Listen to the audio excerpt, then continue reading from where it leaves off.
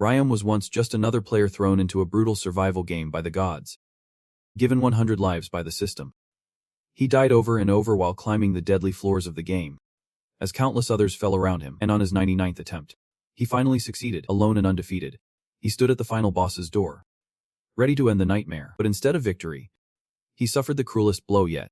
The door required 5 players to open, and he was the only one left. He met immediate death.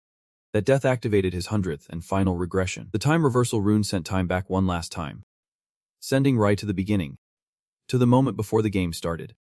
Without powers, without allies, only his memories and the awareness that this would be his last chance. Now, trapped in the body of his younger self on New Year's Eve, surrounded by classmates who once bullied and mocked him, Ryam has no intention of being the victim ever again. With everything he has learned from 100 lives of struggle and death, he is determined to prepare, recruit the right allies, and navigate the game with calculated revenge. This time he won't just survive and won't die again.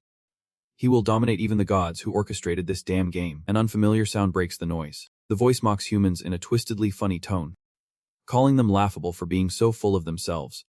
Despite having no idea what is about to happen, everyone freezes in confusion, and one by one they rush toward the sound, only to see a radiant woman slowly descending from the sky with an angelic glow. She looks at them as if they are nothing, casually comparing humans to pathetic monkeys trapped in a cage. The humans watch in awe, completely absorbed in the surreal sight unfolding before them. Many convinced it is just a high-tech hologram, while some can't help but admire the stunning beauty of the angelic lady. Even Min looks at her, though to him she is far from fascinating, having gone through this same moment repeatedly for the last 99 years. And frankly, he now finds it more insulting than impressive. The angelic lady smiles with that same condescending look, and mocks the humans for falling for her so easily. A guy clearly irritated by what he thinks is just an elaborate joke points at her, and demands to know who she is, asking if this is some ridiculous costume or a street play with flying props. The moment he casually refers to her as a floating tissue paper, Min instantly knows this man has just sealed his fate. At that moment, her eyes shine with a deep, furious red, and in one quick movement, she decapitates the man in a fit of madness. Her blood splatters the crowd, leaving everyone frozen in terror and soaked in fear. The lady, who was once elegant, now stands as an unyielding figure, declaring this a just punishment for an insignificant human who dared to speak against someone superior to him. With a sharp voice and a chilling gaze, she warns the rest that if anyone else chooses to question her, they too will meet the same merciless end. Once silence settles, she tells everyone to listen carefully as she begins to explain the situation they are in. They feel nothing but irritation listening to the same speech once again, and compare it to those boring school announcements from the principal that seemed to last an eternity. She tells them they are going to play a game, a total of 20 rounds, one that will take place each month. She then explains that their souls will be transported to another dimension for this. All they need to do in that dimension is complete a mission assigned to them. She adds that once they finish their missions, they will return to reality rewarded for their efforts. Everyone is confused by the vague and incomplete explanation, wondering if completing the mission could really guarantee their survival. Just when they start to overthink the idea of survival, the angelic lady speaks, clarifying that while it may seem like they could survive by completing the mission, it actually does not guarantee their lives. She reveals the truth that only half of them will come out alive depending on their ranks and achievements. As panic begins to spread through the crowd, she calmly adds that they will only take humans aged 15 to 29, leaving everyone else behind. An old man bursts out laughing, shouting that he has survived, which immediately infuriates one of Ryangmi's subordinates, who grabs him by the neck and starts fighting. Ryangmin quickly intervenes and silences his man, telling him that he should try to understand the situation, unless he wants to literally explode. Right after that, the angel woman announces that over 18 million people are going to participate in this game and immediately begins the teleportation process. Everyone is sent to a place where they can't see each other and are asked to create their avatar before the soul transfer begins. She warns them to be very careful with what they choose, as there won't be a second chance to do it again. Min chooses the same avatar he has been picking for the last 99 lives and names it Black Scythe once again. After confirming his choice, he finds himself standing in an area with grass. He has maintained this same body for as long as he can remember, and at this point, it feels more like his real body than anything else. Just then, the rest of the participants are also teleported. None of them seem particularly scared, And one guy even tries to act important by asking his friend if he looks like him. Min already knows what is going on. Everyone has tried to look as attractive or cute as possible. But if someone had any common sense, they would not have done it. Because flashy appearances will only make them easier targets. And once they are dead, they are gone forever. Just as Min starts to wonder where the bully is, Min appears looking like a shiny, overly muscular body. The guy has once again bet everything, creating the most muscular body he could, while everyone is still enjoying the novelty of their new bodies, and the brief mood change. The angelic woman appears out of nowhere commenting that everyone seems to be having a good time with their avatars. Her mere presence instantly kills the atmosphere. Tension returns to the air as panic spreads about what might happen next. One of the humans speaks up, pointing out that the group does not exactly look like a million people. This makes the angelic lady frown as she sternly explains that this is not the only place and that others are gathered in different groups with other angels. Before the first round begins, the big, angry angelic lady gives them a quick summary and tells them to imagine a status window in their minds. Min opens his own status panel and instantly feels annoyed, knowing he will have to level up from scratch again. Once everyone sees their status window, the lady points out that they are basically novices at this moment, which any player with basic experience could have guessed already. She tells them to start strengthening themselves and adds that if they somehow manage to surpass level 20, not only will they survive, but they will also be granted a wish for free. Then she tells them to think about an inventory, as she has left a small gift there for each of them. They all check and find a single rune piece waiting inside. The great and fearsome angelic lady explains that this random piece of rune is a one-time use item, and can only be activated while they are still on level 1. She tells them that it is a unique item given only at this moment and explains how they are supposed to use it. Jungmin Minyo immediately looks really amazed by the outcome. The great, evil, and angry angelic lady casually remarks that everyone will be satisfied with what they receive. And once the runes are fully engraved, she finally reveals their missions. Just then, a mission window appears in front of each person, instructing them to eliminate 100 goblins each. The goblins start appearing everywhere, forcing the humans to stay on high alert. Suddenly it begins to seem like someone has managed to commercialize virtual reality, and everyone has been captured as test subjects for a new game. The great, evil, and angry lady then unleashes a wave of 10,000 goblins against a group of 5,000 defenseless and completely inexperienced humans, ordering them to fight with a clear intent to kill. Min moves calmly and starts walking toward the monsters, grabbing everyone's attention. And in the blink of an eye, they crush a goblin like it is nothing, making everything seem too easy. Vin knows that first impressions last almost forever, and for some reason, he wants everyone to remember exactly who he is. The reason is simple in his mind. He just wants to keep all the annoying pests away from him, and to do that, he needs to make it very clear how strong he is. Plus, he wants to catch the attention of the angelic lady. To achieve all these goals, he puts on such an impressive show that everyone watching starts to wonder if he is some kind of elite soldier straight out of a secret military program. And to top it off, they even come up with his nickname, the Black Scythe. Seriously. So cool. Watching Min act like a real professional fires everyone around him up, and they decide to give it a shot too, thinking that goblins should be the weakest monsters anyway. Just when they start to get cocky, a goblin suddenly leaps out of nowhere and drives its dagger straight through a human, making it clear that this is not a harmless tutorial fight. The moment that happens, panic erupts, and instead of helping, everyone just turns and runs for their lives. The goblins quickly invade the crowd and start slicing through people, turning everything into chaos. Min knows exactly what is going through their minds. Most likely, they thought this was just some kind of game, but he is sure that their survival instincts will kick in at any moment.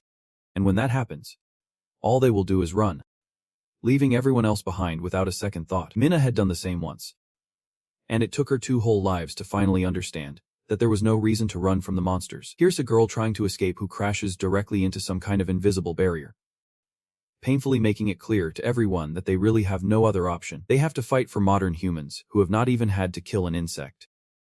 Being forced to kill goblins just to survive, it puts them against the wall. And now the only way they will get ahead is by completely changing who they are. One by one, people start to fall, and those who barely hang on scream for someone to save them. Meanwhile, the big, evil angelic lady seems to enjoy the massacre, fully aware that while goblins may be weak individually, they become terrifying when they swarm and start using weapons. Furthermore, she finally begins to show a little interest in our guy, Just as he hoped, the lady finds it quite frustrating that she can't take a peek at the player's information beyond their mission progress, feeling it is beneath her, especially for someone of her caliber. Still, she finds watching Blackhide quite entertaining. Min continues to slice through the goblins with ease, making it look like child's play. Only a quarter of his target remains, so he picks up the pace, ruthlessly taking them down until the remaining goblins begin to flee for their lives. This gives him a moment to breathe, and in that brief pause, he opens his status menu, discovering he has reached level 4. Every time someone levels up, they gain 2 stat points, and Min assigns all his points to his speed. He knows that in this heavenly game, the speed stat increases both attack speed and movement speed, and from his past experiences, he has learned that there is no stat more important than speed at the beginning of the game. After putting on a show to catch the angel's attention, Min decides it is time to finish quickly. He throws his sword like Mowgli's whip and returns, taking out some of the monsters, the remaining goblins.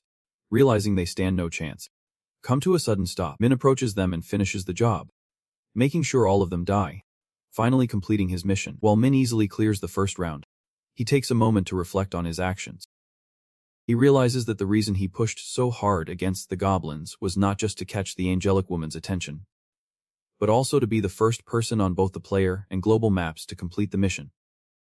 A golden window appears in front of him, revealing that he completed the mission in a total of 10 minutes and 21 seconds, making him the first. He knows that the top 3 winners receive special rewards, and by coming in first, he gets a rare base-level weapon ticket along with a unique reward box for being number 1 on the world map. Min opens the rewards for his first place on the player map and finds a variety of weapons. Among the options, Min chooses the stiletto, a beginner's dagger.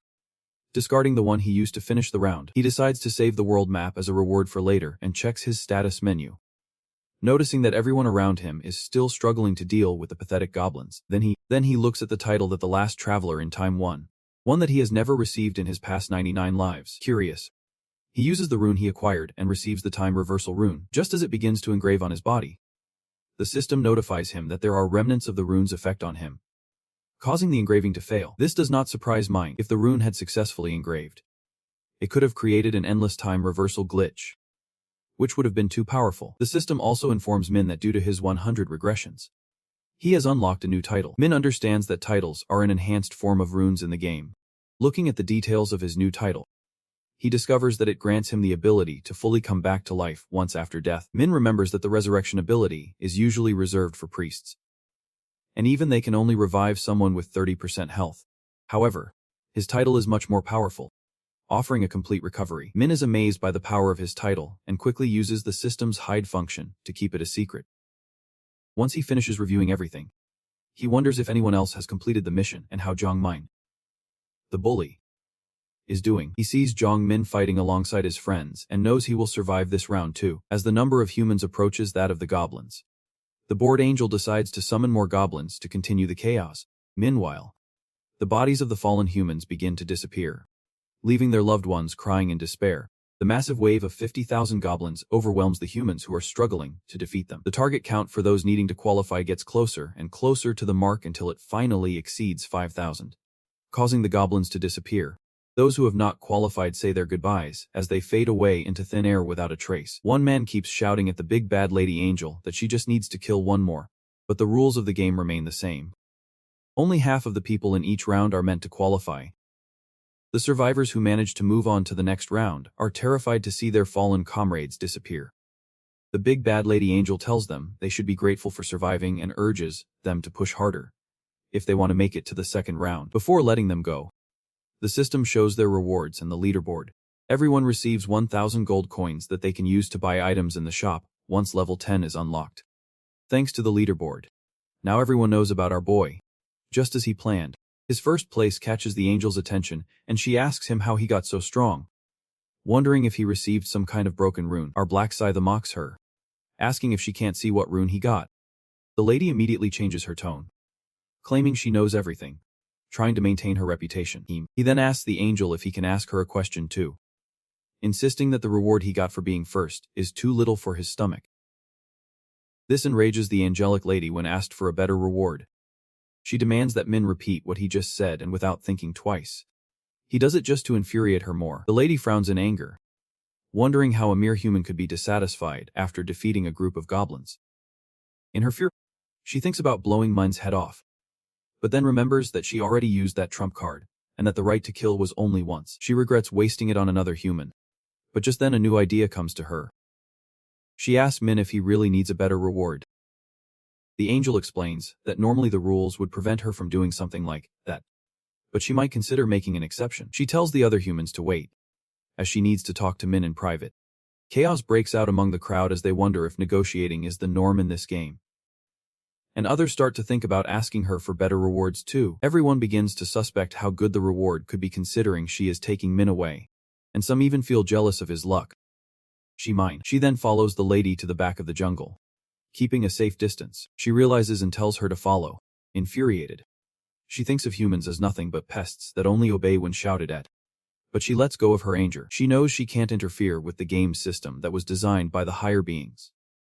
A mischievous smile spreads across her face as she realizes she has something devious in mind. Once she passes a certain point, she plans to kill our boy. She knows that killing a human for personal reasons could cause serious problems. After all, she does not have the authority to do that, and could be punished for interrupting the game. To avoid consequences, all she needs to do is make sure there are no witnesses. When she finally reaches a safe place, she turns around only to find an unexpected surprise.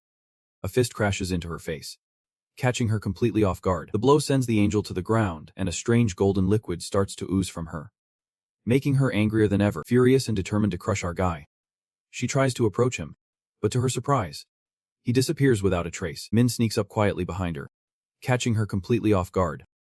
With one hand gripping her wings, he uses the other to strangle her, keeping her in place. She screams at him to stop, but Min does not flinch. One by one, he tears her wings off, showing her that escaping is no longer an option. When he finishes ripping them apart, he taunts her, asking if it hurts. The angel, clearly confused and furious, asks him if he has lost his mind. With a smile, calmly explains that he knew she had a dagger hidden in her wings and planned to kill him with it. The lady still completely denies it, arguing that none of this was her intention.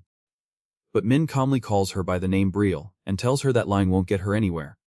Brielle panics instantly, wondering how a simple human could know who she is.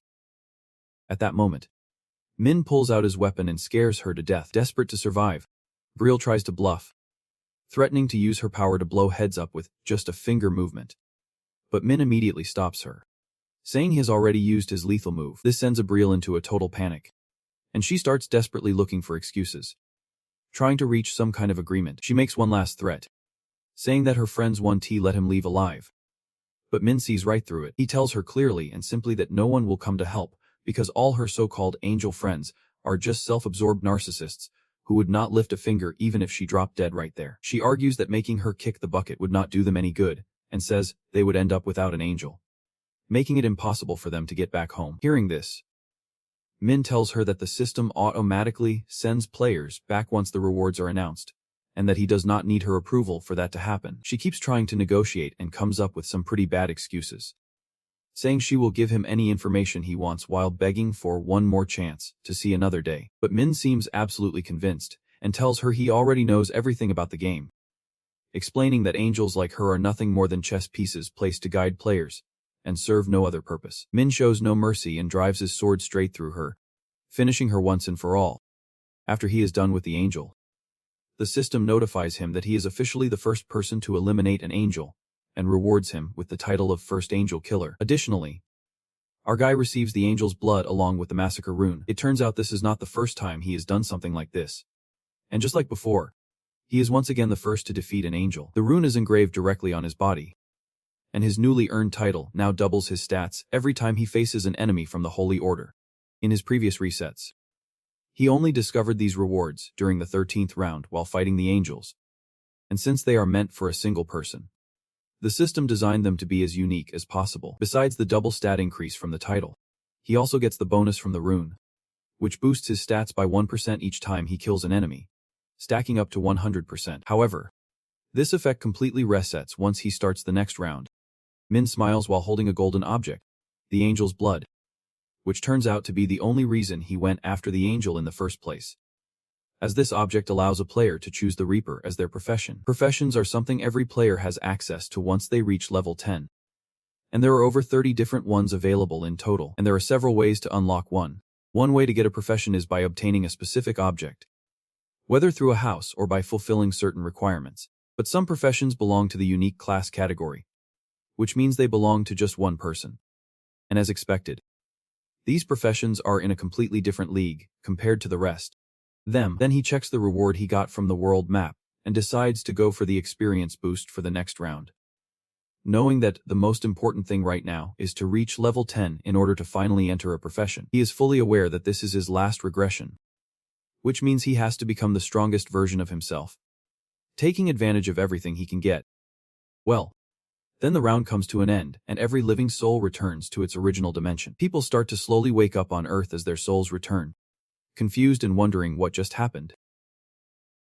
For most, it all feels like a strange dream, and when they look around, they notice that their bodies had collapsed the moment they were taken to that other dimension. They check the time and realize that the time spent in their dream exactly matches the real world, which only makes everything more unsettling. Their heads feel heavy and their limbs ache with pain. Yugmin and his friends look around, noticing that some people are still lying down and moving, still trapped in the sleep they were in. The humans start talking among themselves, slowly confirming that it was not just a dream after all, and that they will definitely be taken again when the next round begins.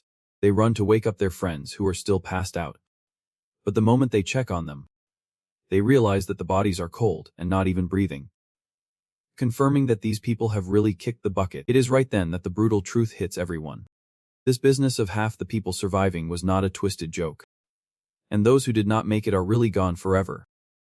Panic spreads like wildfire, and even the bully Yugman starts to tremble. Shaken to the core, the sick piece of trash genuinely feels happy that, rich or poor, everyone is now on equal footing in this new world. So he casually tells the guy who is having a panic attack to calm down and just live a little. He adds that the world has always been unfair anyway, and brings the scared kid back to reality with his casual vibe check. The bald guy tells Yugman that even though his life may not be worth much, he still has goals he wants to pursue. But the crazy guy ignores him and looks for someone he seems unable to find. He wonders where Min disappeared to after getting hit and laughs to himself, thinking a weakling like him probably died in a ditch without anyone noticing. At that moment, his attention is grabbed by a guy in armor who seems to be in his own world, staring into the air. The addict quickly realizes he can also access the system to check his own stats, and sees his teammates are also surprised when they confirm it for themselves. The gang takes a second to fully process that they can also pull up their own status screens and even see the items they acquire in real life, although no player can see another's. Yukman decides to test it out by casually picking up a rock and crushing it effortlessly with one hand, watching it turn to dust under his sheer crushing power. The snake-eyed boy smiles like a complete fool at his new strength. The next day, news about the event spreads like wildfire, and it quickly becomes common knowledge that a crowd of citizens fainted after a mysterious lady descended from the sky like a UFO, with rumors swirling that she has the power to make heads explode like balloons or send people directly into a coma. Watching experts rush to interpret the situation on their phones, Min realizes that total chaos will erupt once they find out that half of the unconscious players are going to die from heart attacks soon, including some famous ones. But he knows that the real game begins when the police discover that the survivors have become players with special powers. Although their low stats won't be a big problem at first, later on they will become too powerful for even the army to handle properly. That is where Min plans to intervene and stop them before they get too drunk on their powers, and end up destroying Earth long before the final round starts. He has already decided that he will succeed by dominating with his own overwhelming strength. However, this time he knows he will have to play smart and bring the 4 best players to his side if he wants to survive the final round. Although there is something much more important he needs to take care of first. Back in his apartment, Min is in the kitchen and feels bad, because his little brother had just 1 cup of ramen for dinner. As always, Min quietly opens the door and takes a peek inside, careful not to wake the little one, and he feels relieved that one can finally sleep peacefully, even without his big brother nearby. After all, despite his imposing height, the walking asparagus is still just a 7th grader who has been living alone with his brothers since their parents passed away in a car accident. Wrapping the bandage around his bruised hand, a wave of regret and pain floods Min's heart. Without wasting a second, he turns on the lights and tells his little brother that they are leaving right now. Wu sleepily asks why he is getting up so early, But our older brother pulls the blanket off him and orders him to get his lazy butt up and change. Because they have something important to take care of, and he will explain on the way. The little brother complains that if this is just another one of Min's random morning outings, he is definitely not interested. But Min suddenly lowers his voice to a serious tone and lets him know that some serious things are about to happen. So now is not the time to be sleeping. His little brother frowns and asks if something happened during the New Year's celebration that Min went to. And our boy says he will explain once they are on the way. As the brothers walk down a quiet alley, Juan wonders what could be making his older brother act so tense and serious all of a sudden. And that is when our protagonist tells him to check the news, as a lot has happened while he was sound asleep. And John's jaw drops when he sees the Looney Tunes-style headlines about an angel who kidnapped a group of young people and took them to another world, with Mino of those poor souls barely managing to return alive after completing the first mission. His younger brother immediately starts to panic and demands to know if he is really okay, especially since after their parents' accident, Min is the only family Juan has left in this world. He remembers how completely shattered he felt back then. But somehow his older brother always stayed strong and made him feel like their parents were still with them. Even now, however, there is a limit to how much a person can endure. And even his brother might not be able to handle something as traumatic as suddenly being forced to hunt 100 monsters. Already knowing exactly what his younger brother is thinking, Min calmly reassures him by saying that the stats system makes players stronger. So even a skinny guy like a spaghetti noodle like him is going to be fine. Seeing that Juan still does not believe him, Min tells him that all those worries will disappear when he sees him fight, and that he just needs to follow him and trust him for now. But the little brother crosses his arms and stands firm, refusing to move an inch until Min tells him what he has been hiding all this time. Looking at the ugly bruise on Juan's hand, Min's face hardens again as he finally speaks and mentions the jerk who has been bullying Juan all this time, making the poor kid start to sweat buckets. Hearing the name of his bully come from Min, Juan feels completely shocked that he already knows about his situation. He turns to his brother and asks if he really knew everything from the very beginning. Guilt hits him like a truck because he tries so hard to keep it hidden, not wanting to add more problems for Min when he already has enough to deal with. But deep down, Min feels the need to apologize to his little brother, since he never realized the pain Juan had been carrying all this time. In his first life, Min ended up discovering it in the worst way possible. He was lying down to take a nap when Juan casually mentioned he was going for a walk. A while later, Min answered a call in a bad mood, expecting nothing serious.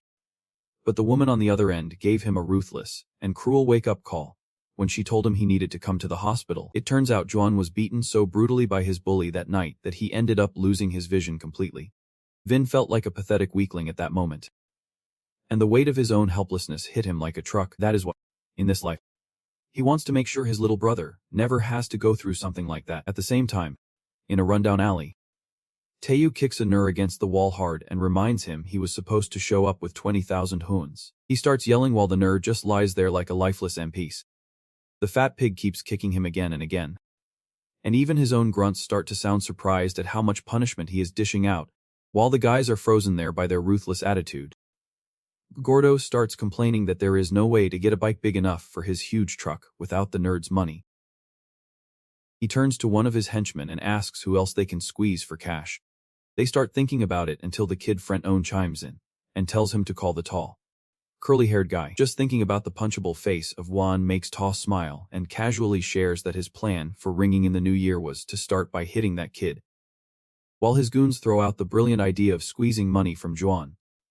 The chubby one quickly reminds them that the kid is basically a homeless guy, and that every time he hit him, the shack dweller never had a dime to his name. The moment Fat mentions that Juan lives with his brother, their eyes immediately land on a couple of visitors, and to their delight, it is none other than their favorite punching bag along with our older brother. That single sight makes the basketball-shaped ruffian and his lackeys smile widely, and he jokes that normally the show's up when someone says his name. But instead, he got a gift. Right after that, Graz completely loses it and curses at Juan, which scares him, and he starts trembling as he quickly apologizes. But Min remains unfazed and gives Gordo a cold look that says his days are officially numbered. Gusto smiles, thinking that all Juan did was hand him a new punching bag, and then asks who exactly he dragged along to come save his sorry ass.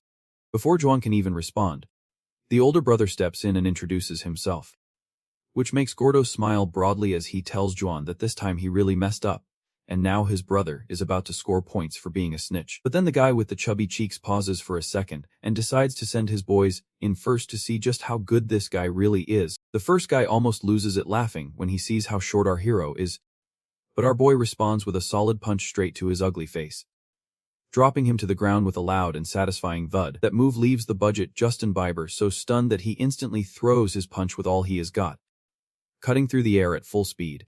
But our protagonist smoothly dodges with a clean sidestep. He hits the guy so hard that the poor guy flies towards a distant pile of boxes, screaming for his mom like a baby. At the same time, the bald guy and the last henchman fall to the ground, curled up and shaking in pain from a single hit each. Watching all this happen, the fat guy starts to tremble and can barely hold his ground while trying to come to terms with the fact that one's brother must have learned a bit of boxing somewhere. Trying to act unfazed, Fatty mocks that there is no way a guy so skinny can throw punches hard enough to hurt him. So he approaches him with total confidence, walking like a yo-yo villain as he looms over our hero. He arrogantly points out that those amateur boxing lessons probably forgot to mention how brutal a height difference can be in a fight. But Min laughs at the oversized cutting board and asks if this guy even watches the news. Seeing me smile to myself in that situation infuriates Gordo, and he throws his punch ready to teach a painful lesson. But our boy easily dodges the hit and makes the giant bulldog stumble while trying to land a single punch, turning each dodge into a graceful move. Gordo's heart starts racing like crazy, and he nearly has a heart attack from all the movement, while wondering why none of his punches land. Fed up with Big Smoke's tantrums, Min ends the show by knocking Tegu out with a brutally satisfying punch. Then he directly tells him that he would not have dared if he had actually watched the news. While the big guy struggles to stay conscious, he charges at Min again, only to be defeated for the second time. This time Min makes a smooth move and disappears like Naruto, appearing right behind the big guy to land a clean shot directly on his oversized double chain, holding his mouth from the sting. The big guy starts cursing our hero until he nearly loses his head when he notices he is missing a tooth from that punch. This sight infuriates him even more than an overweight kid losing a Fortnite game, and he launches a wild and desperate attempt to take our boy down. As always, Ministra shows no mercy and starts pounding that watermelon-sized head with so many punches that Tegu looks like he could fall at any moment. His pathetic lackeys watch from a distance, too scared to even breathe properly while practically wetting their pants.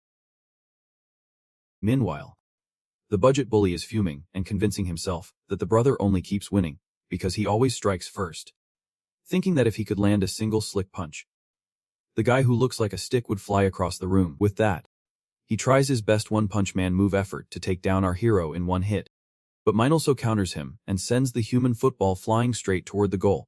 As the big guy crawls on the ground like a giant caterpillar, our older brother stands over him and calmly asks how it feels to finally it's the kind of pain he always loved to inflict.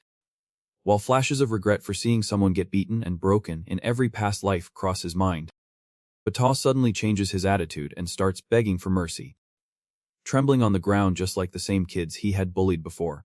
Still, Min approaches calmly and reaches out to grab his hand, while the big guy shuts his eyes and braces for the worst. After a few sweet moments of suspense, our hero shows a wide smile and directly tells him that the biggest mistake he made was not even being born. It was daring to mess with Juan. Right after that, Ta needs a moment to process the loud snap resonating in his ears, only to realize it is the sound of his own hand being twisted into something that looks like broccoli. Min does not even stop as he grabs the other hand too, and the sharp sound of bones breaking becomes so brutal that even the gang of bullies flees terrified by the madness. Being the shy soul that he is, one quickly looks away while his brother moves forward, making sure the supposed bully understands exactly what will happen if he ever thinks about messing around again. However, he shows a broad smile to the pleading bully for even thinking he could be gullible, and makes it clear that he would never trust someone despicable like him. This way, he ensures that Ta never puts his dirty hands on another innocent child again, by doing some things that definitely would not be allowed on YouTube. Later, one asks his brother how he suddenly started making such amazing moves and wonders if he has been training in secret for years without telling anyone. Min then explains that it is already been in the news that some people have been selected as players who can use otherworldly abilities even while living on Earth. He casually shows one of his daggers, making his brother excited as if it were a legendary knife skin from Counter-Strike. Min shares that the crazy moves he made during the fight are due to his enhanced speed stat, which easily puts him above even world-class athletes. Although he quickly stops talking when Juan starts getting too curious and throwing out more questions. Min just shrugs, remembering how the last time he shared too much ended with John getting kidnapped by another player.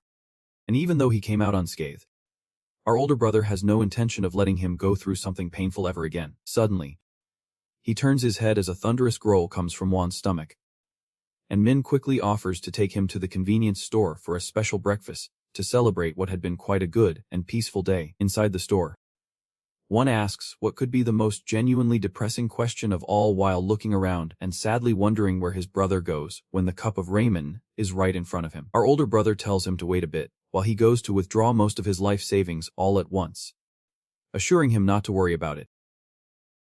Then he casually tells his little brother that he can pick whatever he wants from the expensive food aisle. One person hesitates for a second, thinking he might run out of money before the new year. But he immediately gives in and grabs a box of chicken nuggets without a second thought. His whole face lights up as he says he has always wanted to try them. And seeing that beautiful smile makes Min so happy that he promises to take him to a restaurant next time so he can finally try beef. Watching Jae-won get excited over some nuggets makes Min think to himself that he just has to hold on a little longer until he is making a lot of money.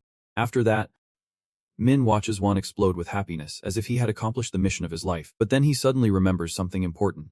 The older brother comes back and slams a pen on the table, leaving Won stunned as he announces that he spent almost all his life savings buying lottery tickets. Sweat drips down Won's face as he nervously asks Min how much he actually spent on them, only for Min to casually reveal that he emptied his entire account, sending Won into a total panic attack. Min does not waste a second and starts writing furiously. And one person looking over notes that something strange is happening and asks why he wrote the same number on all 20 tickets. With a mischievous smile on his face, our hero proudly tells him it is a lucky number. Back in his apartment, he is sitting there dreading every second as he watches the lottery host slowly reveal the winning numbers. He practically starts biting his nails thinking about the fancy scene they could have enjoyed instead of spending all that money. But his worry quickly starts to fade as the hosts announce the lucky numbers. He stares at the screen completely stunned, realizing that they perfectly match the numbers Min had written down. And the host even says they are the number 1 winners. Feeling like he might be trapped in a crazy dream, tears well up in his eyes and he asks his brother to pinch his cheek, just to make sure it is real. Our older brother casually tells Won to calm down a bit and stop freaking out, or they will disturb the neighbors. While he chuckles to himself, remembering how he once screamed like a girl the first time he guessed the winning numbers by luck. But now, with everything going on and the economy being wrecked by the players, making a fortune seems like a piece of cake. Then, our protagonist walks into the bank carefree and casually tells the teller he is the grand prize winner and wants to claim his prize. The teller congratulates him while silently thinking that the first place winner looks suspiciously young, almost like an ordinary student. He asks Min where he bought his tickets, and the moment he hears the branch number, the guy starts to panic because he remembers that a man once mentioned that over 100 winning tickets came from a single store. The employee instantly realizes that this could only mean one person bought them all, and also remembers that the man told him to call the director immediately if the grand prize winner ever showed up. So he politely tells Min to wait a moment, and it is not long before the director appears in person. The elderly man greets them with a smile that seems a bit too eager, almost as if he is ready to empty Min's pockets. But he still congratulates him and personally escorts him to his office. Inside the office, his secretary immediately bows deeply to both of them, clearly thinking that the director has brought his own son. However, the director quickly corrects her, saying that Min is actually a very special guest, and that she should be especially kind to him today. The woman instantly realizes that this must be the living legend who won 100 winning tickets, and tries not to lose her composure. As she nervously tries to flatter him, Min simply waves her off with a gesture and tells her to stop wasting time and bring him his money. He casually hands over the stack of tickets, and his mind practically freezes when he notices the same number printed on each one. After she finishes reviewing and confirms that everything is authentic, Min gets straight to the point and asks about the total amount. It turns out that after losing about a third of his earnings to taxes, he still takes home an impressive 15 billion won. So he decides to buy himself a small studio, and they start making some investments in their free time, especially since he knows for sure that Bitcoin is about to skyrocket. Later, back in his apartment, Min surprises his little brother with a place that looks like it is straight out of his dreams. But the little brother immediately asks why he does not just buy it instead of renting it. Especially now that he is practically swimming in cash. Min proudly reveals that they are actually broke again, because he invested all his earnings in cryptocurrencies, causing his brain to practically disintegrate into dust on the spot. The older brother casually puts a hand on his shoulder and reassures him, saying that he knows exactly what he is doing and tells him to calm down, since the old man of his dreams also gave him the lucky numbers for the next 4 lottery rounds. Upon hearing that, Wong starts shaking Min for a drink and yells at him to never forget the numbers. It is not like Min could do it, even if he wanted to, after experiencing the same thing over and over 1,000,000 times. Putting that aside, Min tells him to hurry up and start packing, because they will be moving to the new place immediately. Meanwhile, on the other side, we see a player breaking a concrete wall like he is Hawk, while he proudly thinks that there is no one smarter than him for putting every single point into strength, even though he is a bit different from the others, since he has the power rune that doubles a player's strength and gives him the kind of confidence where he believes he could probably send Mike Tyson and Jake Paul home crying. Clenching his monstrous fists tightly, he decides it is finally time to put those big muscles to the test once and for all. He appears at our hero's old spot and starts banging on the door, shouting at the top of his lungs for Min to stop hiding like a scared coward. When he gets no response, he wonders if the guy died in a ditch somewhere. Just thinking about the arrogant, condescending look Min gave him makes his blood boil even more. He keeps pounding on the door like a madman, ready to break it down and give a beating. But he finally stops when he slowly starts to realize that maybe Min just is not home. The crazy guy then shouts that if he hears even the slightest step from inside, he is going to break down the door like a SWAT raid. Just then, an old man appears and asks him, "What the hell are you doing outside someone else's house?" But the crazy guy shows no respect and rudely tells the old man to get lost, as if he were the owner of the place or something. The old man, unfazed, easily tops that by saying that he actually owns the place, and then politely asks if he happens to be there to meet a friend.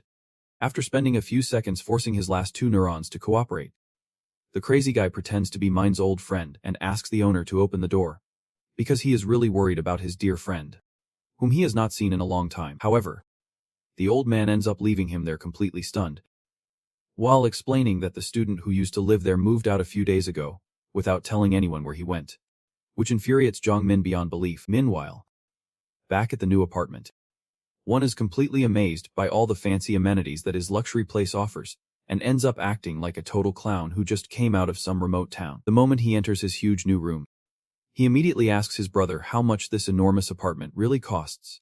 Clearly way too big for just 2 people. And Minyuna casually mentions that the rent is about 22 million won a month. A soul almost leaves the body when remembering how he lost his mind over a measly box of 5,000 Dodudra chicken nuggets. He quickly advises Minroche like a madman to find a cheaper place. But our older brother points out that they really need the top-notch security this place Ace offers, especially since players end up falling into a deep sleep on the 1st of every month, leaving them completely defenseless against anything from natural disasters to hitmen sent by their enemies. Min knows very well, from personal experience, that all the strength in the other world means nothing when you are in a coma in real life. After explaining everything, he asks his brother what he thinks of the apartment, and one is quite happy with it, although his smile quickly fades when he ends up apologizing to Minla for wasting time and energy on his pathetic self, when he already has enough threats to handle in the other world. Our older brother laughs at that, gives him a good pat on the back, and asks the little rascal if he really thinks he won't come back after the next round. Then he tells his little brother to relax for once and enjoy the 5-star restaurant, right there in their building. While he goes to check his messages, he mocks all the rants and angry messages sent by John M., but ignores Crazy without thinking twice because no matter how loudly he barks, Min is practically untouchable now as Black. The next day Min steps out of his room and finds his little brother all packed and ready to go somewhere. One cheerfully tells him that he is going to pick up some rice cakes he ordered, which leaves Minor completely confused. He has never done anything like this in any of the 99 lives he remembers. Curious, he asks what the occasion is, and one explains that he wants to be nice to the neighbors, since they just moved in, thinking it is a pretty good tradition. Min feels proud of the little one and suggests they go together just to be sure, even though John tries to convince him to relax, saying he deserves it. At the first neighbor's door, they ring the bell, and Wana excitedly tells the sweet old lady on the intercom that he is there to drop off some rice cakes. The old lady warmly thanks them for the gesture and wishes the brothers a very good day. After that, They move on to visit the other apartments one by one until they finally reach the last one. On the way, Min tells his brother that everyone living in the building has a private attic. So they are either ultra-rich business owners or celebrities. One rings the last bell, but it seems the owner is not home. So they turn to leave when both brothers are completely surprised to see a beautiful woman in a golden dress walking straight toward them, none other than the famous actress Rino. One is completely enchanted by her radiant beauty, while Min remains completely unfazed. As the Sigma he is, as he tries to hand her the cakes, her bodyguard suddenly intervenes and starts questioning the brothers to find out if they are stalkers. Min shuts down his annoying attitude with a cold stare and calmly explains that he is not just some street simp, saying he recently moved in and came to drop off a welcome gift. Hearing this, the bodyguard finally relaxes and immediately turns down the offer, as pretty girls like Erin are not allowed to ruin their figures with sweets. After opening the door to his apartment, he kindly asks the lady to come in, although she glances back at the brothers as if to apologize for her bodyguard's terrible manners.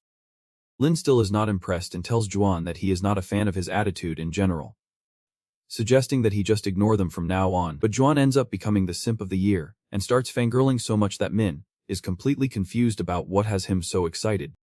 The tall guy grabs his older brother and starts shaking him like crazy, absolutely amazed that he does not even know who the celebrity really is. RNCO. Meanwhile, Seo keeps reading headline after headline saying that more than half of the celebrities attacked in the other world have been eliminated or taken their own lives, making her deeply worried about what could happen to her in the world. Just at that moment, she receives a message from a friend telling her that one of their mutual friends recently passed away and asking if she is going to the funeral the next day. With that, she stops paying attention to her phone for a second and starts thinking that without her charm, she would undoubtedly have just been another victim in the news. Then the lady feels bad for being arrogant enough to think she was special enough to be mentioned in a headline, since she is just a rising shooting star whose success and even her studio apartment are sponsored by her company. Seeing that she is very stressed, her bodyguard, Sean Cheol, gently asks her what is bothering her, and when she says it is nothing important, he tells her to feel free to talk to him about anything, no matter what it is, and finally admits that she is very worried about how she is going to survive the next round in a world where celebrities are falling like Tesla stocks. So he calmly tells her to relax because he will be by her side every step of the way. Soon Cheol gently points out that she has been thinking too much lately and tells her to trust him a little more. And she ends up giving him a beautiful smile, while remembering how distrustful she had been of him when the company first assigned him as her caretaker. But he had earned her trust almost instantly since he practically saved her from being eliminated in the first round. Soon Xian reassures her by saying he will always be there for her, which lights her up inside. So she jokes that the rice cakes their neighbors brought looked really delicious. But he tells her that they are getting soggy and she really can't afford to gain any more weight. Still, she says it was not very nice to reject them so rudely, since nowadays it is rare to see people still following the old traditions. But Seong Cheol shrugs and tells her that courtesies are useless because everyone nowadays is nice just to get something in return. Like parasites, that really does not convince Arin. However, as she keeps remembering how cute and innocent they seemed, he even comments that one of them definitely looked older than 15 and wonders aloud if they could also be players, thinking it is really incredible how kids today can massacre 100 goblins and then go on with their lives as if nothing happened. Sichio laughs at her and says anyone should be able to take out 100 goblins. But Arin insists that no average person could be that talented in combat unless they were a bodyguard like him. And even then he had not been a match at all for the disturbingly scary player called Blackside. Watching him go on a killing spree genuinely makes her feel bad for the goblins, and she thinks it is not far-fetched to believe he could be a hitman in real life, with players like him basically guaranteed to survive the next round. Erin can't help but worry if a weak girl like her will even make it out alive in the second one.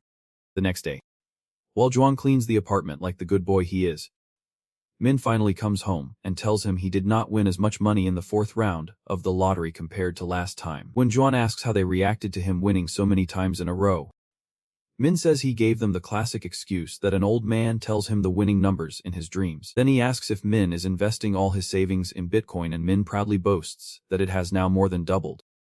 The little brother warns him not to be greedy and says it is time to collect. But our older brother tells him not to worry his little head, because he has everything under control. and they head to the dining room to feast on 5-star food like a Mexican enjoying a taco feast. A few more days pass, and there are 5 minutes left until the first day of the next month. Joan tightly grabs his older brother's hand and tells him that no matter what happens, he has to come back to him. Min reminds him how he crushed his bully before and gives his little brother a pat on the head, telling him there is no need to worry so much. He tells him to just sleep, as they will both wake up once the sun is shining. With that, he says goodbye to his brother, and Blackhide is summoned to the other world along with all the other players. Everyone quickly gets confused about where they are, as it looks completely different from the first round. And one of them yells when he sees the top-ranked player walking straight through the crowd with that overwhelming aura. Blackside immediately notices that everyone is keeping a bit of distance from him, and just as he begins to wonder when the angel will show up, a new one appears who hardly looks different and casually asks if everyone has arrived, picking up on the murmurs. She cheerfully explains that the angel from the first round is currently on vacation after her little accident, with a smile more mischievous than. She tells them not to worry because everyone is now in very good hands. With that, the angel spreads her radiant wings and announces the search for the second round. Mission windows float in front of each player, showing the mission to select a zone representative in the next 3 hours. Everyone stares at the mission window, surprised and unsure how to react, as many expected to be thrown into a fight against monsters. One of the players comments that the total number of survivors will remain exactly the same after the mission, which generates a wave of excitement in the group. The majestic angel notices their confused reactions and decides to explain the nature of the current round. She confirms what they are starting to suspect, that there will be no battle this time, and instead tells them that they will have to choose a leader among themselves. The angel tempts them with the promise that the zone representative will gain the authority to command others to obey each of their words, whether to end their own lives or to crawl like worms. She seems genuinely excited about the weight of such power, while the others exchange confused glances, unsure of how to feel about her enthusiasm.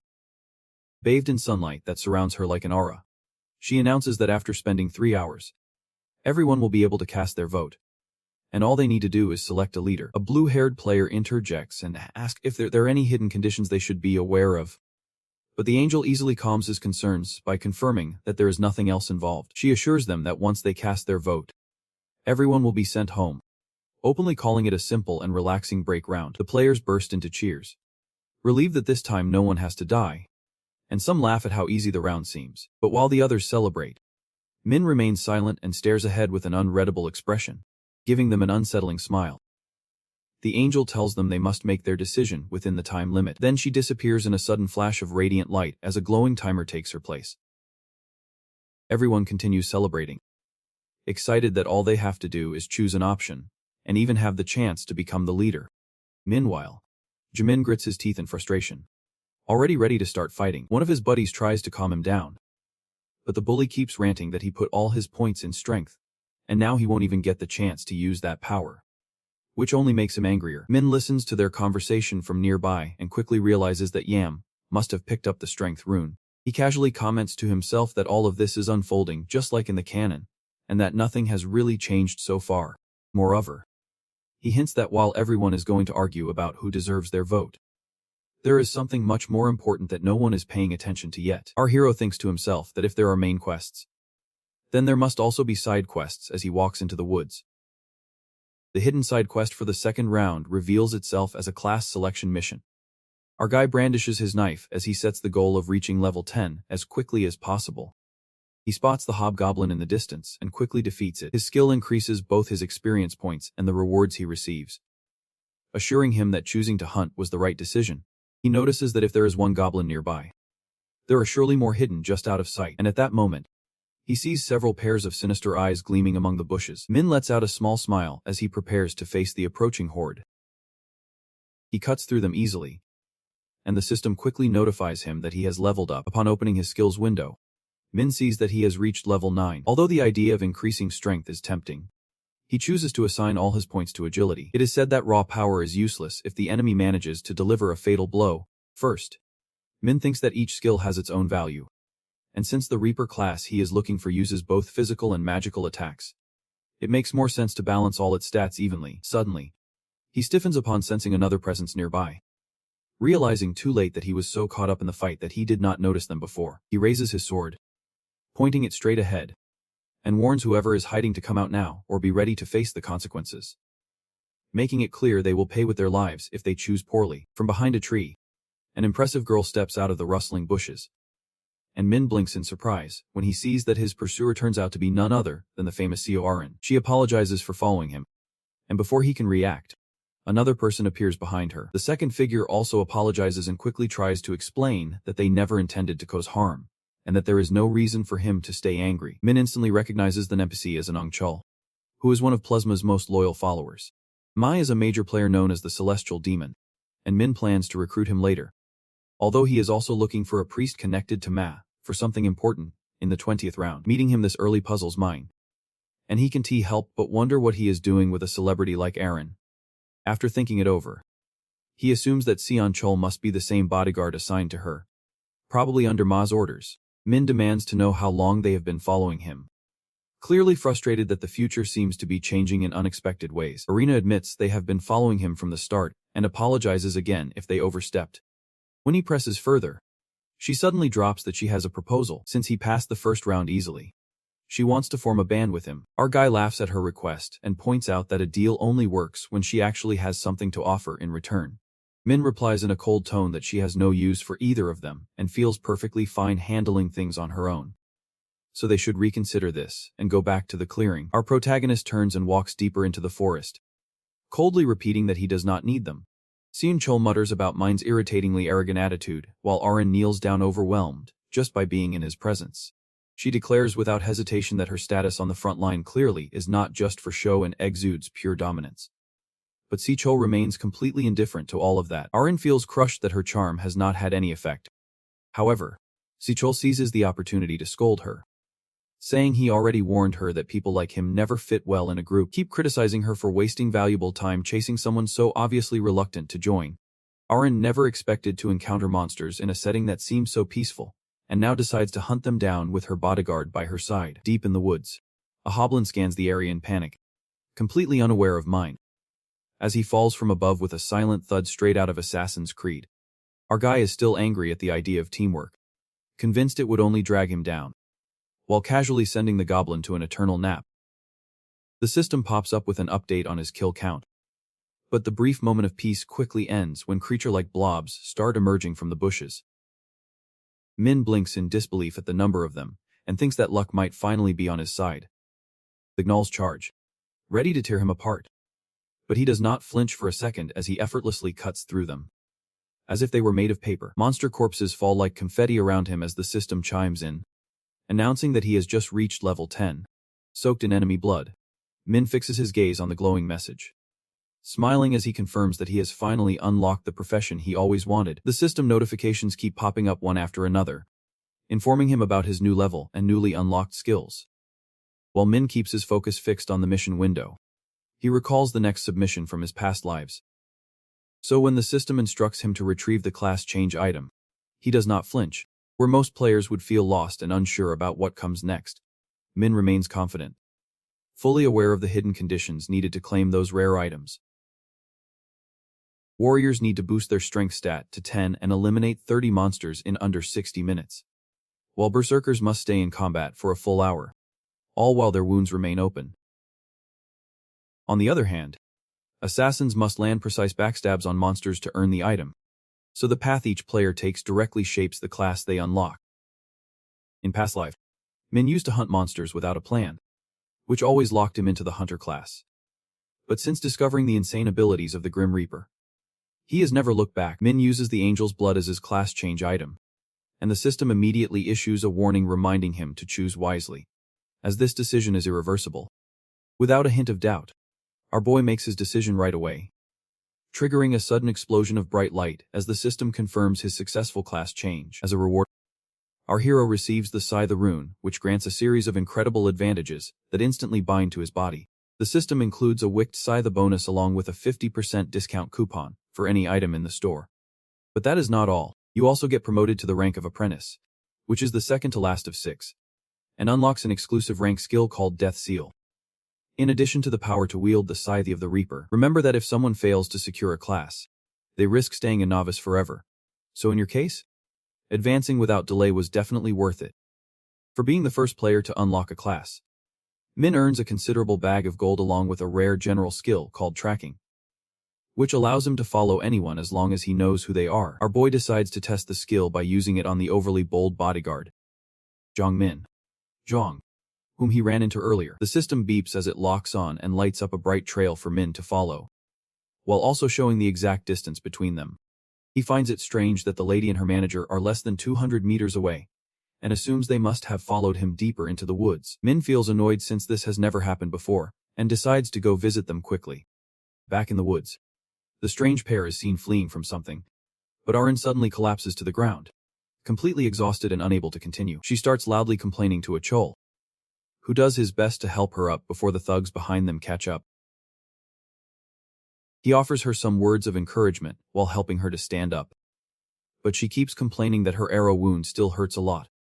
The bodyguard mentions that it is possible their real bodies won't get hurt as long as they manage to survive in the game. Arin composes herself and agrees to keep running, but at that moment a nasty voice cuts through the air calling them. They both freeze and turn around in panic to see the bullies chasing them, led by none other than Yang himself. Seong Chol silently curses the dramatic actress for wasting so much time and prepares to fight knowing that now there is no other option. Jong mocks the bodyguard, calling him a stupid boomer for even thinking he can take them all on.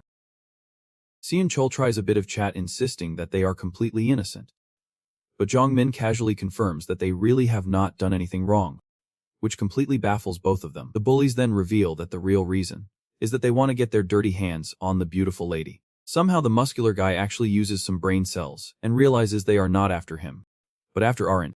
The bullies begin to drool openly as they look at her body, clearly not caring whether she is the actress or just someone who looks like her, and Arin can only look at them in pure horror. Jong Min smugly offers to let the bodyguard go unharmed if he just turns around and leaves right now.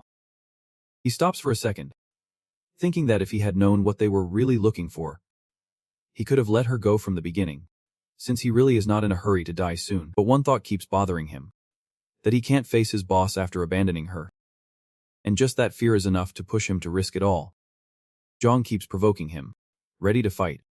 But the bodyguard makes one last attempt to reason, stating that what they are doing is illegal. The bullies burst out laughing and the muscular one asks what laws apply here and who Seong Chol is going to report to. Jong Min mocks him further, questioning how he is going to prove anything or track him down later. This frustrates Seong Chol, but deep down he knows there is some truth in what Jong Min is saying. Since the threats have not worked, he decides to confront them head-on, but just before he can throw a punch, a figure in the distance catches his attention, breaking his concentration. Min enters the scene leaning against a tree, radiating his aura. His sudden appearance takes everyone by surprise. Black walks towards them slowly, demanding to know what is going on. Jong Min tries to speak, but Min interrupts him, asking the duo about their situation. Sun Chu quickly explains that the bullies are after Iron and pleads for Min's help, promising to return the favor later.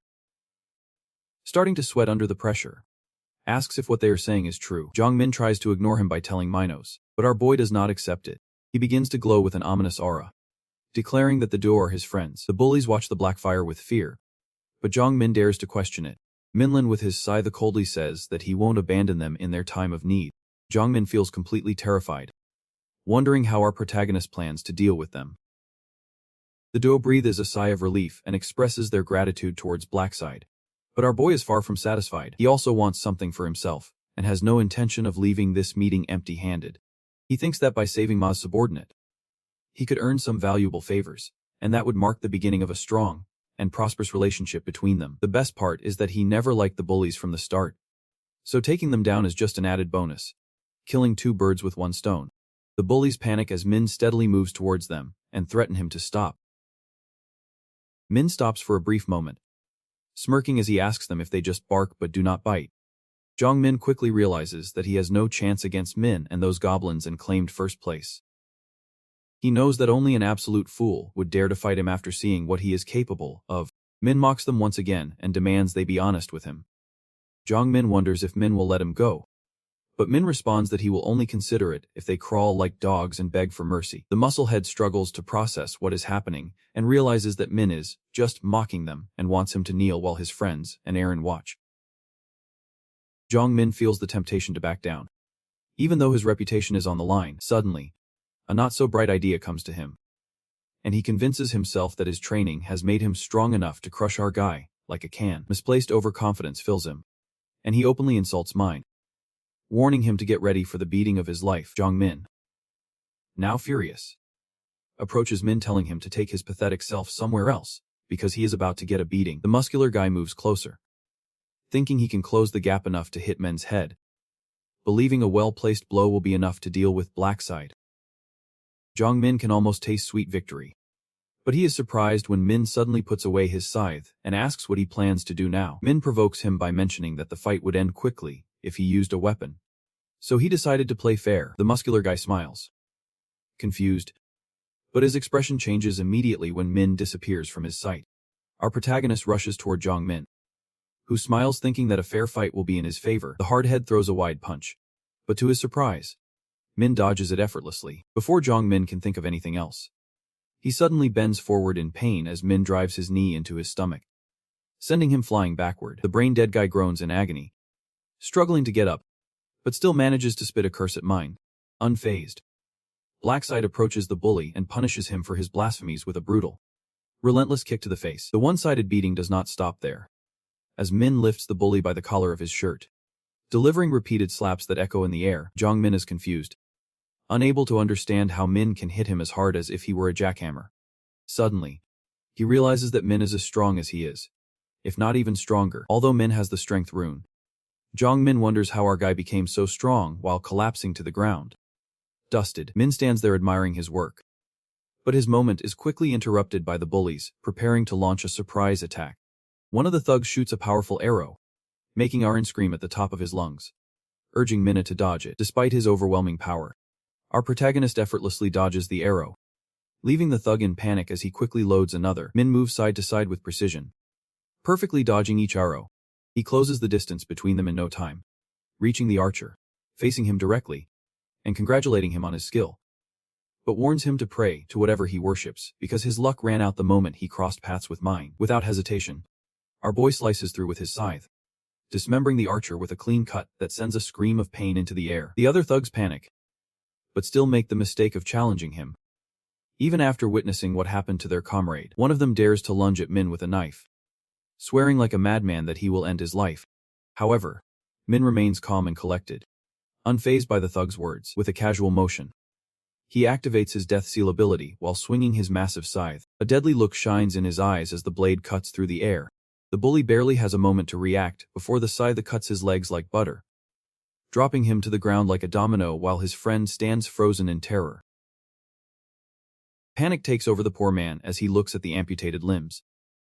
But before he can process it, Min lunges at him with the scythe raised, since he already has his weapon drawn. Our guy calmly asks if he is ready to face the consequences of what he started. A quick cut follows, tearing the bully's arm off and turning him into a mess of suffering and screams. Min takes a quick glance at the result and nods to himself, clearly pleased that his strike was strong enough to cut through the armor cleanly without any problems. The bullies lie scattered on the ground while our guy stands over them, thinking that this pathetic excuse for a fight was nothing more than a walk in the park, even though his enemies have been defeated. The storm is not over because Min move forward with the intention of scaring them so much that they won't even think about looking at him again after being completely defeated. The bullies start begging Minenga, terrified that they might actually lose their lives, but Min tells them to toughen up while he cleans his scythe, making one of them shudder just at his presence. With that, our hero decides he has finished torturing these clowns and turns his attention to Young Yem, who is trying to sneak away unnoticed. Min quickly turns his head in his direction and says loudly and clearly that hiding won't save him, because no matter where he runs, he can't escape his fate. Blackside lowers his sword again and cuts the bully's arm, causing a scream of agony with a gaze colder than ice. Min calls him a coward for not being able to endure a pain that means nothing compared to the suffering these idiots caused in the past. He does not give the guy a moment to breathe or even understand what just happened as he cuts off the remaining limb without a second thought. The duo stands there frozen, completely incapable of looking away from the horrific scene in his mind. Cian Chol struggles to accept how brutal Min is for tormenting enemies who have already surrendered, while others might see his actions as unbalanced. But his calm and focused behavior surprises the bodyguard and makes him think that Min is on the same level as his own boss. Soon Chol snacks back to reality when Min asks if they are both okay. The bodyguard thanks him once again on his behalf, and Min assures them not to worry about the bullies anymore. He points out that they do not have the mental or physical capacity to move. So the only thing left for them to do is vote when the time comes. Both bow their heads in gratitude, but Aaron hesitantly asks, what if the bullies bleed out completely on their own? Min tells her to leave it to fate while thinking that she is too kind for her own good. He is curious as to why she is worried about her attackers and wonders if it is related to her desire to maintain her good girl image. Si-chol interrupts his thoughts by raising his hand to ask something. He questions Mun's decision to let the bullies live, repeating the bullies' words that taking lives should not have real consequences in the world, sending a chill down Yunmin's spine. He smiles at the question, pleasantly surprised by Si-chol's great mind, and responds that getting rid of them does him no good. The bodyguard tries to argue that they could come after him in the future, but Min disagrees, looking at their terrified expressions, and says they won't cause any more trouble. He explains that getting rid of them would actually be a disadvantage, as reducing the number of contestants means fewer spots for players in the future. The realization hits Si-chol, who can't believe that Min is not only strong but also smart. He watches him in silence, impressed by his strength and intellect. The bodyguard reluctantly agrees with Min to leave the pile of trash alone. Pleased to have done his job, Min turns to leave, but the duo stops him to ask for his account details, so they can pay him for all the help. Our hero calmly tells them not to worry as he walks away confidently, leaving both stunned that he did not ask for anything in return, while Si-chol thinks he should report the incident to his boss as soon as possible. His thoughts are interrupted by Human's painful groans, as if he had been kicked in the groin with a bat. The bodyguard feels tempted to take him out right there, but decides to follow Blackside's advice. He spits on the thug and then escorts Durant out of the area. Meanwhile, back at the clearing, the crowd is restless as everyone fights to become the representative of the area. The shouts quickly turn into insults, with threats of fights prompting other spectators to intervene and try to calm things down. Some players try to take advantage of the moment, claiming they would be better leaders who can keep calm under pressure, and one even boasts that his dad is an important person in politics. But the others are skeptical since he has no proof to back up his bold claim. Amidst the chaos, a charismatic voice calls for them to stop fighting and directs their attention to the timer, urging them not to waste time arguing like kids. Curious, the other players ask this mysterious man with mint-colored hair if he has a way to fix the situation quickly. His confident answer leaves everyone nervous as he laughs at how gullible they are in his mind. It is clear that his powers are working, just like last time thanks to the persuasion rune. Chakaman remembers when he first got his power and immediately assumes he was scammed. He sees no real use for it at that moment and thinks he will end up monster food since the ability has no effect on them. Just when that thought settles in, a sharp idea hits him when he sees the other players pinning the goblins to the ground. He points to a random player and confidently tells everyone to go rescue the damsel in distress. The group rushes in without a second thought, leaving their deaths behind in their hurry to be the hero. As the crowd disperses, Chakaman finishes off the monsters and secures his 100 kills. A strange smile spreads across his face as he drools over the chance to become the zone leader. Back in the present, Chakaman tells everyone to first find 5 or 6 candidates before deciding who to vote for. The indoctrinated players nod and accept what seem to be fair terms. So Mint Boy starts picking names and tells the others to nominate anyone they consider trustworthy. A noble and chubby player tries to nominate himself, but Chakaman stops him and dismantles his logic, pointing out that if self-nominations were allowed, then everyone would do it. He dismisses the arrogant player without a second thought. Everyone accepts the terms without questioning them, while Chakaman laughs to himself, knowing how easy it is to trick them. Confusion spreads through the crowd, as no one knows who deserves their vote, but Min Chakaman has already counted on this, and knows they will choose whoever stands out the most. One of the players falls into the trap and nominates the blue-haired player, naturally praising him as he leads the crowd. Chakaman feigns innocence, while the NP supports his decision to approve the nomination. Unaware that he has fallen right into Chakaman's plan, he thanks the player with a smug smile, pretending to be grateful for the easy setup. Then he asks the crowd if anyone has more candidates to suggest. A player suggests Blackhide, which makes a lot of sense since he was the best in the previous round. 2 more voices speak up, naming the second and third place winners from that same round. With 4 nominees already chosen, Chakaman asks one last time if anyone has more names to add, but the crowd remains silent. He claps to wrap up the selection and invites the nominees to step forward and give their speeches. Feeling a surge of pride, he steps forward and takes the first step, confident that he has already embarrassed the entire group. Minby starts his speech, but barely manages to say a word before someone yells at him to shut up. He stops and turns his head, confused as he tries to locate the source of the voice. Jo Junsik, better known as Life is a Documentary, appears on stage and approaches with a look that says, he is not here to be nice. Clearly angry, Jo questions what kind of plan Choco Boy thinks he is pulling off. Me Boy jumps in and tries to calm the attention, but Jo ignores him and demands to know who put Choco Man in charge. Asking why he gets to decide anything, Chocolate feels a wave of panic, as it seems that Jo has seen through him. Although he quickly tries to convince himself that it could just be a lucky guess, Jo keeps pressing and calls him out on his obvious lies. But Chocoman fights back by criticizing Jo's background and his lack of basic manners. Still hoping his powers will finally work, Mint Boy tries to calm the situation but ends up pushing the wrong buttons. Documentary gets angry and threatens to kick him out. Clearly past the point of holding back, he stands frozen in shock, realizing that his ability has no effect on the brute. But Jo is no longer paying attention to him and turns his focus to the crowd. With a glance, the gangster threatens the players, shouting that they would better vote for him if they do not want to regret it. Minty responds by calling him an idiot and saying that no one in their right mind would follow someone like him. He mocks Jo, telling him to go away like a good little boy. For a moment, Jo is silent before stepping forward and cleanly dragging a dagger across Chocoman's throat. Mint Boy tries to say something, but the blood spills too quickly for words to form as he clutches his neck in desperation. Jo mocks him, saying that resisting was a stupid move as the helpless player slowly loses consciousness and falls to the ground. Documentary turns to face the others and announces that this is what happens to anyone who refuses to listen. Panic spreads through the crowd as everyone stares at Chocoman's lifeless body and starts screaming at Jo, calling him a murderer. This does not bother him in the slightest as he raises his sword and dares anyone brave enough to try to confront him.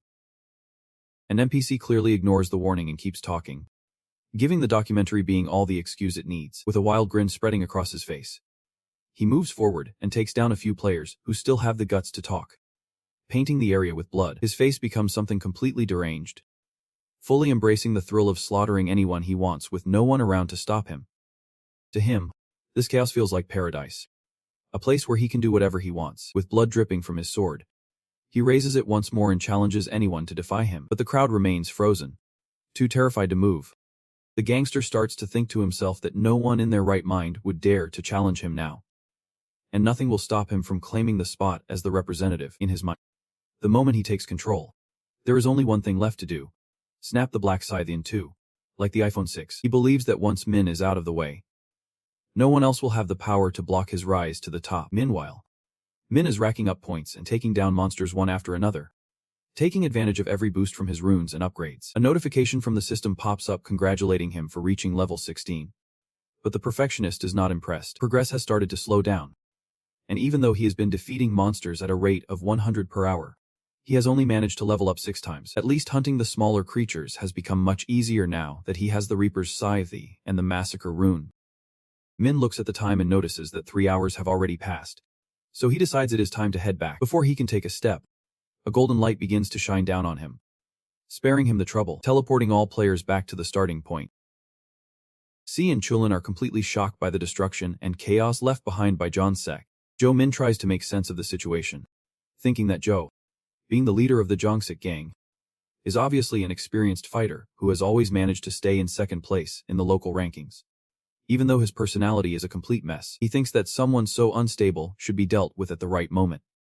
All while that maniac casually approaches him, our guy asks what he wants, and Jo responds with a suggestion that Blackside should work for him unless he wants to die. Our guy clearly takes that as an insult and tells Jo to kneel and beg for his life if he wants to survive. Jo clearly does not get the hint and keeps talking about becoming the representative, but our guy quickly shuts him up and pulls out his scythe, asking if he would hear better after being sent to the afterlife. Jo looks on in shock, completely stunned at the sight of the weapon, and instantly realizes he picked the wrong person to mess with. The protagonist makes his stance clear and demands an answer, but the bully remains stubborn, declaring that the gang leader, John Sek, kneels to no one and throws down a challenge. Our guy recognizes the bravery, but knows it is time to stop playing because he does not want too many eyes on him right now, especially if he wants to secure votes. He decides it is better to let Jo become the representative so he can pull the strings from behind in the next round. Just then, The angel makes her entrance, and everyone's attention naturally shifts to her. Min seizes the opportunity to whisper to the bully that he got lucky this time, and should watch himself if he does not want to die a stupid death. Jonik breathes a little easier now that the tension is broken and slowly realizes how close he was to dying, vowing to himself that he will take revenge once he becomes the representative. The angel looks at the crowd and asks if the humans have chosen a representative yet. She seems a bit surprised by how chaotic everything has become, but casually says it does not make any difference whether they are dead or alive, calling them nothing but insects. Then she starts the voting process while a translucent screen appears in front of everyone, explaining that to vote, all they have to do is stare at the person they have chosen and think about voting for them, warning that anyone who does not vote in 5 minutes will be eliminated on the spot. The players begin to fix their gaze on someone, and Joe instantly assumes that he is the center of attention, but the moment he realizes that people are not really looking at him, he starts throwing threats, warning everyone that they will die if they do not vote for him. The countdown finally reaches 0, and all the players manage to cast their votes, officially concluding the round. As soon as the angel shows the voting board, it reveals that Joe, who goes by the ridiculous nickname Life is a Documentary, has barely managed to win the election with Black Sai the right behind him in second place. The bully stands frozen in disbelief as he looks at the crowd, already guessing that traitors dared to vote for Black Side instead of him. The angel does not waste any time and concludes the process by naming Joe the official representative of the local map, giving him the written command ability that allows him to control 10 players. Joe shows a mischievous smile, already imagining himself getting revenge using this new power, although his dreams come crashing down as soon as he reads the fine print and discovers that the ability only lasts 10 turns, allows him to give only one command at a time, and becomes completely useless against anyone who has unlocked a profession. Right after, the angel decides to drop another bomb, revealing that the map had a hidden mission that allowed players to unlock a profession. Before the voting round started, everyone seems confused, and the angel clarifies the situation by saying that the secondary mission would have appeared once any player reached level 10. The audience starts complaining that they never had the chance to level up because there were barely any monsters around. But the angel just seems disappointed and tells them that the forest was filled with monsters all the time. Though she softens the blow by adding that only 8 people in the whole world had managed to complete the secondary mission. She continues mentioning that someone from their local map has also managed to obtain a profession, and then shows the results of the secondary mission to reveal who it is. Once again, Blackside has come out on top, ranking first both in the local map and globally, obtaining the profession of Reaper. Everyone turns to look at our guy in complete disbelief, while he casually strikes a pose, taking the opportunity to soak up some aura from their reactions. People start to wonder what the Reaper profession could really mean, and some assume that he probably got that scythe because of it, while Joe just stands there stunned, as he had planned to make Blackside take his own life using the command right, only to now realize that it won't even work on him. Then, the angel explains that the ranking is based on how quickly players manage to complete the side mission, and seems genuinely impressed that not only did our guy unlock a profession, but he also managed to take first place in the entire world map. She starts to wonder if the perfect match between his name and his unique profession is just a coincidence, or if he already knew he was going to be important. Our protagonist replies that it is just a coincidence and gives a faint smile, completely aware that angels actually do not know the necessary conditions for that profession. The angel finds it amusing and wonders aloud if this is what humans refer to as destiny. Then she points out how crazy it is that he is now immune to the command right, something that clearly surprises the other players. After catching their interest, she explains that anyone who has unlocked a profession cannot be commanded by the representative, and just when it seems like she is done, she completely dismantles the bully's plan, as if she had been waiting to strike, pointing out that he can only use the command 10 times in total, which brings a wave of relief among the players. While Joe grits his teeth in pure frustration, the angel finally turns to our guy and hands him the rewards for completing the side mission and ranking first in the world, giving him a low-level armor ticket along with a special reward chest. Exchange the armor ticket and get the option to choose between 3 different types of armor. Choose the Expert Hunter's leather armor, as it offers the perfect balance between defense and agility. As for the special rewards chest, he can choose between an experience boost, 3,000 gold, and information about the next round, and knowing that there will be plenty of monsters to defeat in the next stage. He confidently chooses the experience boost. With the rewards now distributed, the angel sends everyone back to the real world and casually announces that the next round will be much more fun. Jong Min wakes up in bed completely shaken, only to realize that his arms and legs are still there, and lets out a sigh of relief knowing that the injuries sustained in the game won't carry over to the real world as long as he survives them. He grits his teeth and vows never to face blacks again, not wanting to be in the same space as the terrifying protagonist. Back at the hotel, Sunchul praises Aaron for doing well, although she admits she was more of a burden and sincerely thanks him for protecting her. He stays composed and tells her he was just doing his job. Een then mentions her desire to thank Blackside for saving them, says she has no idea how to do it. Sunchul argues that it would be almost impossible to locate Blackside, as he has not revealed his identity, and since he did not provide his bank account number for compensation, it is clear he does not want to be found. Maybe he knows his identity could be tracked by something like that. He keeps suggesting that giving Blackshin an item in the next round could be a good way to show gratitude, which Iron agrees with. Soon Chun wishes him good night, and the next thing he knows, he is in the elevator calling Kun Ruk. Ma asks him why he is still awake, to which Ma replies that he just needed a drink. Sonchu congratulates him on becoming a Dark Knight. Then asks about his progress, and Sonchu explains that he and Ain only reached level 8 because they got injured halfway through. Ma shows interest when Sekal mentions he plans to report on the matter and asks if Ma has time. Upon learning that it is about Blackside, Ma tells him to head to the hotel to discuss it. Min watches from a distance as Son Chol gets into his car and leaves, quickly deducing that he is heading to Ma. Some time ago, he had been using his tracking ability to locate Sunchul, and the system had shown he was nearby. But then, as the distance starts to increase rapidly, Min realizes that Sunchul is on the move.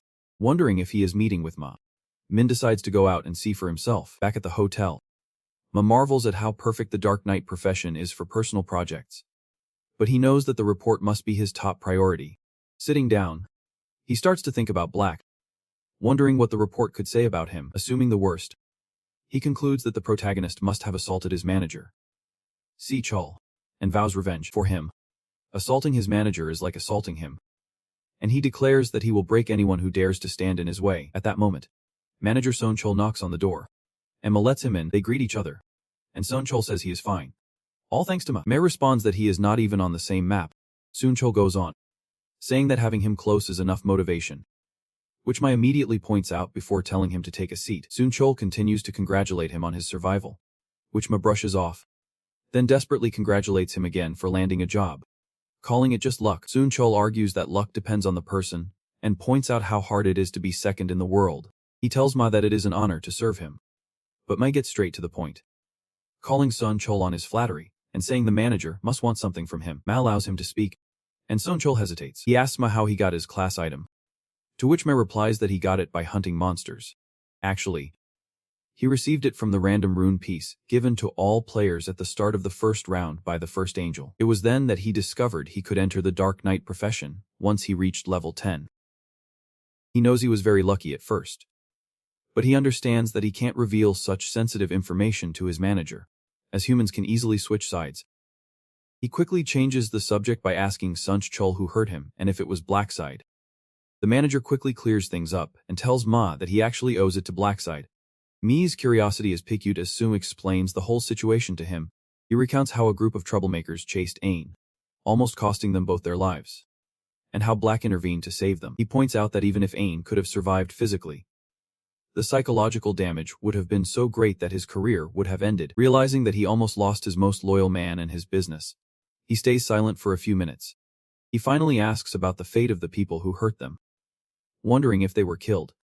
But Sion Shul explains that Blackside did not kill them, despite Mi's protests. The manager clarifies that Blackside argued that killing them would be useless, and would only hurt everyone's chances of surviving the next round. Si Chiel starts to worry that those bullies might come back to cause trouble in the future. But he admits that Blackhide protected both him and Aaron, and in that sense, even Sioma owes him. He decides they should reward the hero, but Seal tells him that Blackhide had refused the reward at that moment and just left. Mu immediately realizes that Blackside is trying to keep his identity hidden by rejecting any reward, showing how cautious he is. He tells Sion Chiel to send his regards in the next round, and to keep an eye on Blackside, helping him whenever he can because Ma hates to see someone in trouble. Just as he is about to leave, Ma stops, turns around, and asks for the names of the people who attacked them. Outside the hotel, our protagonist takes a moment to assess the situation. Feeling satisfied knowing that the manager led him to Kung Ma like a little bird, he steps out to avoid drawing attention. Although he finds it strange that Mai is organizing the lives of people in the same apartment, he calls home. As he walks toward his car, he thinks to himself that he has the upper hand, all thanks to his brother handing out rice cakes and unexpectedly running into Arin and the manager. He believes he can gain Mai's trust and plays his cards right, taking advantage of the fact that he is neighbors with the manager. However, he remains unsure whether he should take Ma to round 20 or not. Then he reflects on the Dark Knight's rune from Ma, which in his opinion gave him an unfair advantage at the beginning of the game. Almost like a glitch. He knows that normally there are no runes associated with a profession, but this one is, although it also forces the player to fulfill that role, specific for Ma. This means he has to gather a special energy called Dark Mana to use a skill known as Dark Aura. He realizes that the way to acquire this Dark Aura is not conventional and interestingly coincides with Ma's psychopathic tendencies. This makes him question whether keeping Ma as a team member is the best option. Still, he assumes that Ma could be useful, so he decides to keep him in mind as a viable candidate. He knows there are other good candidates. One of them is a girl, and he decides it is time to get to work the next day. The scene shifts to a local shop where the owner sighs, clearly worried about the drop in his sales. Just then, his daughter Yuri appears and asks why her dad seems down. He explains that Nado is taking sales from his shop because the government is not sure about the players and how they will use their powers. He is worried about how he will manage his finances, but Yuri reassures him, saying she will help once she graduates and even considers working part-time. Her dad urges her to focus on her studies, insisting that she should not worry about finances. He points out that he has good grades and can get into a good university to become a doctor. But Yuli gave up his dream a long time ago. Given his current situation, his father, with tears in his eyes, understands that the real problem is money and is deeply worried that Yuri will also have to survive the upcoming rounds. Overwhelmed by emotion, he breaks down struggling to find an explanation for himself and starts to cry. But Yuri gently takes his hands and tells him not to feel guilty, because everything that has happened was inevitable. She then reveals that she obtained a profession during the second round. Before her father can fully understand what she is saying, she uses a skill that projects a green aura around her, leaving him confused. She explains that she got the profession of boofer, and with it, she can boost anyone's stats by blessing them. For ordinary people, it feels like a surge of energy. Her father begins to feel better and Yuri assures him that she will use this ability on him often. He feels a wave of energy and tells her that he will do everything he can. Just at that moment, Minra is in the store leaving the owner in shock. Yuri asks if her father knows the guy, and he whispers that Min is the person who won first place in the Natal lottery and wrote the same number on every ticket he bought. Min asks if the owner remembers him and introduces himself as the guy who bought $100,000 worth of lottery tickets last month. The owner is intrigued by this introduction and asks why Min is there. Min explains that he wants to apologize, mentioning that he saw on the news that Nato withdrew his tickets from the store due to his win. He explains that he never intended to cause any trouble. The owner assures him that it is not the customer's fault, and adds that Nato withdrawing his tickets won't bankrupt him. Despite this, Min takes out an envelope containing 10 million won and hands it to the store owner as compensation for any trouble he may have caused. The store owner is astonished and insists that Min does not need to pay him. But Min firmly tells him to take the money, because he wants him to do so before leaving the store. The owner is overwhelmed by the situation and refuses to accept such a large amount. Yuri offers to run after him to return the envelope, and her father agrees. She runs after him and finally catches up, calling his name. However, Minho tells her that they are in the same class. But Min claims he is not good at remembering faces and does not know her. In reality, he knows exactly who Yuri is. She is the daughter of the store owner and works as a buffer. He remembers the first time he met her, and how he discovered they were classmates, which surprised him. He made their first meeting during this regression seem like a coincidence to get Yuri to join his team without hesitation. Yuri asks if they can talk somewhere, and Min agrees. The scene shifts to a local park where they are sitting on a bench. Yuri hands back the envelope. Min recognizes the envelope as the one he gave to the shop owner and explains that they can't accept such a large amount. Min smiles, knowing they would not have accepted it because Yuri dislikes seeing someone in a difficult situation, and he insists that she take it, but Min refuses, saying the money was an apology and his moral compass does not allow him to take it back. Yuri repeats that the amount is so large that it is uncomfortable to accept, which Min already knows very well. He replies that the amount is not large for him, so there is no need to worry. While Yuri wonders why Min is being so stubborn, he stands up and starts to walk away. She stops him and negotiates, asking if it would be okay to return 9 million and keep 1 million. Min challenges her, asking how she can decide that without the shop owner's approval. Yuri reveals that the owner is her father. Min pretends to be surprised and calls it a coincidence. Yuri also finds it strange that the swimming winner turned out to be her classmate, and he did not recognize her. While she recognized him the moment she walked into the store, Min is pretending again that he is not good at remembering faces, and says this is the first time she is talking to him face to face, and she understands that this means he must have heard her name for the first time day 2. She gets up, walks over to him, and introduces herself again, asking him to remember her face. Min assures her that he will. The girl is then overwhelmed by sadness at having to introduce herself to her classmates. Even though they are about to graduate, Min comforts her, telling her that he will stay in touch after graduation. After saying this, he asks for her phone number. Yuri hesitates at first but eventually writes it down on her phone. Min suggests that they should be friends and then starts to walk away. Just at that moment, Yuri realizes she did not return the envelope and calls out to him. Min simply waves goodbye and leaves. She stands there for a moment. Then she feels overwhelmed by the fact that he asked for her number, even though he asked as a friend. Yuri can't help but feel a tingle, because in her heart she is in love with him. She remembers the moment she saw him being bullied and feeling a sense of responsibility. She called the police. She followed him home just to see him working at his part-time job, as if nothing had happened. That is when she realized how strong he really was as a person. Since then, her interest in him had grown. But she was too indecisive to talk to him and did not even dare to approach. Now she feels that she should not hesitate any longer. Fate has brought them together, especially after he gave them 10 million woo. Determined, she gathers her courage and plans to invite him to lunch. The scene shifts to our hero sitting on the bed at home, when he receives a message from Yuri asking if he is available for lunch, because she has something to discuss. Minnie tries to pay for the meal, but Yuri insists that she should treat. He smiles, knowing that his plan is working perfectly. Yuri does not want to feel indebted, and is more likely to help him when he needs it. He gets up to get ready, thinking to himself that he will keep Yuri alive until round 20 this time. Just as he is about to leave, one asks where he is going. Min replies that he is going to meet a friend.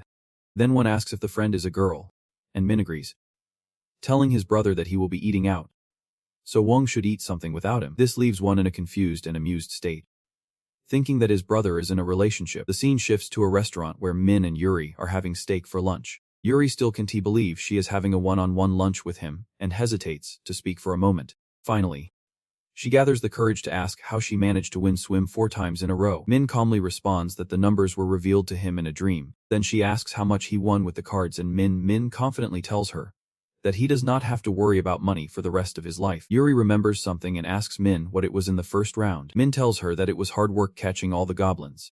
She is interested in the location of his player map, and he mentions that he does not remember the exact number, but the last digit is 5. She laments that her map number ends in 7, so they won't be able to meet in the other world. But Min knows they will meet when the maps merge once there are fewer players left. Yuri then asks about his level, to which Min lies, saying he is at level 10. She is ecstatic, revealing that she is also level 10. When she asks him about his profession, he replies that he does not have one yet. Yuri claims that he has been lucky since he has obtained the boofer profession. Min asks him if it works like a video game character, although he already knows what it does. Yuri explains that his ability is called Blessing and can enhance anyone's stats. He then asks if he wants her to use it on him. Min agrees, and Yuri boosts his stats by 50% for 3 hours, leaving him amazed. Min is amazed by the results and realizes that once he reaches the maximum level, his skill will update to double the current benefit. The reason he wanted her to improve her stats is that he received a random bag of gold in the previous round that gives the user gold based on their luck stat.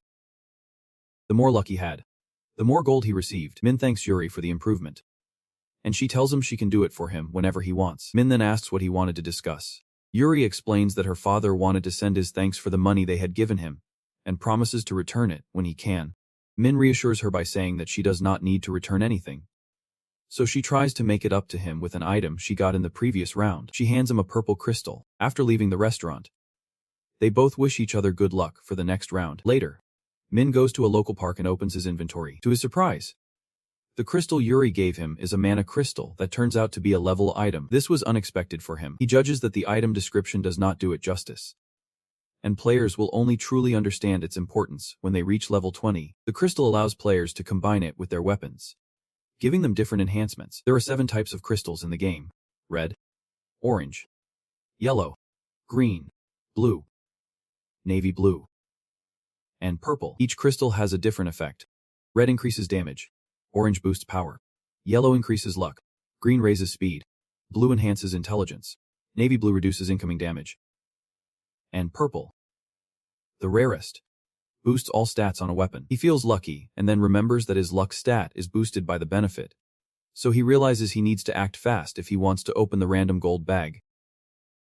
He takes out a bag of mealworms, planning to crush them to activate his killing rune that increases his stats by 1% with each kill. He steps on the worms repeatedly, watching his stats rise to 100%, which raises his luck stat from 15 to 45. Then he opens his inventory, takes out the random gold bag, and uses it, hoping to get between 3,000 and 6,000 gold. However, he is surprised by what he actually receives. The system chimes when Min opens the golden reward bag, and he freezes for a second, completely stunned to see a prize of 10,000 gold coins inside. He feels genuinely amazed, as never in any of his past lives had he won so much.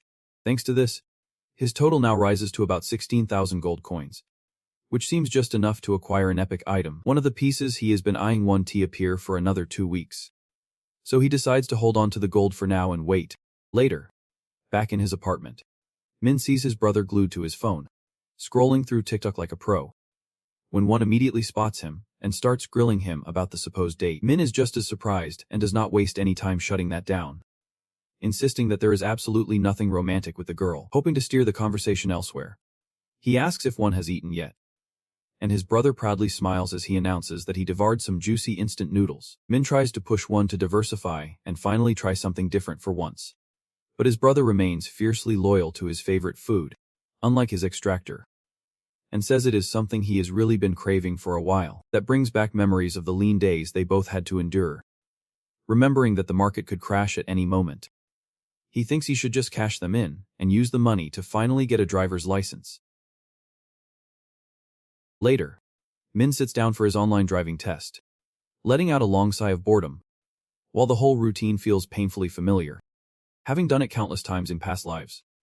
He breezes through the questions without breaking a sweat and finishes everything in record time before getting up as if he is ready to leave. The supervisor watches him leave, probably assuming he is just another rookie who gives up halfway.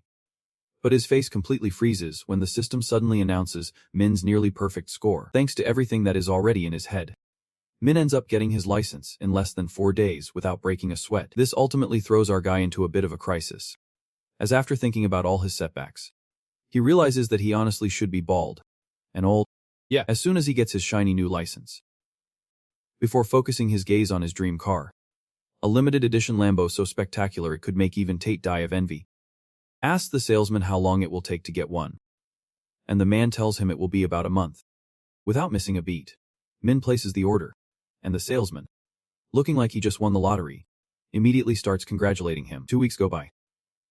And finally, the big moment arrives for Min to sell all his bitcoins and dodge the collapse like a boss. One sees his brother's strange little smile and asks if he somehow just won the jackpot. Staying calm as always, Min casually mentions that he sold all his cryptocurrencies for 300 million, almost causing Juan to spit out his coffee in pure surprise. He just stares, completely baffled at how his little savings shot up to the moon. But for mine, honestly, it is just another Tuesday. He still remembers warning his brother not to put all his money in one basket, and he honestly can't believe how things turned out. Min says he was not expecting it either and ended up breaking his own record purely by luck. His innocent little brother asks if he plans to cash out everything, finally relaxing a bit. When Min casually says yes, that brief peace does not last long, and Juan almost drops his cup when our hero casually mentions he is considering getting into stocks next. One immediately starts to get anxious again, clearly doubting whether his brother knows anything about stocks. But Min tells him to relax and trust the old man and his dream card. Playing with full confidence once again, the gullible younger brother really falls into the trap and asks if Min has a specific stock in mind, slowly calming down as he decides to trust him this time. Although our protagonist fully understands why Juan is scared, he also knows that those past lives were not just for show and feels completely confident about the company he is about to bet on. That company turns out to be Chama Consulting Stocks, which already manages a ridiculous total of 900,000 million wons. Even though it may seem like a normal venture at this moment, Min knows it is going to blow up big once the 4th round starts. So he does not hesitate to invest everything he has with this move. He wants to acquire enough shares to have influence in future shareholder meetings and, more importantly, amass a mountain of money and power while doing so. Our guy casually throws his 280 billion directly into those shares, while his poor brother is left praying to all the gods he knows that they do not end up homeless again. With all that settled, Min needs to refocus on the item he needs from the mission shop. Later that night, waiting in bed for midnight to arrive, he decides to enter the mission shop and look for some items and skills. Although most of the available things seem painfully ordinary, there are still ways to unlock the real treasures, like keeping an eye on the daily item that appears in the shop. To the average player, the plan might sound silly, but our guy has lived for over a decade and has memorized exactly what the shop sells each day. So he presses the confirmation button as if it owed him money. Today's article features a skull bone necklace that increases attack speed, but it is being sold for a much cheaper price than it is actually worth. Min has not finished yet, as he pulls out that dusty discount coupon he got earlier and buys the item at half price without blinking. Our hero checks his remaining balance and instantly sits up straight. He did not expect to find almost 14,000 gold still in his account. He goes into full detective mode, seriously considering whether to buy armor now or save another 6,000 gold to unlock a completely overpowered ability later. In the end, he decides that the ability is the smartest choice. Luck is on his side too, as the next round is just monster hunting, so gathering the rest should be easy. Time flies, and when March 1st arrives, all players are returned to the alternate world, still completely unaware of what the divine beings plan to throw at them next. One by one, all the players appear in the dimension and immediately start analyzing the new place they have landed in. The area looks like a village, or rather the ruins of one, since there is not a living soul around except for themselves. As they walk, they notice that the village is surrounded by walls like a fortress, with doors extending in all directions. A giant crystal in the center lights up the whole place, leaving the players even more confused about what their mission is supposed to be this round. Leaning against a wall, Min casually observes everything from a distance, not the least bit surprised that the players are already restless in this strange new environment. On the other hand, Joe seems calm at first, but that peace does not last once the players start whispering about him. They exchange dark rumors about him being a brutal gang leader and gossip about how he tried to force them to vote for him, even though most wanted Blackside as their leader, which clearly makes the gangsters' blood boil. One of the more sensible players tries to calm everyone down by reminding them that Joe could use his power to make them quiet. But no one seems scared, as they know he can only use it 10 times. Finally, Joe loses his temper and starts throwing insults like confetti, but all he does is stoke the fire even more as the others join in and begin to criticize his terrible attitude. Joe yells at the crowd trying to identify the meddling player who started talking trash, but no one steps forward, which only infuriates him even more. A sudden noise pulls him out of his rage when one of the players tilts his head and greets the gangster as if he were meeting a celebrity. Joe looks at him like he has grown a second head and demands to know who the hell he is. John Min cheerfully calls Joe by his full name and claims that he is here to make proper introductions. The thug immediately interrogates him about whether he is with a gang, but Jong Min denies it and says he hopes to be part of Joe's group one day, turning the rusty gear in his head. Joe's brain turns to mush as he struggles to believe that the idiot player standing in front of him actually wants to join a gang. Jong Min blurts out that Joe is his secret crush and says he would love to join his gang. The gangster tries to better understand the situation, but Young suddenly drops to his knees and declares that Joe will be his senpai for life. Joe gives a crook smile, not expecting anyone to surpass his level of craziness, but he likes how bold Young is. Joe orders the aspiring thug to stand up and say exactly what he wants, since no one would dare come close after what happened last time. And Min puffs out his chest with pride and declares that the past does not matter to him, and that he truly honors Joe for the king he is. He says he does not care what others say, and that becoming senpai's underling is his dream in life. Joe easily falls for the bait and agrees to turn him into an aura-cultivating gangster who would make Pablo Escobar blush. Relieved, Young Min nearly breaks his back with another bow and thanks Joe for his overwhelming generosity. The rest of the players are shocked to see Young Min approaching such a brutal person and thinking he is completely crazy. As Min watches the situation from the corner of his eye, satisfied that history is repeating itself once again, in a sudden burst of light, the angel appears floating above the players and calls out to them. The angel acts surprised as she casually mentions the reduced number of players compared to the end of the last round, leaving the players confused as they try to understand her words. However, the system notification catches their attention when they realize many players are missing. The angel then reflects that since it is unlikely they would attack each other so soon, it must mean they fought in real life.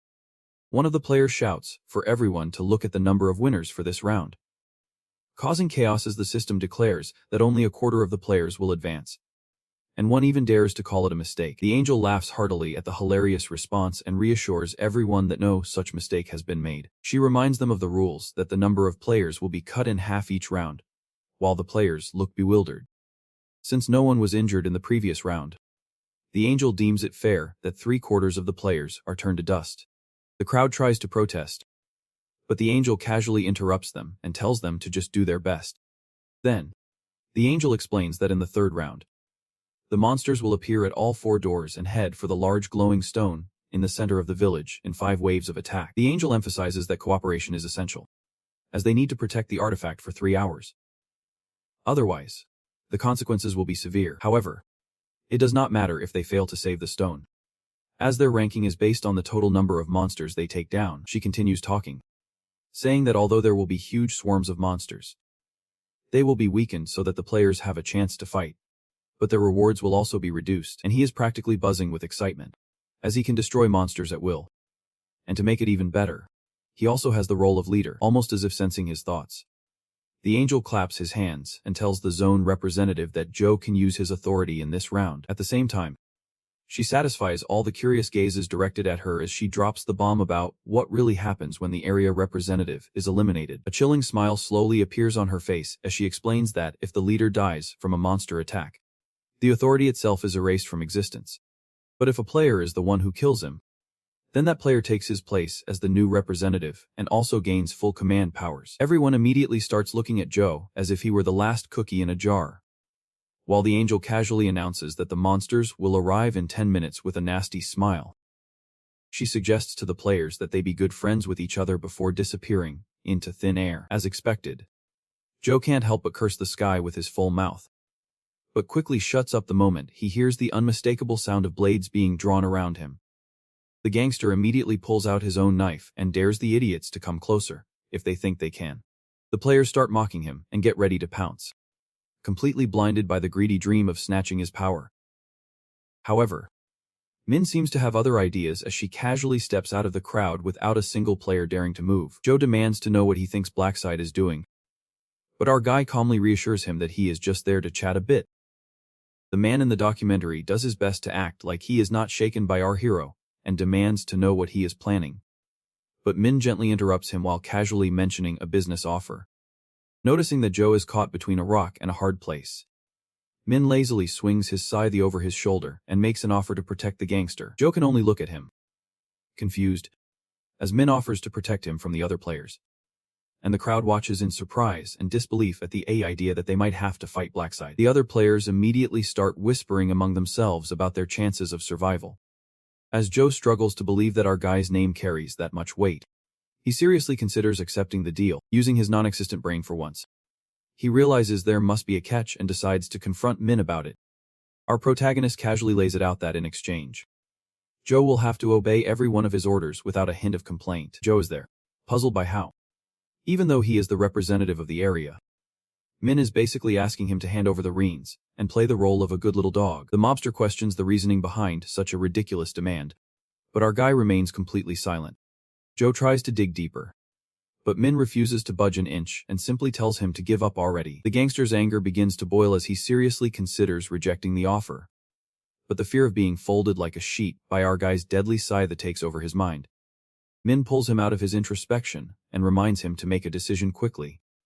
As the other players are getting tired of waiting, a single drop of sweat runs down Joe's face as he finally spits out his answer and rejects the generous offer like a complete idiot. But our hero already knew that Joe's gigantic ego would never allow him to accept such a deal. Everyone else wastes no time mocking his terrible decision-making skills and how he is too proud to come in second to anyone.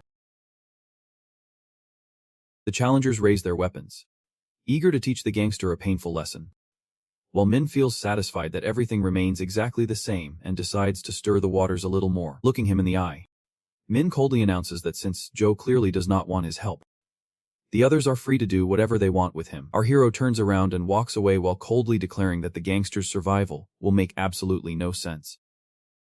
As the other players begin to approach anxiously with their weapons drawn, eager to take down Joe, The documentary guy grips his dagger tightly and starts to seriously question if he made the right decision. Before things have a chance to get really ugly, Joe is unexpectedly saved by the system, which alerts them that the stampede is about to begin, sending everyone to their battle positions around the crystal. Joe realizes he can't afford to fight while a group of players is thirsting for his blood.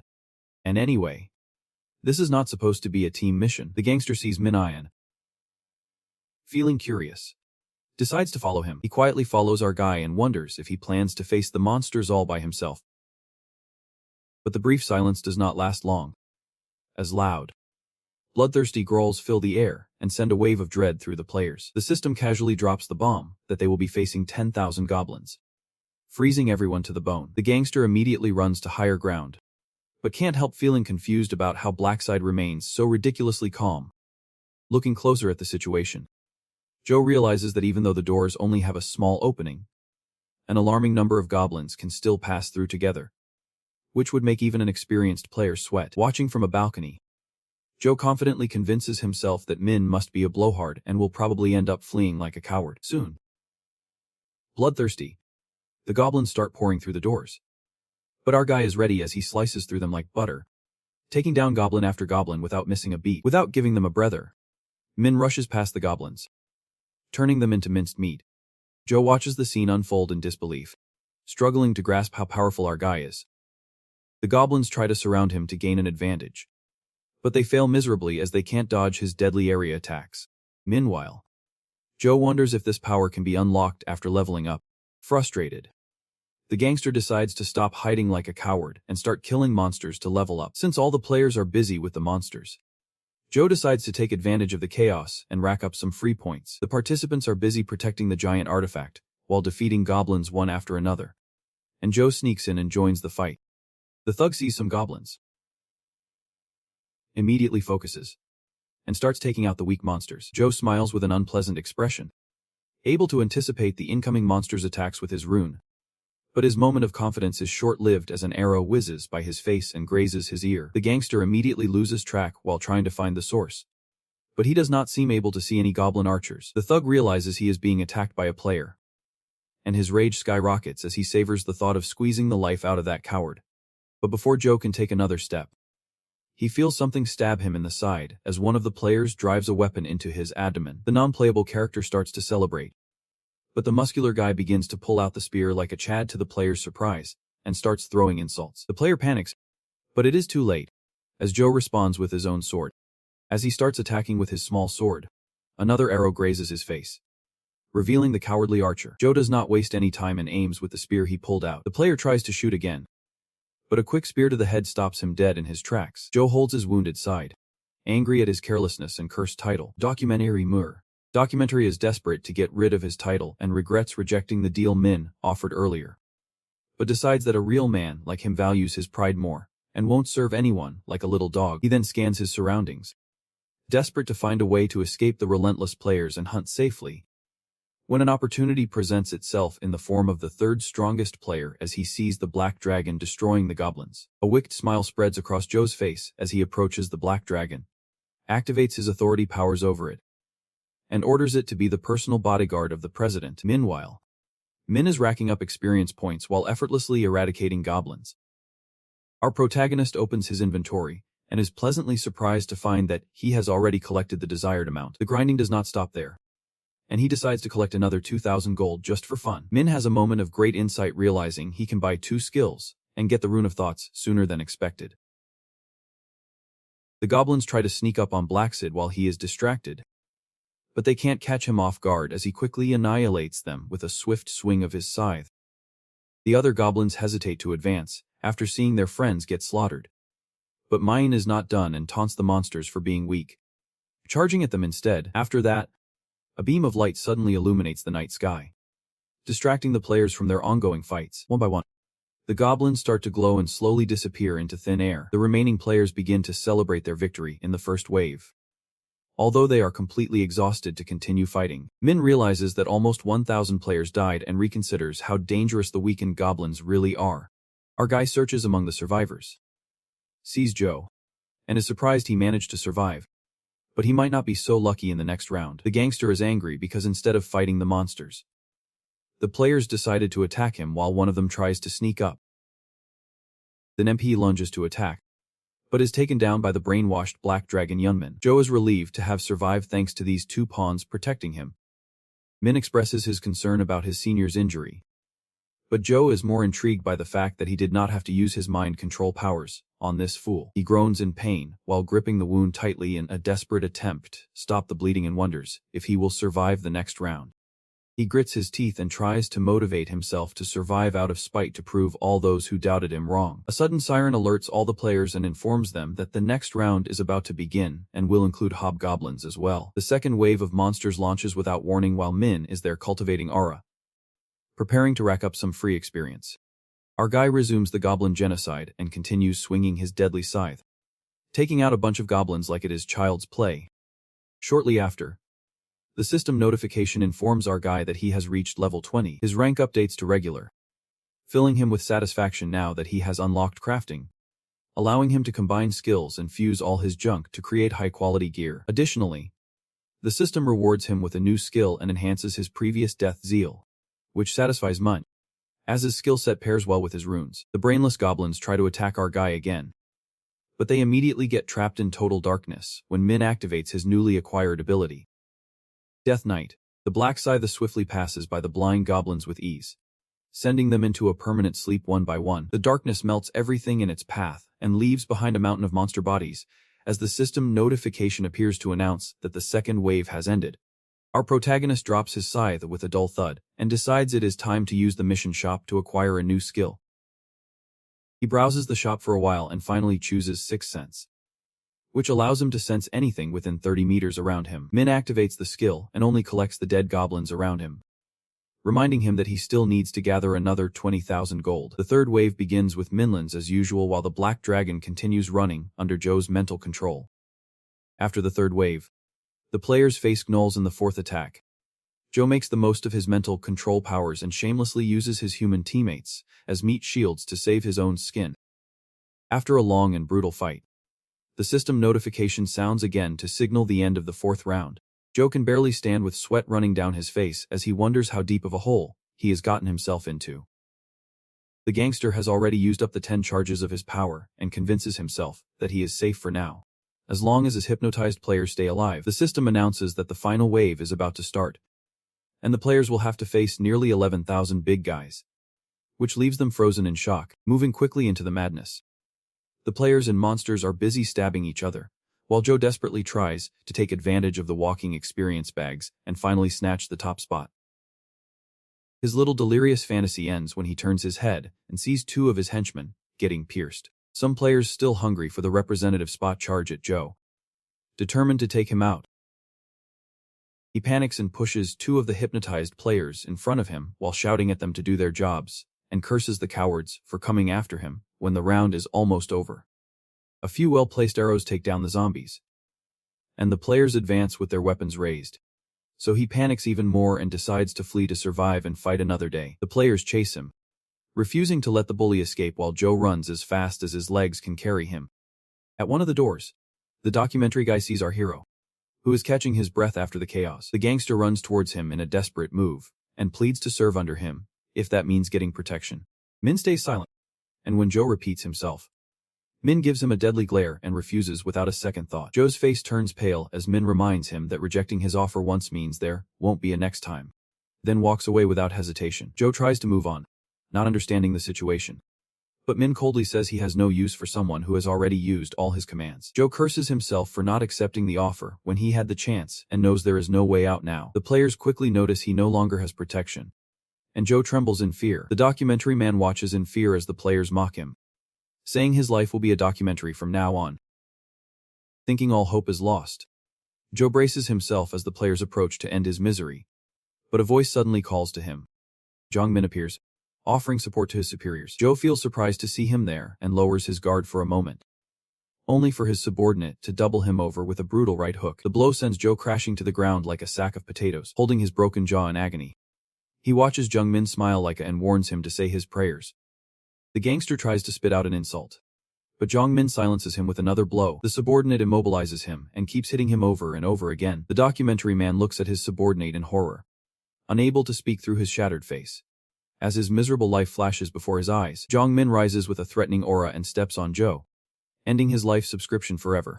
He laughs out loud as the system declares him the new leader of the area, and immediately begins to dream about all the fun he plans to have with his famous platonic crush. Looking down on the failure of a senpai, the bully thanks Joe for giving him new powers and blames him for this disaster, saying none of this would have happened if Joe had not been so cowardly. After that, the new leader faces the crowd and acts as if everything went exactly as he planned, leaving the players completely baffled. Everyone feels disgusted and surprised at the same time that a guy would stoop so low by flattering the gangster, just to betray him in the end. The players quickly get angry that a traitor like him is their new leader and decide to get rid of him immediately. Jong-min expects this and runs straight toward our protagonist. When Min turns to look at him, Jong-min excitedly shouts that he is now in charge. Min seems completely uninterested. So the bully repeats the same offer he once made to Joe and insists that he will do whatever Min wants. Jong-min has a moment of clarity, thinking that Min rejected Joe because he had already exhausted his powers, but believes that is not the case for him.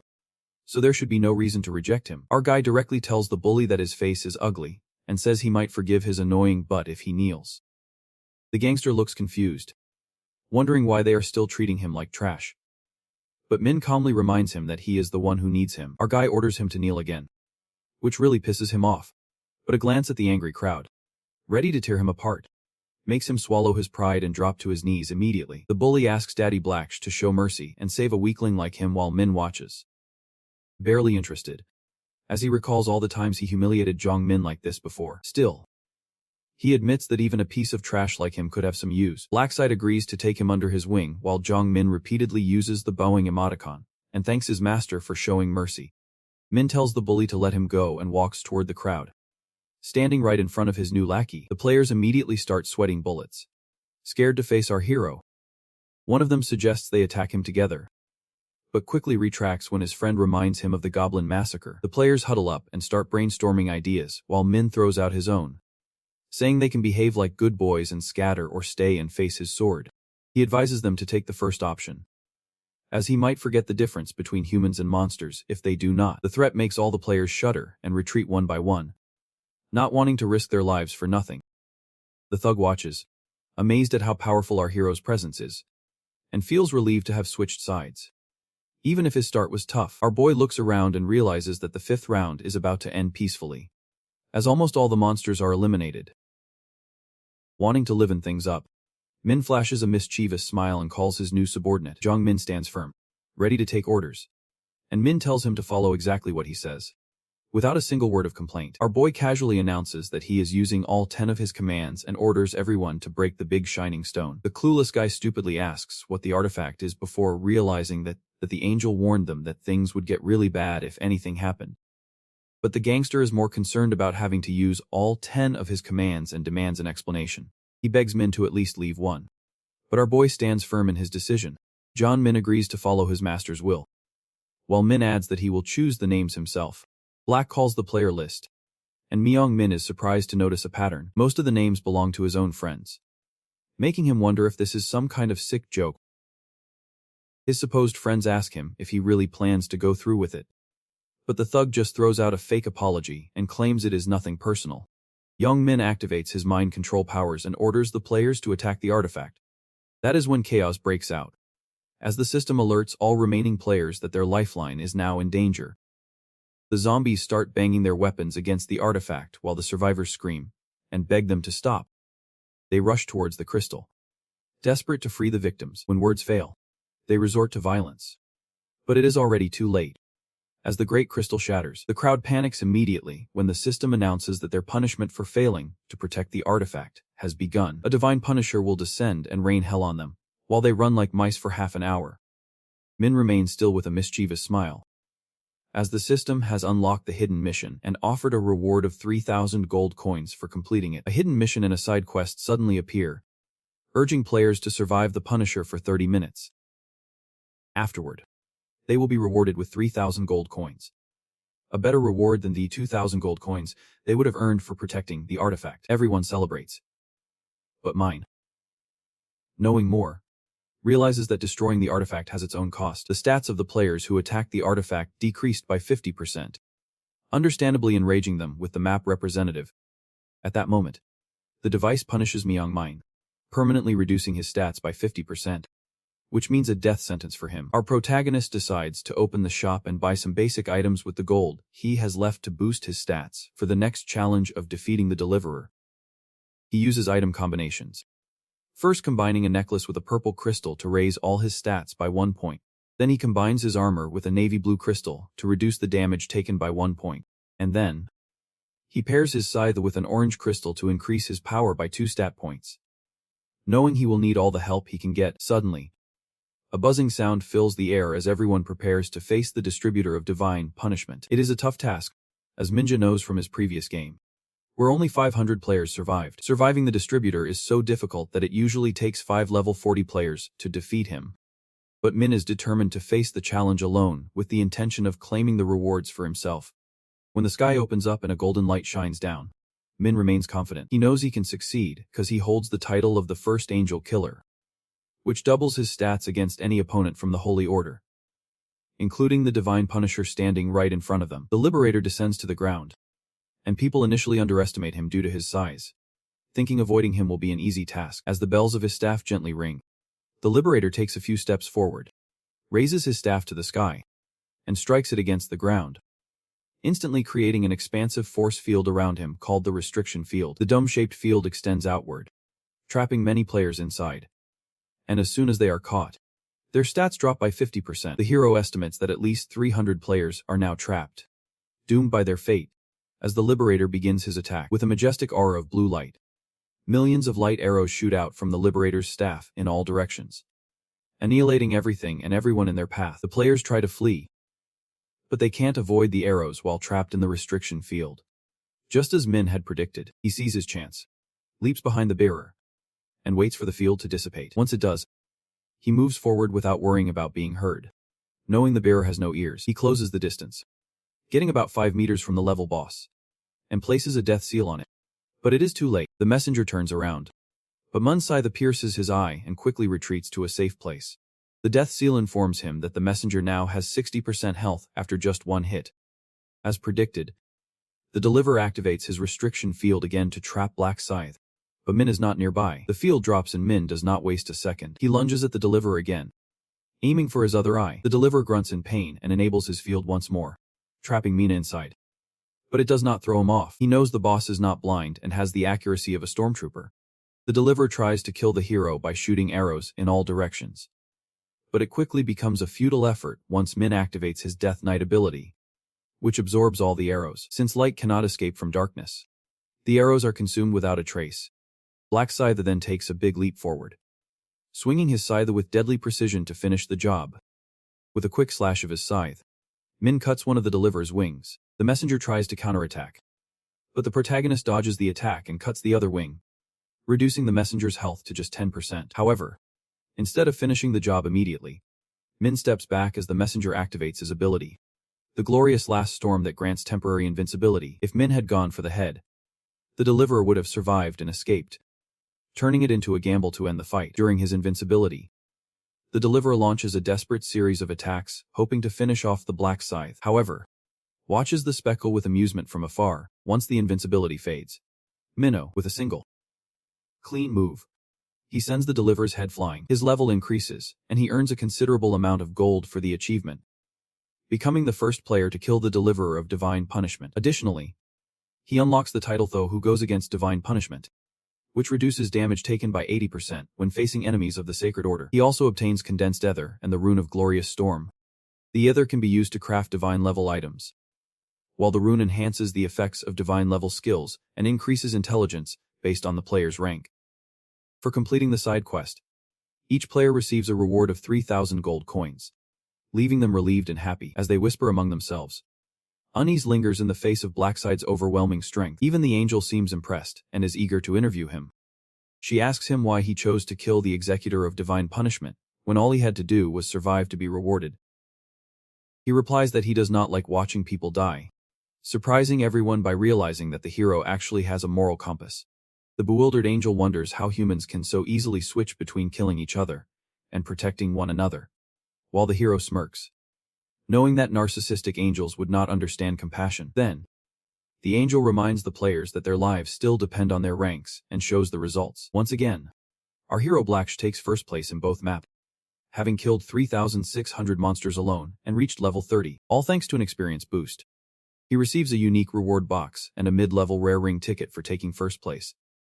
For the ring ticket, he chooses the Resilience ring, knowing that despite its seemingly weak description, it helps resist status effects that could kill a player. For the unique reward, he chooses gold because he knows the next round won't be about killing monsters. The angel announces that the first 1,225 players will survive the round, sending lower-ranked players into a panic as they rush to negotiate their exit.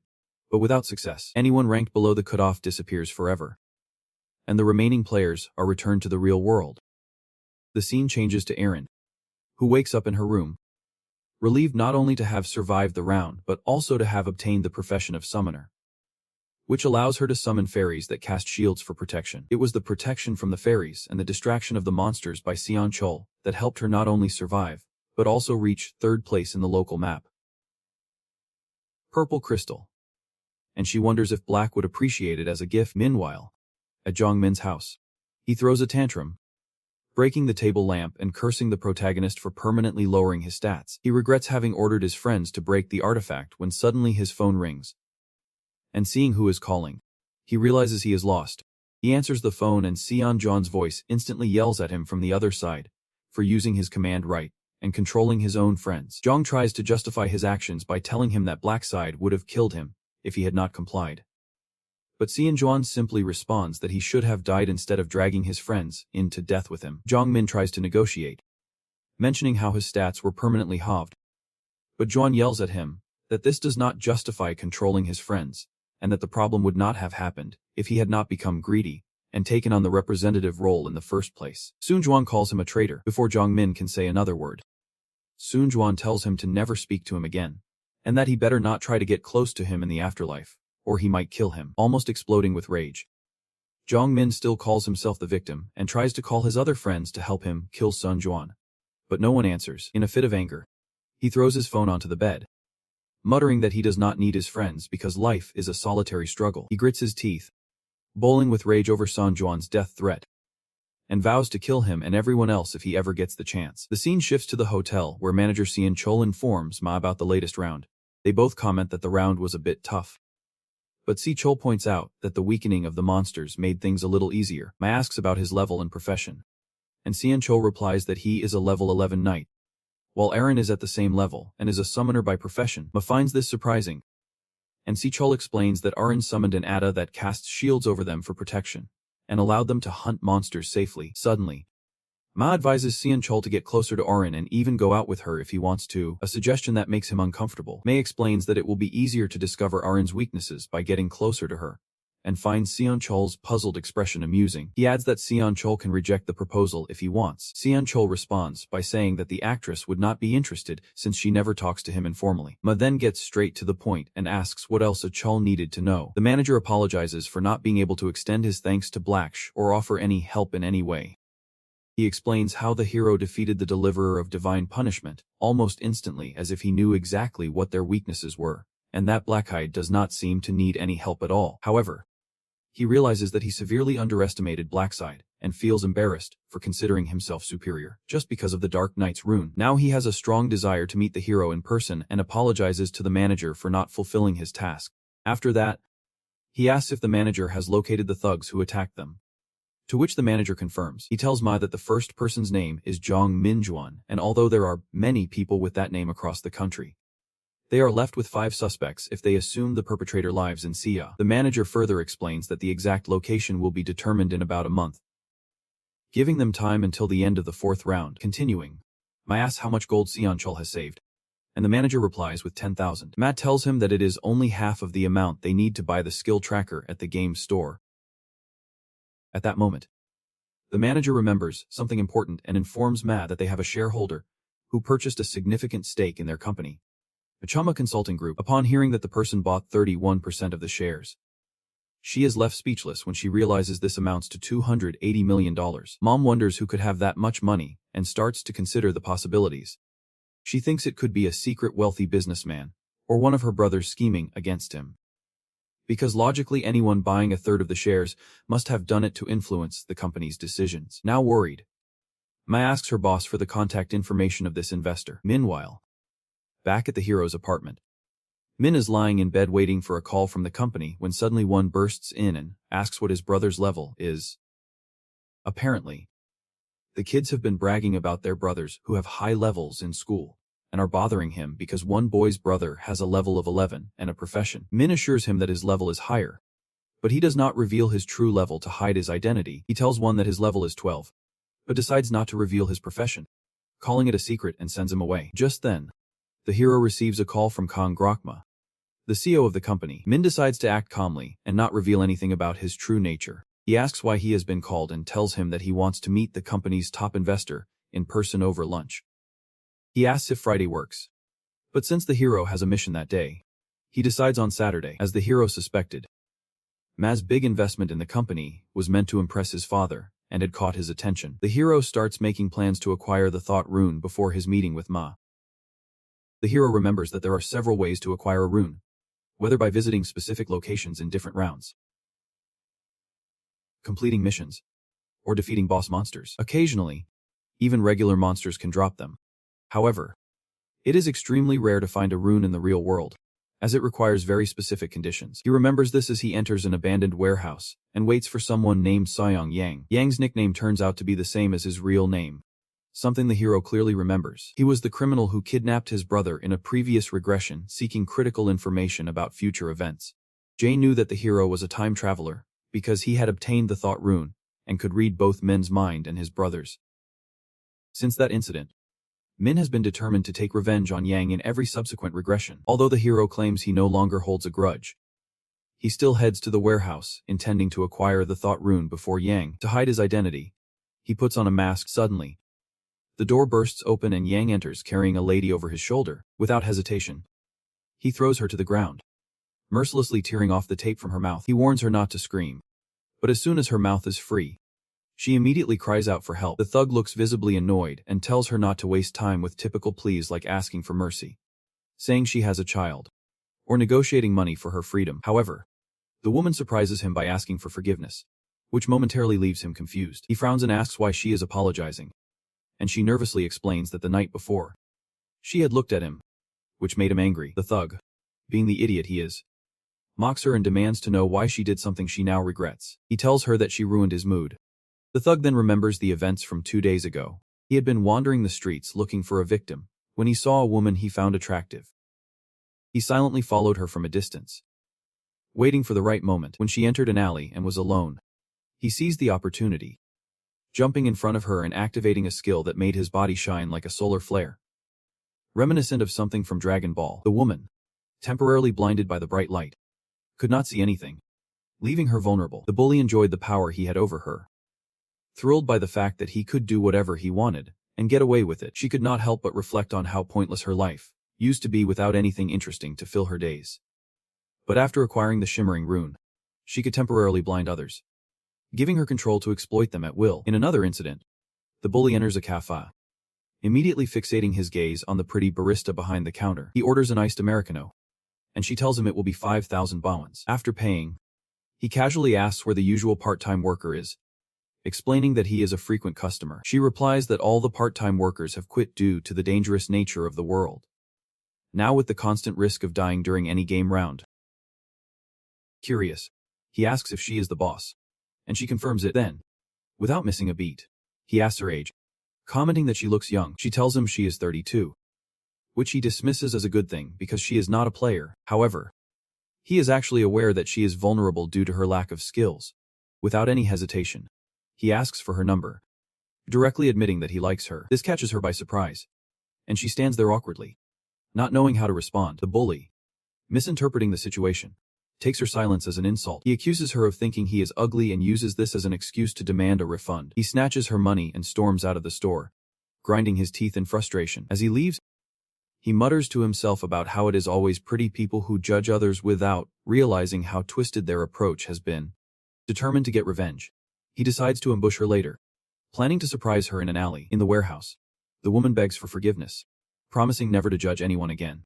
But the bully remains unsatisfied with her response. Zhang pushes her back to the ground and grabs her wrists, telling her she does not sound sincere, so she will have to face the consequences. She struggles to free herself, but he tells her to stay still while he continues his attempt to humiliate her. Suddenly, the hero shouts from behind, ordering the bully to stop, sending a wave of fear through Yang. Thinking it is a detective, Yang demands to know who is there, only to be surprised by the sight of a tall figure holding a huge scythe, their face hidden behind a white mask. The hero calls him an idiot and tells the woman to run while she can.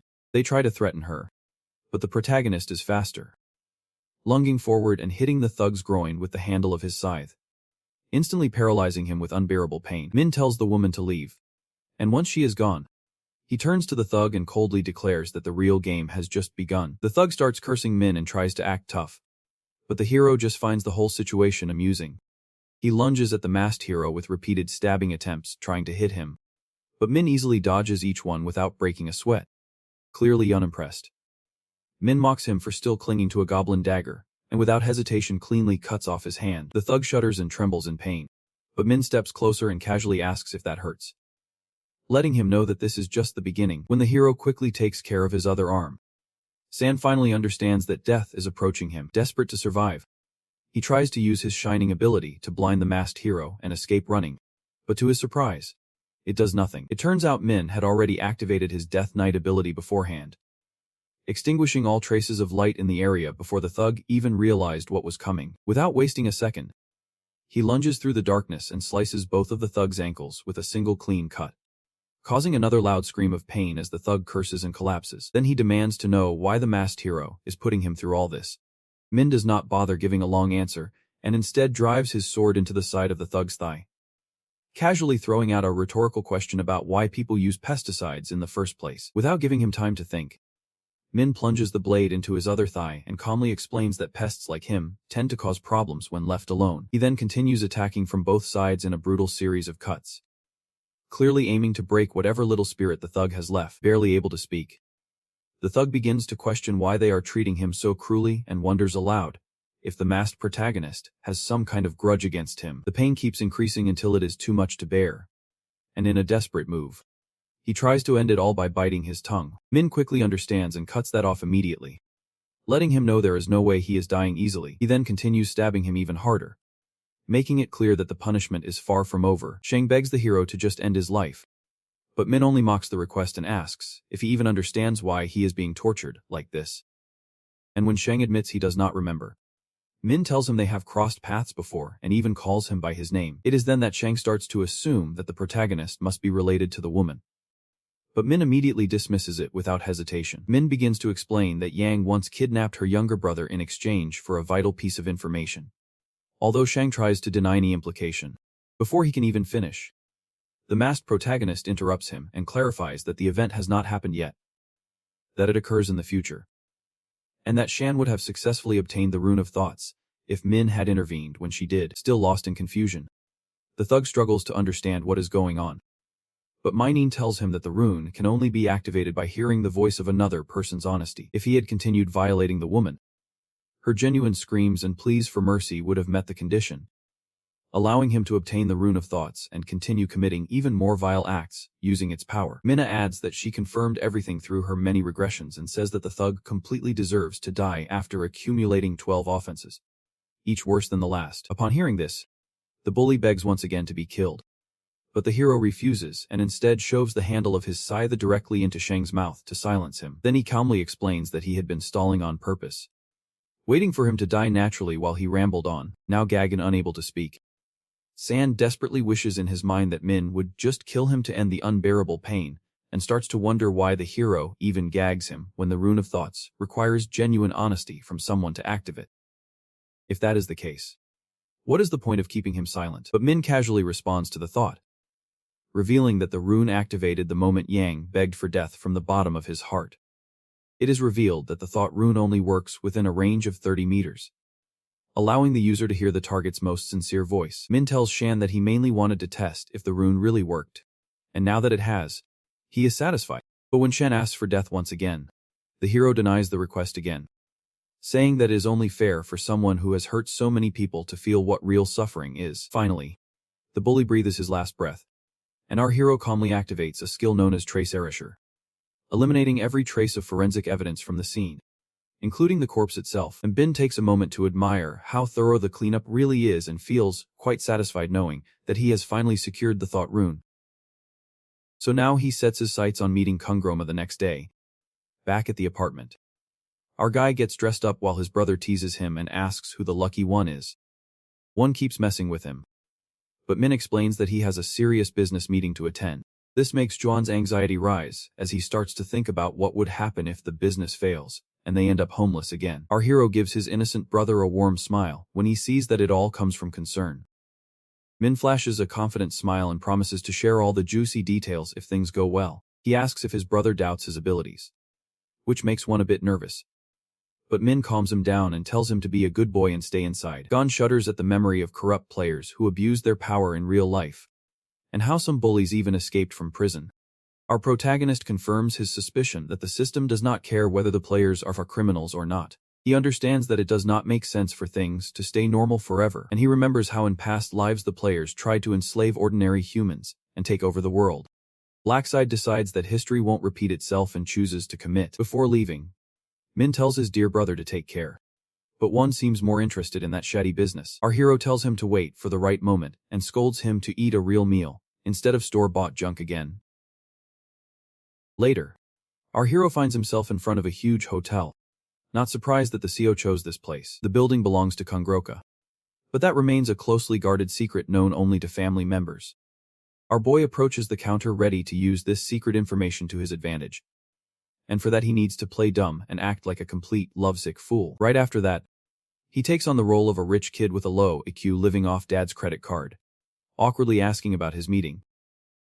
The receptionist confirms everything and guides him to the lounge while saying that Chuo will join him soon. Min maintains his clueless act and stares at the ceiling with his mouth open as if he just saw magic, when a voice suddenly speaks. He sits up and is surprised to see Son Chul appear instead of the real boss. They both freeze for a second, and Son Chul clearly recognizes the familiar face right away. Min coolly plays it off and claims he is just the neighbor from his apartment, which makes the bodyguard quickly bow and apologize for being rude earlier. Although the man still struggles to believe that someone so young has that kind of money, feeling that things might get too real now, Min acts dumb and even calls the bodyguard CEO to make it more believable. On the other hand, Sun Chul clears up the confusion and explains that he is just filling in as manager for now. He points to a nearby room and tells our friend to wait there for a bit. As soon as he walks away, Min starts texting the boss as if it is urgent, warning that his new shareholder might be hiding something suspicious. The bodyguard starts to worry that Ryu has a big secret.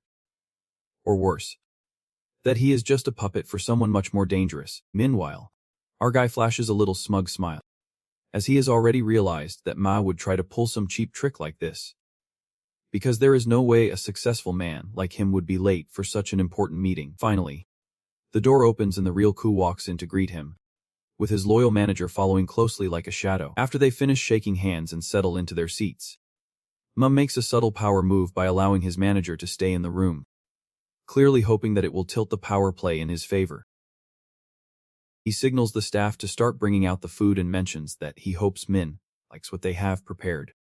The whole table ends up filled with super fancy dishes, and our guy immediately starts eating while continuing his routine of being a rich, distracted kid. Min smiles politely at the compliments but discreetly admits to his manager that there is something off about this guy. Later, the boss is quite convinced that Min was sent by someone trying to interfere with his plans, and starts mentally listing possible suspects. He then glances sideways at Min and casually asks about his age.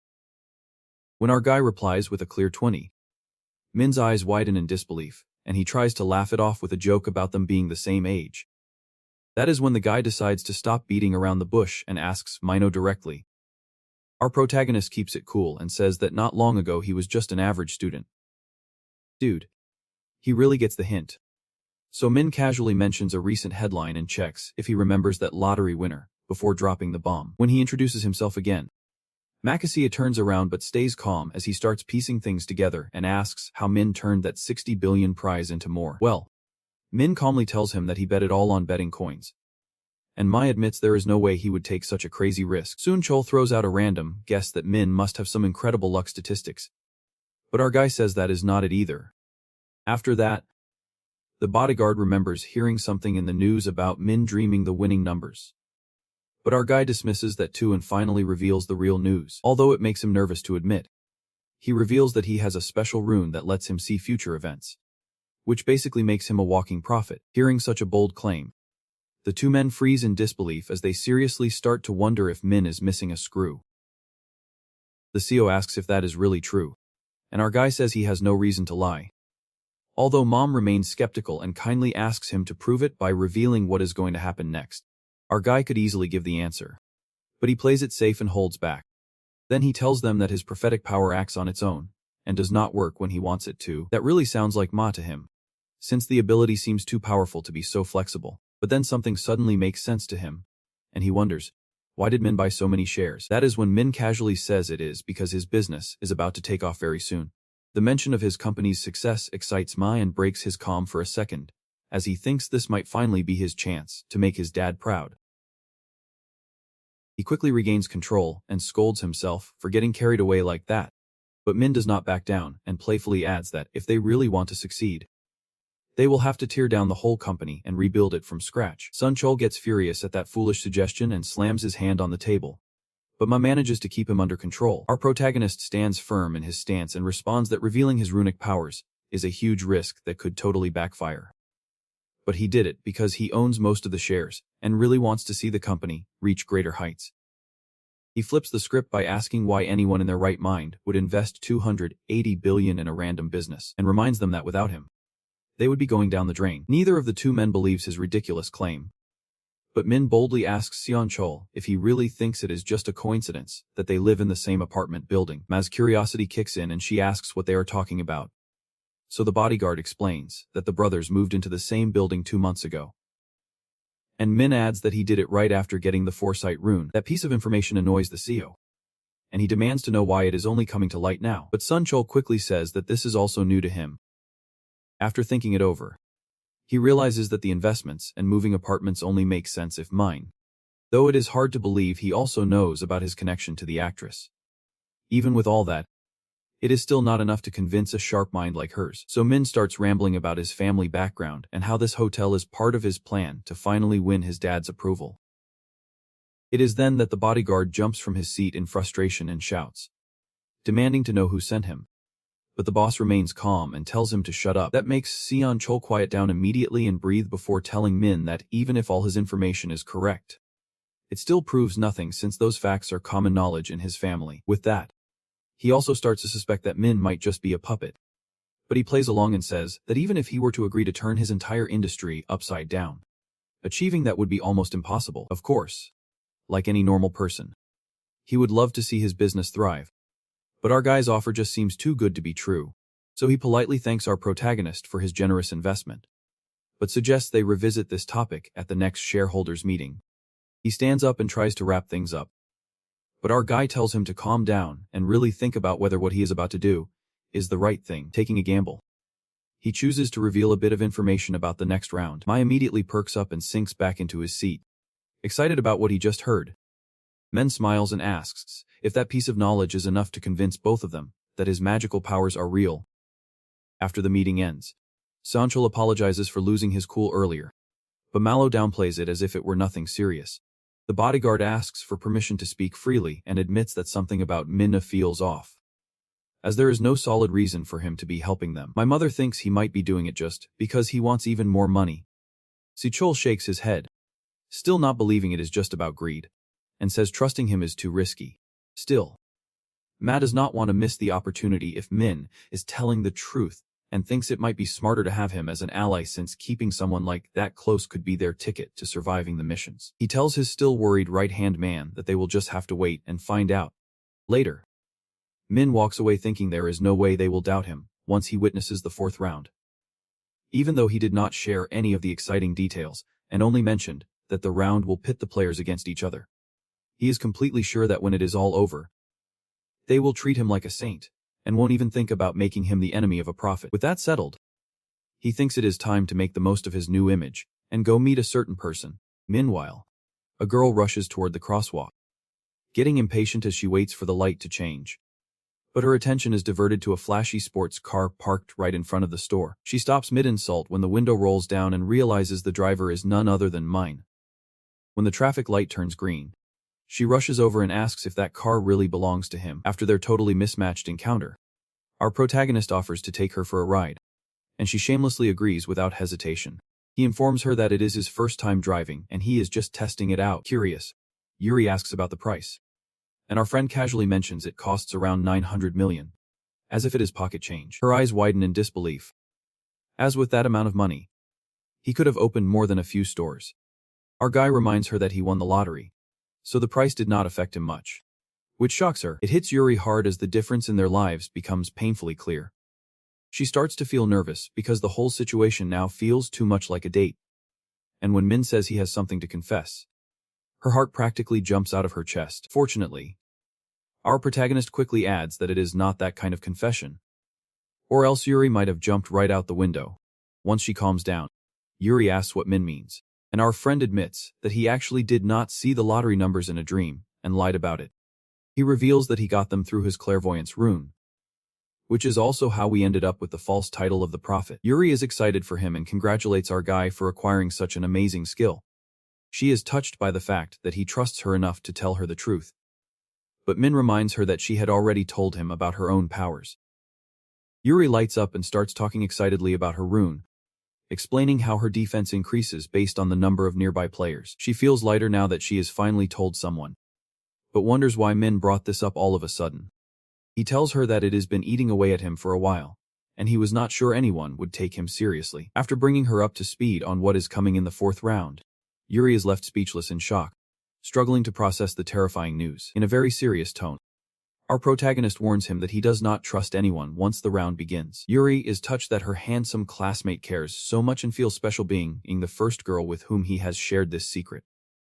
As she steals a glance at him, her mind starts racing with thoughts, wondering if he might have feelings for her too.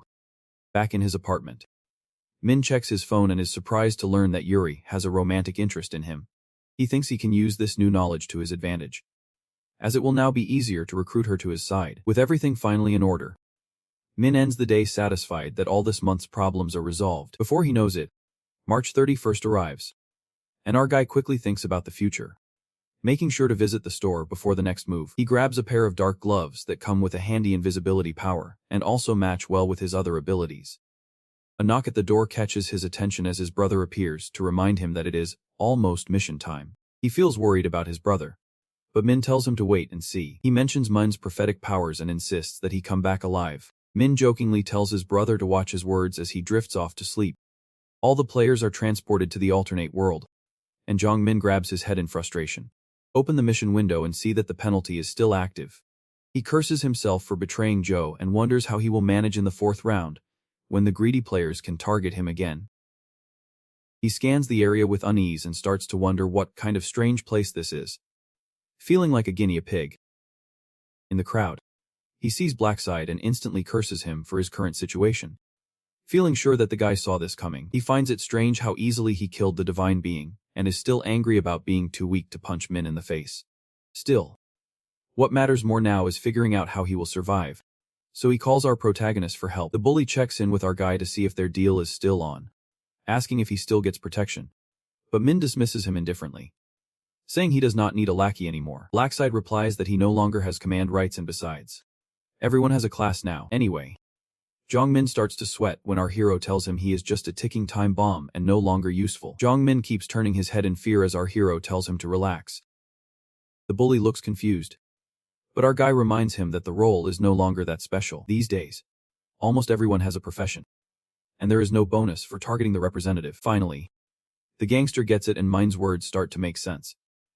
But his train of thought is interrupted when his face turns red seeing a certain duo walking toward them. Aaron approaches Min and greets him while the bodyguard checks if our hero remembers them, which leads Min to ask what they are doing here. Sun Chu thanks him again for saving them from the brute, but Jong Min gets offended and prepares to fight. Min stops him with a hand and tells the couple that helping once was enough. The bodyguard tries again, offers a reward, and wants to introduce his CO, but Blackside dismisses him disinterestedly. With no better option, Aaron quickly presents a purple crystal and begs our hero to accept it. M observes the high-quality crystal with surprise, and the actress explains that giving it to him feels better than offering another round of apologies. He accepts her thoughtful gift and decides he will do something useful with it once he returns. Arin looks at him nervously, unsure if he likes it or not, while Min effortlessly reads her thoughts, knowing full well that she has no idea how valuable the crystal really is. Just after that, our hero also picks up on Jongmun's thoughts, realizing that the guy also has a magic crystal, and is surprised he somehow found a reinforced black crystal so early. It is an extremely rare find, and the gangster has just revealed that he owns one, and tries to move forward and offers to protect our guy by excitedly talking about his class and how he can summon fairies. But Min politely declines her offer because he does not need help, although this makes Arin a bit sad. They both say goodbye, but our hero stops the thug just as he tries to leave. He manipulates Jongmin to reconsider his decision, pointing out that even if his role is useless now, he could still end up being a target. He convinces the bully that although most people have a class, power still works on a few select players. Jongmin does not seem convinced, but our hero simply asks if there really is not a single person who would come after him right now. The scoundrel falls into the trap and gets nervous, but Min assures him that he will help, which makes him feel a little better, even though the favor won to be free. Our guy tells him to hand over all the stones he has, and the bully happily agrees. He tries to ask for more, but the gangster only has his dignity left, which Min kindly respects by agreeing to protect him in the future. A golden light crosses the sky as the angel returns and casually comments that the number of players has decreased once again. The crowd begins to speculate whether the fights are also happening in real life, although Min thinks it would actually be strange if they were not. Then, the angel reveals the mission for the 4th round. The players will have to kill each other for the next 3 hours. The golden woman lets out a loud, ugly laugh and tells everyone to follow the simple instructions and start stabbing each other. Everyone looks horrified by her words, but she stands firm, explaining that the goal is to reduce the number of players themselves. Since this time there are no monsters, all the players are bewildered, and one of them finally dares to ask if they just need to eliminate one person each. She casually tells them that it will be more fun if they figure it out themselves.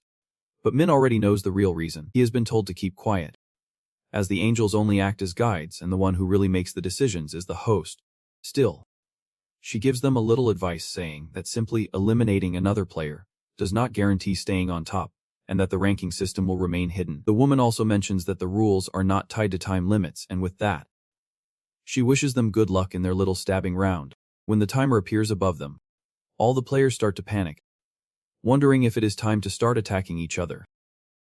The gangster immediately starts drooling, thinking about who to eliminate first, which is exactly the kind of reaction Min expected from him. This whole situation is great for young Min, since all the players seem too scared to start fighting, and he quickly decides it is the perfect time to take revenge on the people he once called friends. Blackside suddenly appears behind him, scaring him a lot, and he nervously asks if our hero needs anything.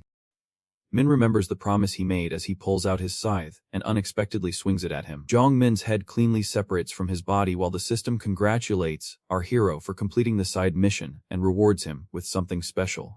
One of the players lets out a scream while another immediately betrays Blackside, even though they were all ready to eliminate each other just moments ago. Not long after, the rest of the players join in and start shouting at Min, calling him inhumane and labeling him a murderer. Min does not bother confronting them, since he has actually killed a good number of people, although never without a solid reason, and besides, this whole round is literally about killing. Still, all the players act as if they are morally above that, but deep down, most of them just want to strip Blackside of his power. Their fake outrage makes our hero smile, which only angers them even more as they start to think that maybe he really is crazy. Just then, the system interrupts their complaints and announces Min as the area representative, causing the players to fall silent. Blackside does not waste time and mocks their sudden silence, asking if they have turned into chickens while calling out to the scared ones who still do not have classes. One of the players quickly sees something and points out that Min's name has changed color. Everyone starts whispering about the new red color, while our hero remembers from his past lives that eliminating a player causes the change, and it continues to change depending on how many deaths accumulate because the color stands out so much. Other players will try to take down the killer, but they end up becoming killers themselves. The cycle continues until the entire battlefield turns into a bloodbath. Their hesitation is exactly what will lead to more deaths later on. Min taunts them to stop wasting time, but clearly the players are not up for it. Our friend then accuses them of being hypocrites, as they were already planning to go after the leader in the last round, and reminds them that they can either fight or be defeated. He asks the crowd what they will do when the time comes to take someone's life just to survive, and tells them to decide quickly and start moving. Our hero suggests they move on and organize another discussion like before while walking away, thinking to himself that people will end up fighting anyway, though by then it will be too late. He worries that they keep complaining and wasting time, which would mean fewer players will manage to finish the mission, leading to more eliminations. A girl decides to bring up the issue for the debate, but another player gets rude with her, which only ends up making her angry. An MP suggests they organize competitions among the players, but another quickly dismisses it, saying there is not enough time for that to work. As the crowd grows more restless, Aaron worries about what they should do next and starts to wonder if they should stick to Blackside's plan. Sunchul completely agrees with our hero and advises the actress that her own life matters much more than that of a stranger. With that in mind, he tells Aaron to prepare for the worst, which makes her suspect that the bodyguard might have been through something like this before. Sunchul instantly changes the subject, and the actress asks him whom they should target, although in the end, they both decide to wait until the end. The tension in the crowd continues to rise, as no one can agree on who to eliminate, and some players start seriously considering attacking Blackside. The rest of the players try to make sense of things among themselves, not realizing that our hero can hear them anyway, and they quickly look away when our guy turns to look in their direction. The arguments keep escalating as frustration grows among the group. Some players insist they need to kill to survive, while others argue that only the killers should be attacked. A cheeky NPC mocks a player's idea, triggering a heated confrontation. The two start shouting at each other until another NPC joins in just to mock them, telling them to stop flirting and start fighting already. This quickly backfires when the arguing couple turns their attention to the instigator, and suddenly all three draw their weapons. Minjae shakes his head in disappointment, thinking everyone here is all talk and no action. Mid the chaos, a player finally notices something strange when Mong Min suddenly sits up looking oddly indifferent to the whole missing head situation. All the players stop arguing and look at the gangster as if he just came back to life. But Blackside already knows the system is designed to bring the dead back 10 minutes after they are taken out. Mong Min looks around confused, wondering why everyone is staring at him like he is some kind of scientific experiment, and how he even ended up in this place. The revelation throws the crowd into even greater chaos as they realize the system really revives players after death. Now that the truth is out, players start grabbing their weapons and gradually get used to the idea of annihilating each other.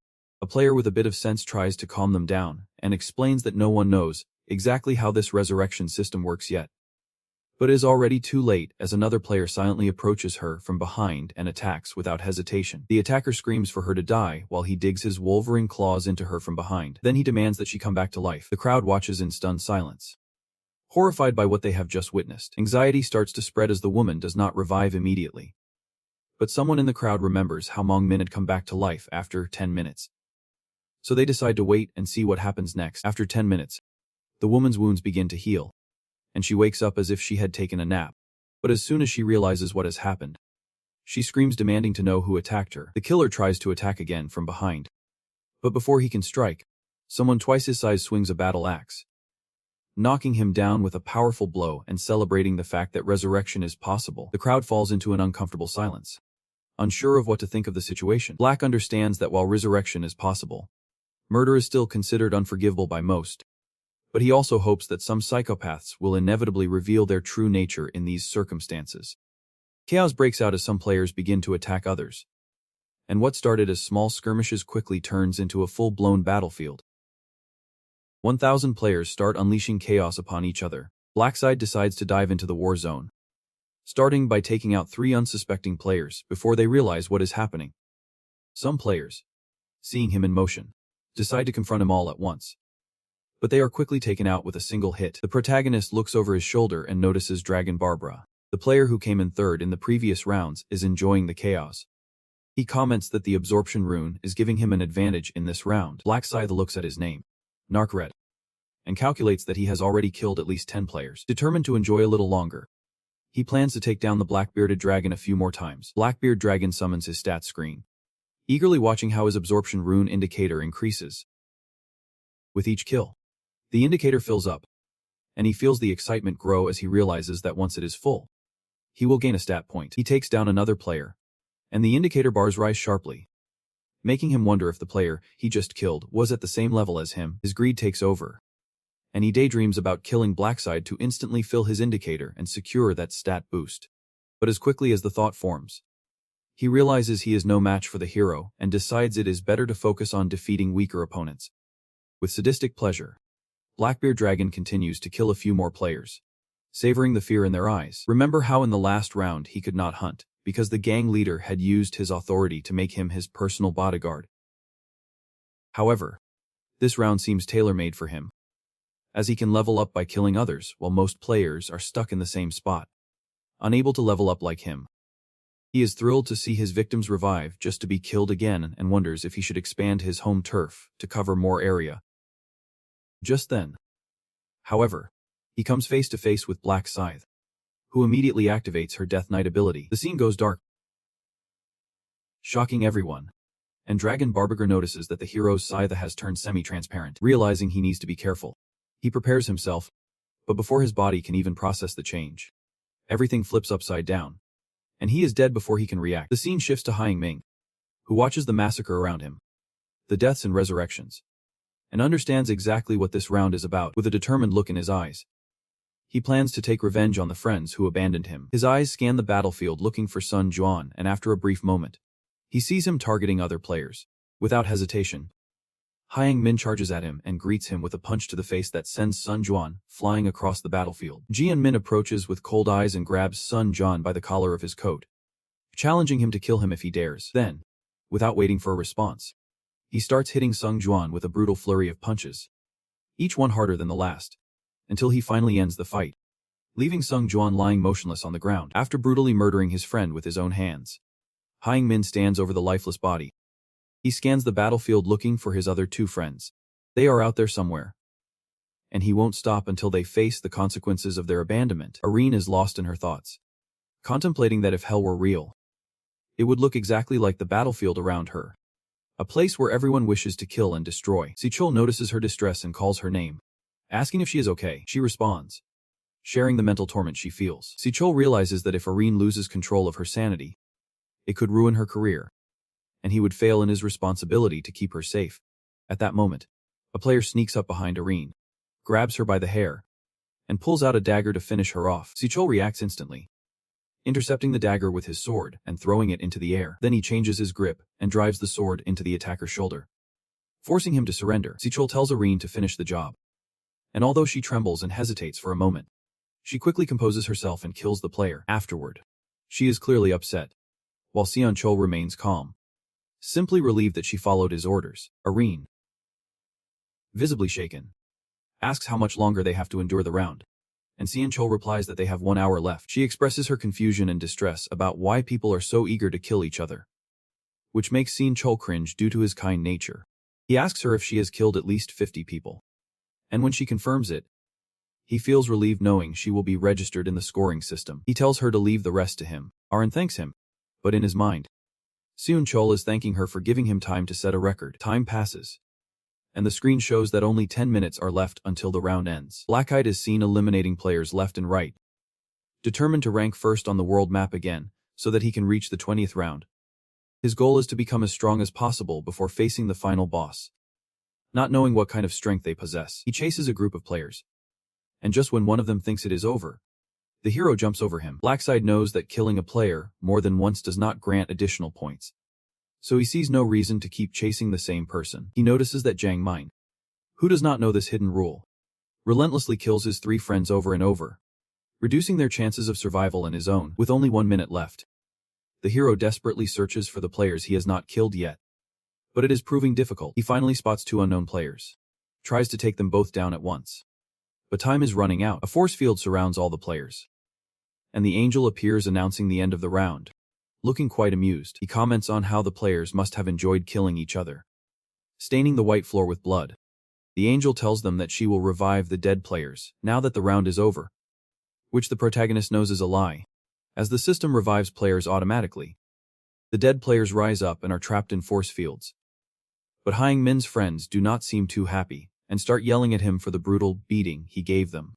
The angel hears the commotion and warns them to stay still or she will make their heads explode. They quickly fall silent as she proceeds to show the results.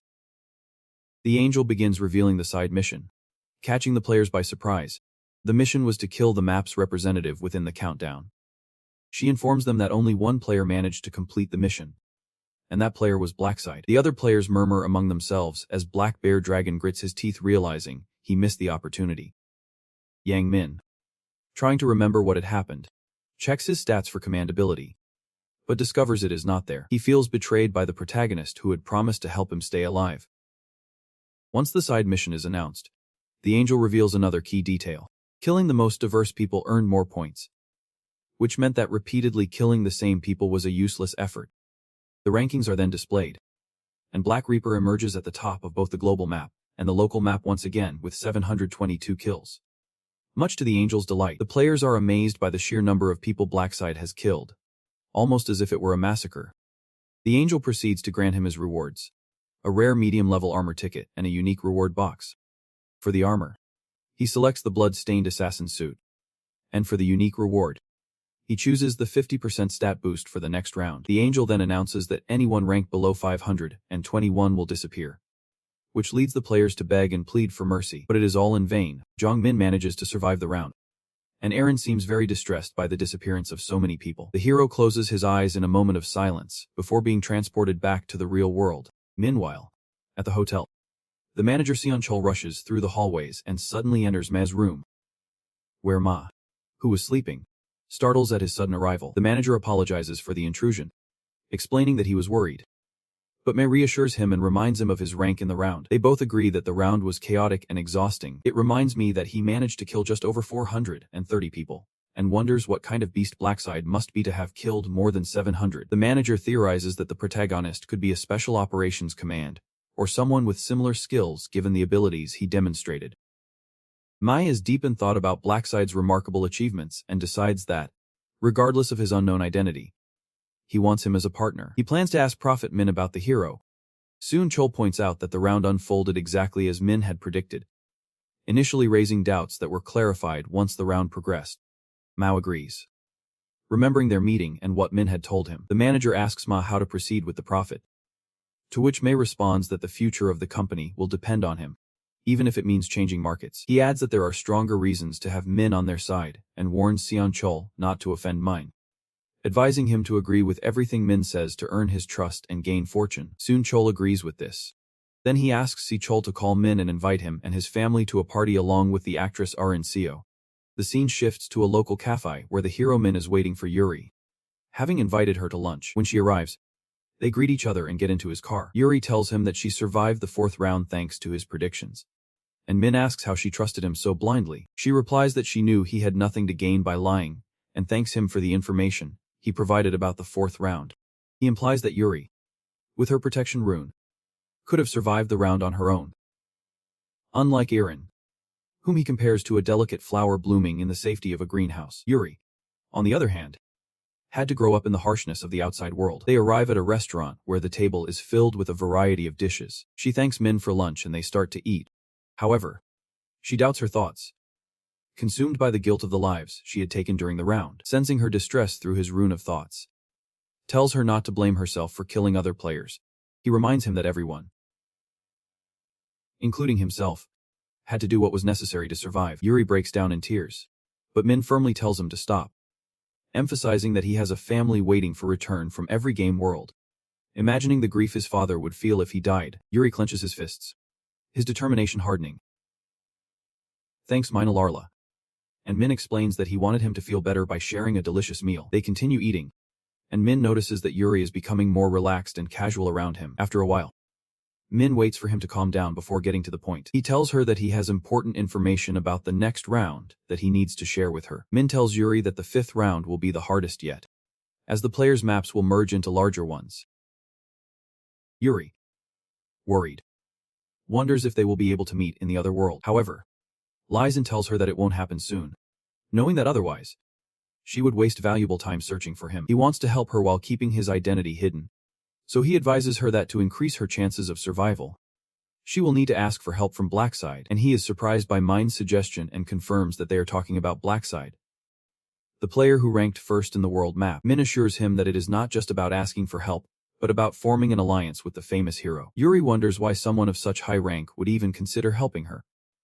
But Min tells her that she can offer him upgrades in exchange for his assistance. Although Yuri understands the value of Blackside's help, she still doubts. Min assures her that he has seen the future, and that the protagonist will continue to help her in the upcoming rounds. Relieved, Yuri thanks Min by offering an upgrade in return, as she does not like feeling indebted. Later, with a 50% increase in her stats, Min goes out to kill flowerworms, boosting her kill rune stats by another 100%. Her luck increases to 84 stat points. Then she pulls a basic level magic crystal bill from her inventory and contemplates how any normal human would pray to God for good results.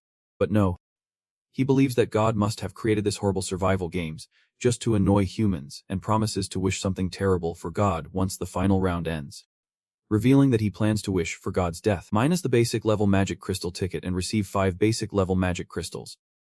2 red, 1 yellow, 1 green, and 1 purple, which is the maximum number of crystals a player can receive. He enjoys the irony of having spoken poorly of God, and yet his luck remains so favorable.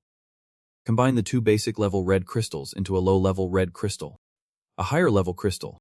Then combine the purple crystal with the one Aaron gave him, creating a low level magic crystal. Next, combine the red crystal with his hood to enhance its damage, and the purple crystal with his dark shadow gloves, raising all his stats by 2 points. Then add the yellow crystal to his resilience ring to increase his luck, the green crystal to his agile boots to improve his speed, and finally the navy blue crystal to his assassin suit, reducing damage taken by 1%. Satisfied with his preparations, the protagonist feels ready to face Ma once more. The next day, one asks his brother about the CEO of the Ozum conglomerate being his son, which Min confirms, mentioning that they have been invited to a party organized by him. One panics, questioning whether he is even allowed at such an event, but Min reassures him, saying they are indeed invited while adjusting his tie. Suddenly, the doorbell rings. Surprising one, when they open the door, they find their neighbor Seong Cheol, who is there to escort them. Surprised, hides behind his older brother. Min introduces one to Seong Cheol, who recognizes their previous meeting and hands one his business card. He apologizes for his rude behavior during their first encounter and explains that the party is being held as a formal apology. Seong Chi informs them that a limousine is waiting outside his apartment. Upon arriving at Ma's hotel, they are greeted by Seo himself. May expresses his relief that they are both still alive and asks if the gentleman accompanying Min is his brother. Min formally introduces one, and May extends his hand for a handshake. Still confused, ends up shaking the wrong hand. Ma then asks if one is a player, to which Wong replies no, and Min clarifies that his brother will turn 14 soon. Ma comments that one is lucky to have been saved from the game. Malos leads them to a lavishly decorated room for the party. The dining table is set for royalty with gourmet food in sight, and both the chef and the hostess are ready to greet the guests. One is amazed by the setup, so Ma tries to act humble, saying that although the food may not be much, it should be enough for everyone. However, wonders why Moore feels the need to lie about such an extravagant feast.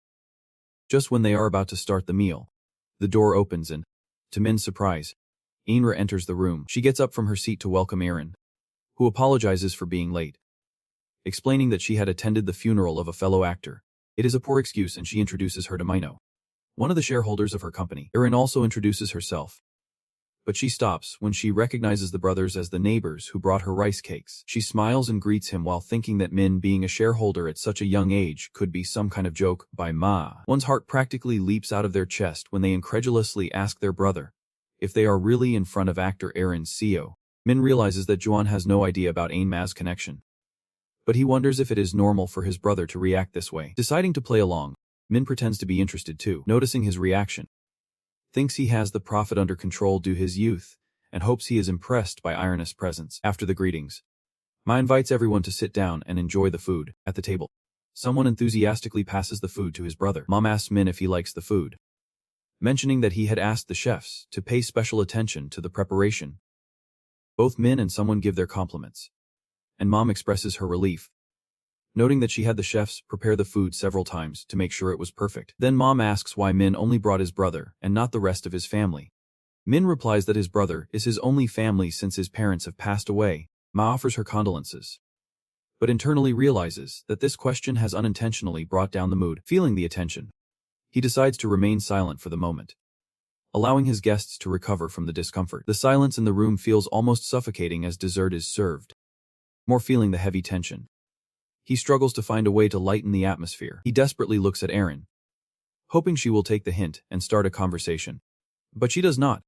Feeling the weight of the moment, Mu abruptly gets up from his seat, asking Erin to talk to him privately. Takes her to a hallway, and asks if she enjoyed the food. She responds happily. But Mom's expression darkens as she looks at her with a disturbing look of disappointment in her eyes. He admits that he only invited her to keep the atmosphere cheerful, and she apologizes, explaining that she thought she was just invited to a party. Not satisfied, asks why she thought she would be invited to such a grand occasion. He asks her if Sunchul told her anything about the guest, to which she replies that he mentioned Min is the largest shareholder. He then reveals the shocking truth that Min is the majority and most important shareholder, a prophet able to see the future. Calculated tone. May emphasizes the importance of creating the right atmosphere for Min to provide them with information about the upcoming round. He demands that Ain use her beauty to charm Min and win his favor. Ain hesitantly opposes being used for such a purpose, but Mal reminds her how he turned her into a successful actress and expects her to return the favor. He insists that she form a necessary relationship with Min and promises to closely monitor her progress. Back in the room, the atmosphere is still tense. Everyone is silent, not knowing how to break the awkward moment. Ma opens the door, apologizing for the interruption and explaining that she had business matters to discuss with Iron. Then she suggests they change seats now that they have finished eating. As the group leaves the room, Aaron tries to approach Mine, but hesitates. Just then, Jaywani, still dazzled, says he is a big fan of hers, praising her beauty. He asks if he can take pictures with her, to which she agrees with a warm smile, momentarily easing the tension in the air. Seeing this, she quickly texts Aaron to get closer to Min's younger brother. This makes her uncomfortable because she feels like they are asking her to get close to a well-meaning fan with hidden motives. Ma believes that winning the younger brother's affection will automatically attract the older brother's attention, giving her a chance to gather information for the next round. She takes them to a private room, offering them drinks and music. But Min refuses and instead tells Aaron to go out and take pictures with her brother. Once alone, Min looks at Mai and asks if she really thinks the hero is an idiot. Ma tries to play it off, but Mai reminds her that as a prophet, she already knows about her conversation with Arin. After completely stunning Ma, the protagonist firmly tells him that there is no need to hide anything from a prophet. Our hero turns to Ma and accuses him of trying to hide something from them, causing the executive director to panic immediately. Min calmly repeats the same order he had given to Aaron before, but he quickly transforms it into a generous gesture. Things get complicated when Ma drags one into his little plan, clearly crossing the line, and once he realizes it, he immediately apologizes and prepares for any punishment that may come next. Since the apology seems genuine, Min decides not to press the issue, and the CEO sincerely thanks him for being understanding. Just then, Sonchchol bursts in and quickly rushes to hide everything that just happened. He turns to his manager and tells him to take the group to the next room so he can have a private talk about something urgent. As the bodyguard leaves silently, Ma begins to mentally berate himself for bothering his prophet again. Our hero pulls him out of his reverie and casually drops some information about the upcoming round. He is more surprised that Min already knows the real reason behind the celebration. But with all the shady things going on, trusting the man is not easy. He apologizes again, but Min tells him there can't be any more secrets between them, and makes it clear that Ma needs to keep the other shareholders in check. Our hero's spirits lift when he sees how well the CEO suddenly behaves, and Min promises to take the company to new heights, even sharing details for the 5th round. He then informs him that this upcoming round will be the toughest one yet. Although he assumes Ma should handle it without too many problems, it reveals that each player will have to defeat 300 orcs in the next round.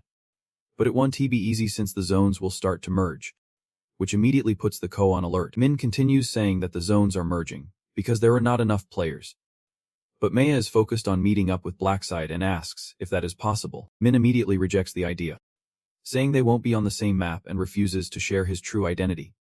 Although he assures Ma they will cross paths very soon, he then mentions one last thing and asks how the search for Yam is going, almost giving the CEO a heart attack during the conversation. He talks about the power of the Foresight rune and tries to get more details, but our hero stops him and tells him to back off. Ma tries to push the topic further, but Min warns him not to chase the gangster just yet, as he still plans to get a few more uses out of him. Our hero manages to manipulate the CEO enough, and they both agree to meet up with the group.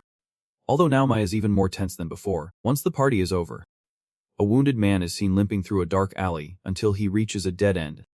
The sound of footsteps growing louder behind him. The NPC turns in fear as the unknown attacker raises his sword and slashes at him, making him fall to the ground. The man screams as the mysterious figure, revealed to be the coup, threatens him calmly. He has to cut out his tongue. He begs Ma for an explanation and asks why he is doing this. But the boss responds by accusing him of unforgivable crimes against a child. An MP tries to defend himself, but Ma stays silent and lets his sword speak for him. The not-so-poor man tries to shout again, but Ma threatens him to stay quiet or it will hurt. Kulo calls him a good boy for listening and then calmly asks if he still deserves to live. Right after, he activates his ability and a wave of darkness comes out, surrounds the man, and swallows his body without a trace. Ma thinks he could have finished the job faster if he did not need to gather more dark mana. But using his powers means stealing life force from people while they are still breathing. Once he takes what he needs, he finishes the job with his sword and reflects on how he still questions his actions sometimes.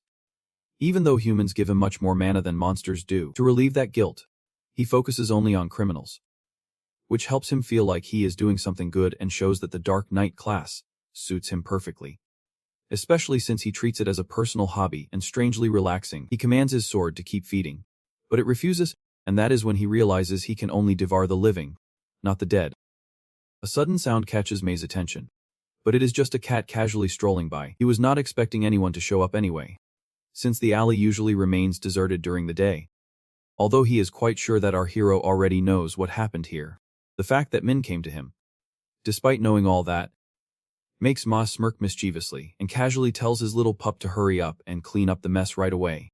Later, our hero relaxes in his apartment with nothing to do while calmly reviewing his current situation. He decides that it is finally time to stop waiting and start taking action. Min subscribes to a channel he instantly recognizes, already thinking about the future, while focusing on one of the 5 legendary runes that can be found in the real world, the cloning rune. The scene shifts to reports after reports about more players dying, but a chubby school kid is not impressed, as he rates them a bunch of noobs.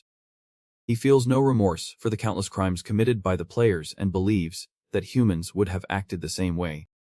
The ugly Oompa Loompa gets mad about all the restrictions imposed on him and uses them as an excuse to vent his frustration while smashing the ground with his axe. He realizes that none of this matters, as he is a player after all and has the ability to destroy whoever he chooses. The classroom is filled with its victims. However, he feels no remorse for them and decides to blame what happened in the 4th round. However, he did not gain much experience from these ordinary humans and remembers how much better the 4th round was for racking up points. The student who turns out to be the Black Dragon decides to hunt players instead and immediately recalls the grim forum that connects them. He comes up with the malicious idea of joining the group to use the players and improve his skills. The forum requests his personal information, and although he hesitates to provide it, he ultimately gives in to his greed. The Black Dragon completes the form and licks his lips at the thought that the others will never discover his plan. After a while, the student finds himself outside a building in a remote area wondering if he is in the right place. He checks the address on his phone, but panics when he sees how far away this place is. He decides he will impress the interviewer if they start off on the wrong foot, but is surprised by how modern the restaurant looks inside. A middle-aged man gets up from his seat, greets the chubby boy, and asks him his name. He introduces himself as a player and reveals that he just turned 29, which surprises Black Dragon because of the old man's appearance. Then, the interviewer introduces the fruity-looking player, Pink Hoodie, dressed in pink like the other applicant, and encourages them to share some gossip about themselves. The schoolboy, Chubby, sizes up the rainbow guy as they greet each other and wonders why this place feels so empty. The interviewer mentions that this is exactly why he chose this place, adding that the owner is preparing some food for them in the kitchen.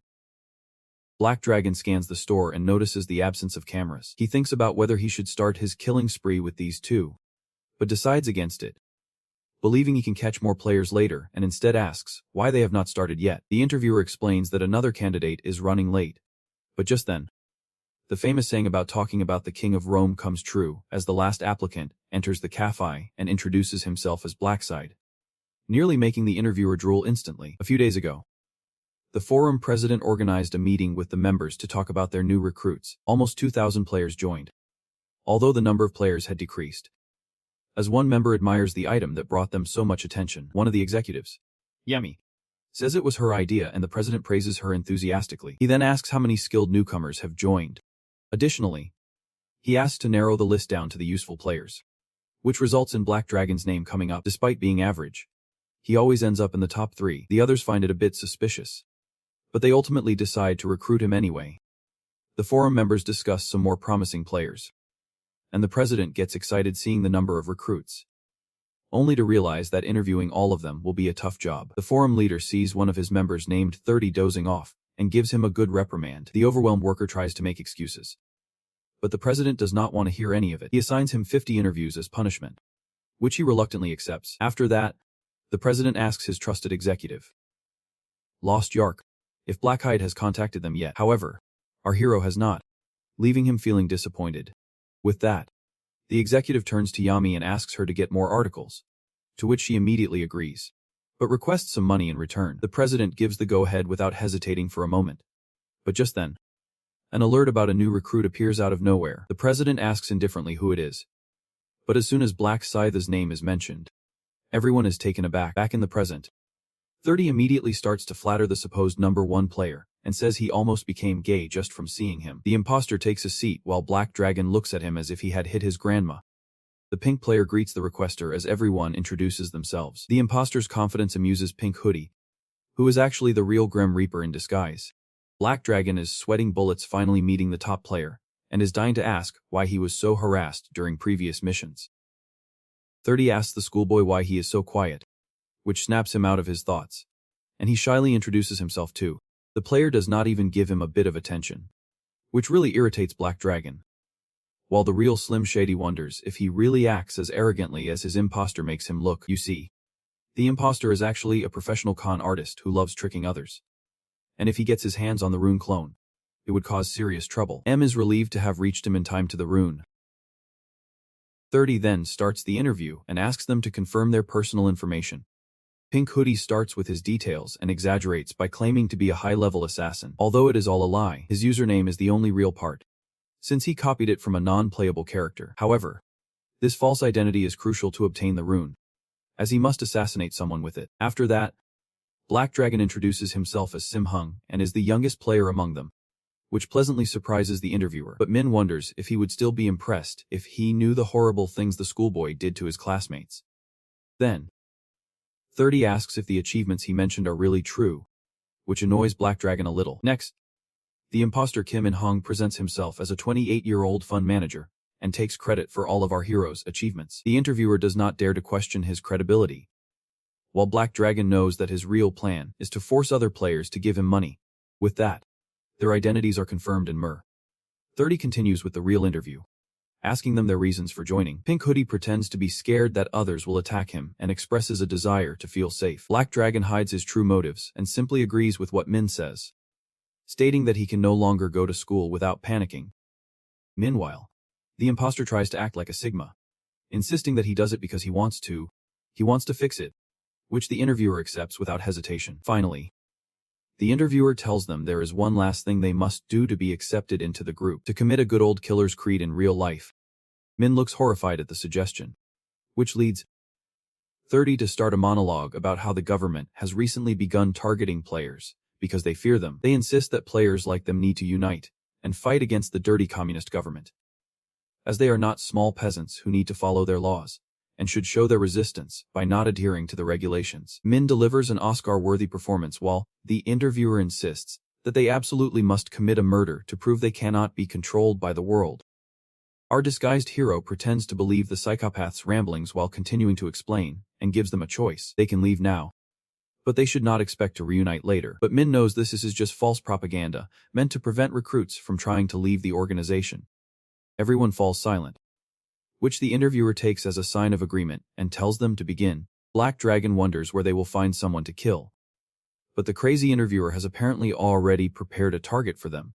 When the group stands up to leave, the owner suddenly appears from the kitchen and offers them to stay, since they have rented out the entire place. 30 quickly apologizes, saying they are in a hurry, and asks a small favor. He asks the kind lady to bring their car, and she happily agrees to do it. The boss is carrying an umbrella in the rain and drives his car to the front of the cafe, when suddenly a pair of crazy hands wrap around his neck.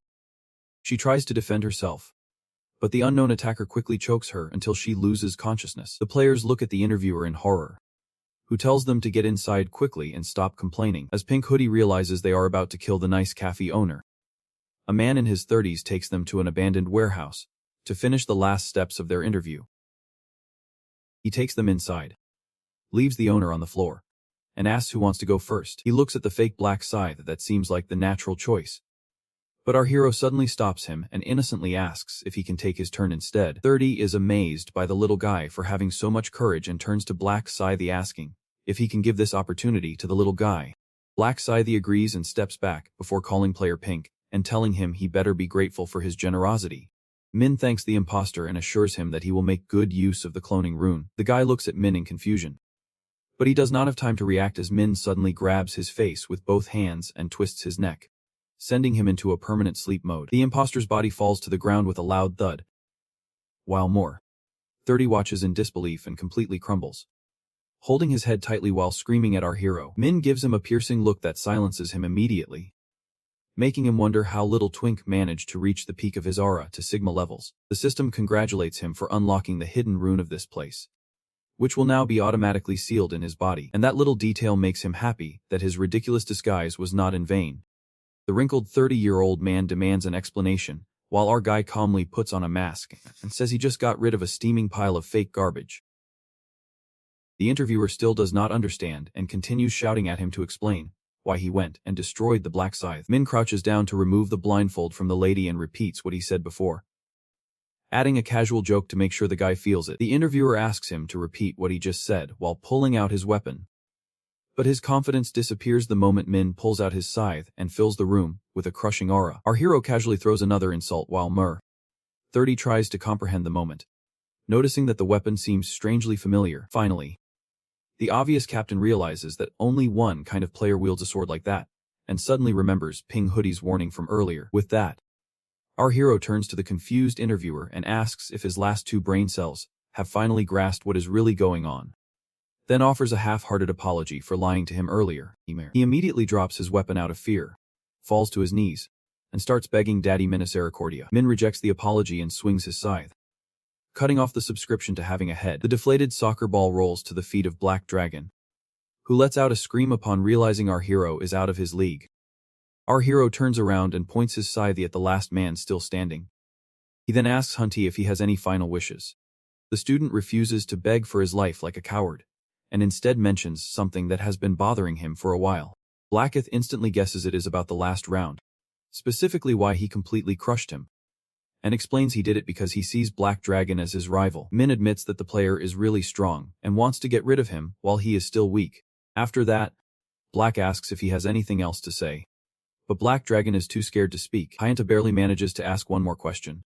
Why does he have to die too? Then Min says it is pretty obvious that he smells worse than crap and is wasting oxygen with every breath. The student reasons with our hero that he is innocent, so Min decides to let Tabi go. The Black Dragon light rises joyfully, but Min tells the huge Snorlax to hand over everything he owns if he wants to keep breathing. After a quick inventory, our hero takes a moment to admire the impressive pile of loot in front of him, while the schoolboy insists he has nothing left.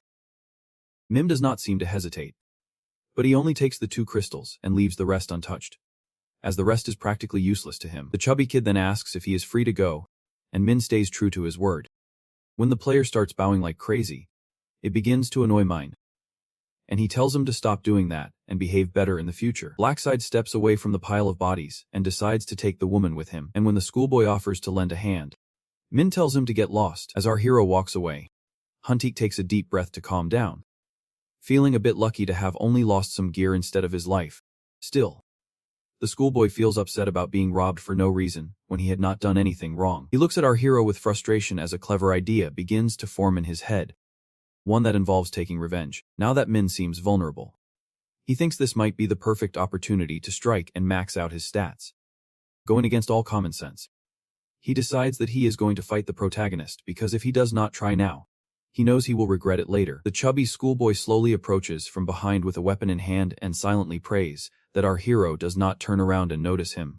The moment he gets close enough, he swings his axe at Mine's back and sends him crashing face first to the ground.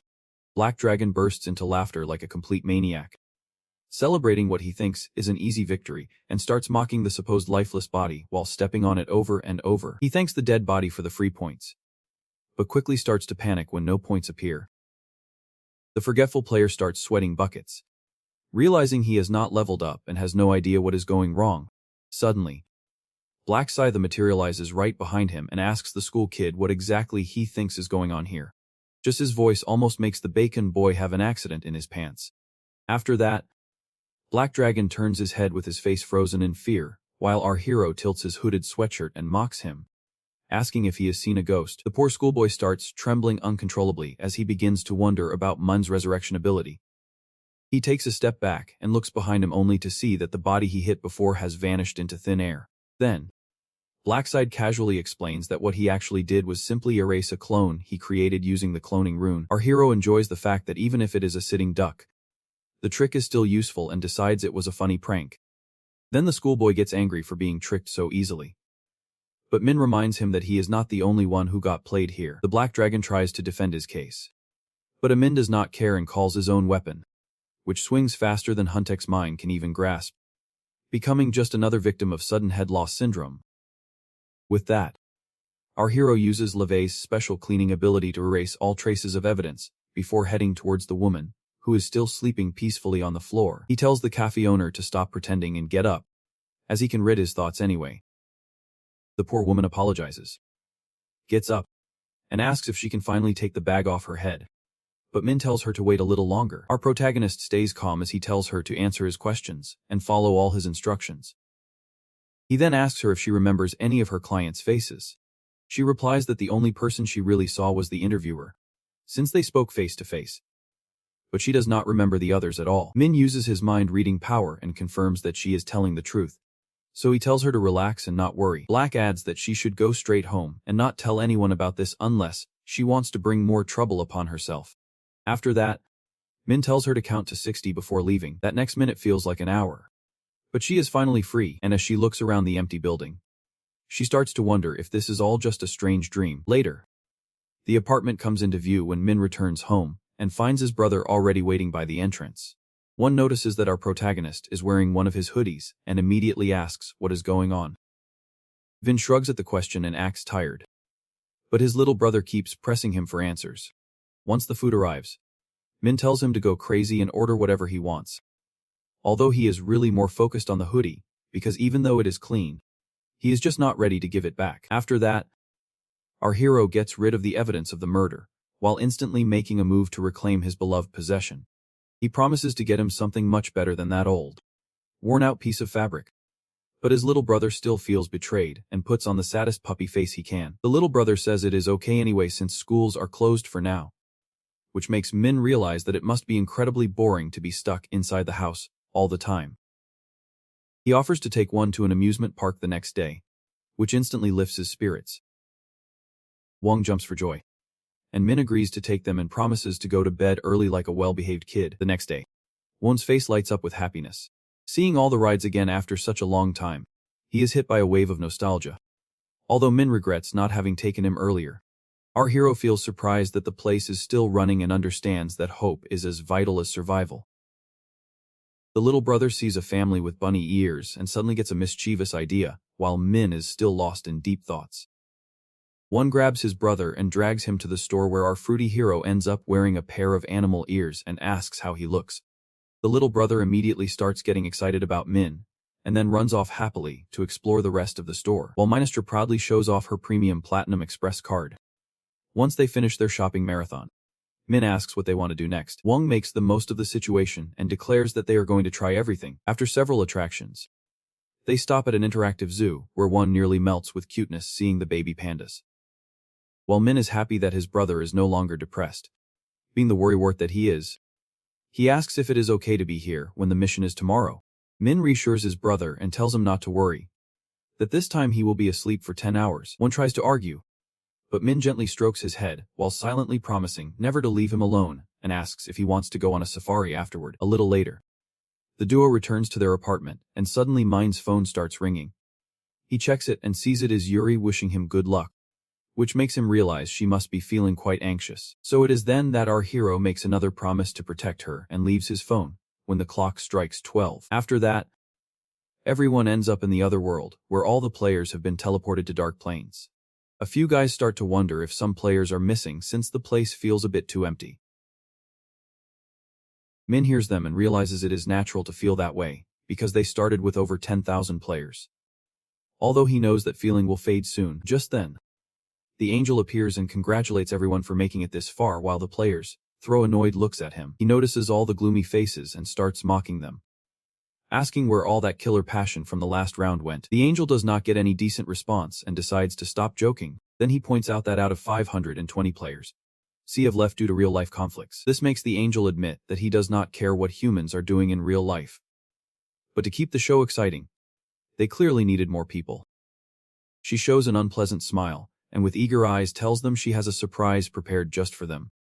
A player asks Olive, the angel, what the integration means, which annoys her. She explains that there are 875 maps just in her nation, which surprises everyone. She keeps saying that other nations have even more maps, and people rationalize this considering their populations.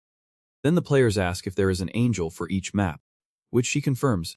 A player then assumes that the game was not created by the angels, leaving Olive stunned. She asks why he thinks that, and he replies that it would be impossible for thousands of angels to work together on a single game. Olive swoops down like a hawk, telling him he is wrong and warning him not to ask unnecessary questions, or he will be eliminated. After intimidating the guy, Olive stands up and our hero realizes there must be a rule preventing angels from talking about the creator. He speculates that an angel who can be eliminated by players would not have the power to create a game like this. Olive announces that she won't answer any more questions, and that players should focus on surviving instead of wasting their time. She then declares that the integration is about to begin because the number of players is too small. Suddenly, the ground starts shaking, and a blinding yellow light floods square-shaped areas, causing panic among the players. Finally, new players from other maps start appearing in those areas, and the players watch in amazement as 10 different angels appear on the same map. The angels explain that 10 smaller maps with fewer players have now merged into a larger map that now has 4,844 players. The new map is called C07 and contains players from all over Korea. The players feel relieved that they can now communicate with other Korean players, and one person suggests they could merge with players from other nations later on. The hero knows that whenever the number of players falls below 500, the maps will merge, and they will eventually have to face players from other nations. That is also true. The angels explain that each map had a representative, and now the new map needs one. Olive states that the 10 previous representatives will have to fight until only one is left alive. Who will become the new representative? Some players find this cruel, while others think it will be an entertaining spectacle. The representatives from each map are worried about losing their lives. Blackside knows that being a representative will bring greater rewards in the upcoming rounds. The angel reassures everyone by saying that losing in the bonus round won't result in death, and that they will respawn later, which gives some comfort to the players. Olive continues explaining that the new representative will have the ability to rule, instead of the command ability. This ability will allow them to rule over any player with a lower rank than theirs, regardless of their profession. However, the ability can only be used 10 times and any player can kill them to become the new representative. Olive tempts them with the reward, and the representatives seem to be getting more motivated by the idea of ruling over others. Meanwhile, the angels realize that after the maps merge, they will also have to choose a representative among themselves. An angel asks if anyone wants to volunteer for the position, but each angel hesitates. Since no one steps forward, they decide to think about other ways to select a representative. One angel suggests they roll a die, but the others dismiss the idea thinking it would be too boring. Another angel proposes they take turns. But the problem with that is that angels who go last might never get a chance to be representatives, especially since the maps will merge again. Then, the angel Priscilla suggests that they let the representatives of the maps fight, and the angel whose player dies first will become the guide for the humans. The other angels agree with this, but Olive has a different idea. She proposes that the angel whose player wins the bonus round will become the queen of all angels. Olive explains that the queen will have the power to decide which angel will guide the humans, and the other angels will have to follow her orders. The other angels are intrigued by this proposal, while Priscilla points out that Olive has made a bold statement and seems quite confident in her player. She boasts that her player has never lost first place in the local map since the first round. Olive smiles, thinking that if Priscilla knew her player was Blackside, she would not be so sure of herself. Priscilla and the other angels accept the terms, and Olive descends to announce the start of the game. She calls all the map representatives around her. After the players gather, Olive summons an arena from beneath them and explains that the game will continue until only one player is left standing. The survivors will be revived. Except for those who die outside the arena, the game begins, and everyone summons their weapons. One player notices that no one is making the first move and wonders why everyone is being so cautious. He thinks that since they are all map representatives, they must be extremely talented. At the same time, he overestimates himself because of his dissolution rune that skins his enemies if his sword manages to touch them. He trusts that his sword will move like a bow. The angels start to get frustrated as they wonder why the humans are not fighting. The confused player finally decides to make the first move, confident that he is the strongest in the arena. He believes that if he makes a strong impression, the other players will be too scared to challenge him, so he unsheathes his sword and looks for someone to set an example for. He takes an offensive stance, hoping someone will come forward. And unfortunately for him, the hero steps up to face him. The player sees this as an easy target and notices that the hero's weapon is a huge scythe. It is a rare sight, as he has only seen people with scythe in their names, not wielding the weapon itself. He glances at the hero's nickname, and as soon as he reads Black Scythe, he panics. He immediately lowers his sword, wondering if this could be the legendary hero who took first place on the global map in all rounds. The angels watching the player are surprised by his sudden loss of confidence. They turn to Priscilla and ask if this player is her representative on the map. Priscilla nervously bites her nail, puzzled by the frozen position of her hand. But before she can respond, Olive bursts out laughing. Priscilla yells at her, but Olive explains that it is just funny to see her representative trembling in fear in front of Olive's human. Priscilla looks at the hero and acknowledges that the scythe is impressive, but is not enough to paralyze someone. She asks Olive if her human is afraid, and Olive casually confirms it. Priscilla dismisses it as nonsense and reminds everyone that her representative has continuously held first place on their local map. But Olive quickly shatters her confidence by revealing that the hero Blackhide has held first place on the global map since the game started. Priscilla scoffs, calling it a lie, but Olive calmly tells her to look at the hero's nickname and figure it out for herself. The angels immediately recognize the name, and Priscilla, her confidence wavering, nervously bites her lip, realizing that her representative may not stand a chance against the Black Scythe. At that moment, the angels are stunned when the other player is quickly decapitated before he can even react. Olive declares Priscilla out of the game, and Priscilla falls silent, disbelief taking over her. The players are now cowering in fear, realizing the huge rank difference between them and Blackhide. They quickly realize they can't win, even if they all attack at once. Blackside starts to move, and panic spreads among the players. They start flattering him, telling him it is an honor to meet him. But when that does not work, they put away their weapons and announce that they surrender. Turning to the angels are furious at this display of cowardice and consider it shameful. An angel threatens to blow off the head of any player who surrenders without the privilege of resurrection. Fear takes hold of the players as they hurriedly summon their weapons. A player trying to find some courage declares that they could win if they worked together.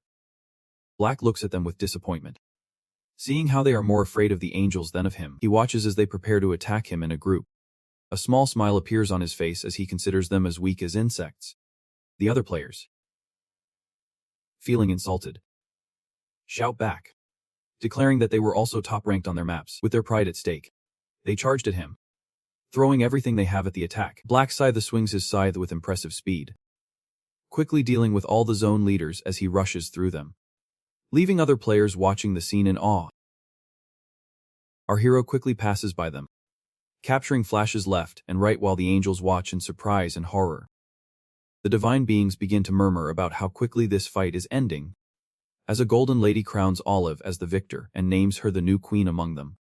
Just then, the red-haired angel Priscilla charges at Olive and refuses to back down while accusing her of playing dirty. Olive does not deny the accusation, and the redhead tries to incite others against Olive, claiming she already anticipated this outcome. Our hero's angel responds that is why she suggested they have a competition and points out that everyone participated with full knowledge. The other angels also support her statements, putting the redhead angel in the spotlight while Olive mocks her for acting like a crybaby.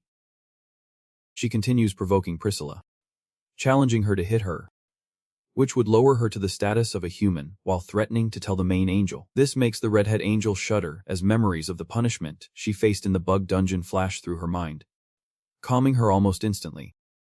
With that, Olive issues her punishment and orders Priscilla to guide the humans. Priscilla tries to ask how long this will last, but the angel of our area just scolds her more. The redhead angel flies down, regretting the bet she made earlier. Meanwhile, The system informs our hero that he is now the new representative of the area.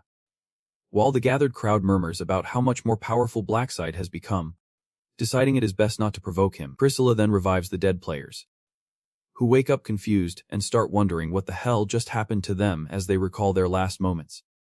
The redhead angel informs them about the current situation and tells them that they will now lose their representative powers. They advise not to feel so sad, since they know how to recover them upon completing the bonus round. The angel proceeds to explain the main mission. Suddenly, mission windows appear in front of each player, revealing that they need to kill 300 orcs each, and the approval rate has been severely reduced, causing complaints from the public. Enraged, Priscilla lashes out at them for their constant complaints and threatens to lower the approval rate even further, effectively silencing all the players. She adds that since the previous rounds have been too easy, the difficulty level is now set to legendary. Some players wonder how difficult this mission could be, while the angel simply tells them to wait and see. Another NPC asks about the submission and its reward, to which Priscilla replies that the hidden mission has been revealed this time, but the reward will remain a secret. Min looks at the creature with disgust for always withholding information and remembers that the reward for this round is the balance rune, an incredibly important power-up that only one person per zone can obtain. Of course, it is possible for other players to get this rune too, but achieving that is almost impossible, even if a player manages to complete the submission. Meeting the conditions to obtain it remains quite challenging. The angel then reveals to the crowd the secret mission, that they need to collect all the balance stones. However, only one person can receive the reward. This means that if one person fails to find all 4 stones, then no one receives the reward. Priscilla smirks and reminds them that it is always possible to steal the stones from others. The players keep bothering her with questions, and she clarifies that they can only steal the balance stones and nothing else. She also informs them that they have used up all their free revives for this round. With that, Priscilla encourages them to give it their all before disappearing into the sky as a timer appears above the players. Our hero remains annoyed with the pesky angels but decides to start attacking the orcs and intends to set a new record, after which he plans to help Yuri with his casualties. He then descends from the platform into the crowd and walks among them, nearly causing total panic among the kids. The players feel relief as he passes peacefully and wonder whether they should follow him or not. Some players hesitate, but others argue that Min is constantly 10 steps ahead, so there must be a method to his madness.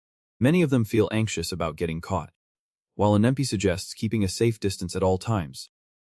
One of the representatives from the previous area gets excited and tells them they can step forward or eat dust while he walks away from the clearing. Meanwhile, the rest of the group seriously wonders if this is the best idea, but they set aside their fears and decide to go after the Black Scythe anyway, starting to trust that the pro really knows what he is doing. After that, our hero arrives at what appears to be a small village of orcs hidden deep in the woods, and the group of losers chasing him acts as if they are impressed by this small and rustic place, while watching Blackside face the first orc and take him down like he is nothing more than a snack. The giant pig collapses like a sack of potatoes and heads straight to the center of the village, where it looks like everyone is getting ready to grill some juicy meat.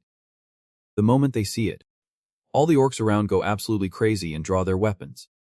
The ground starts shaking violently as 3 giant monsters charge directly at our hero, but he stands firm without a hint of fear and beheads the first one as if he had already collected 3 heads on his scythe. Then the other 2 try to squash him like a pancake for dessert, but Min swings his scythe again and clears all the houses in the village until not a single orc is left.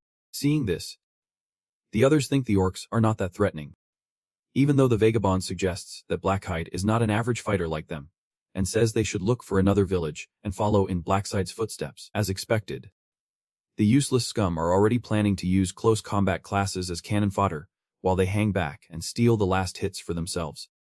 Anyway, they run into another village that this time is much larger, and even has a proper lookout. The orc standing in the tower does not waste a second before blowing his battle horn, that echoes loudly throughout the massive village. That sound plunges the whole party into chaos, and panic only intensifies when a bunch of imposing monsters swarm out of the houses like a furious swarm of bees.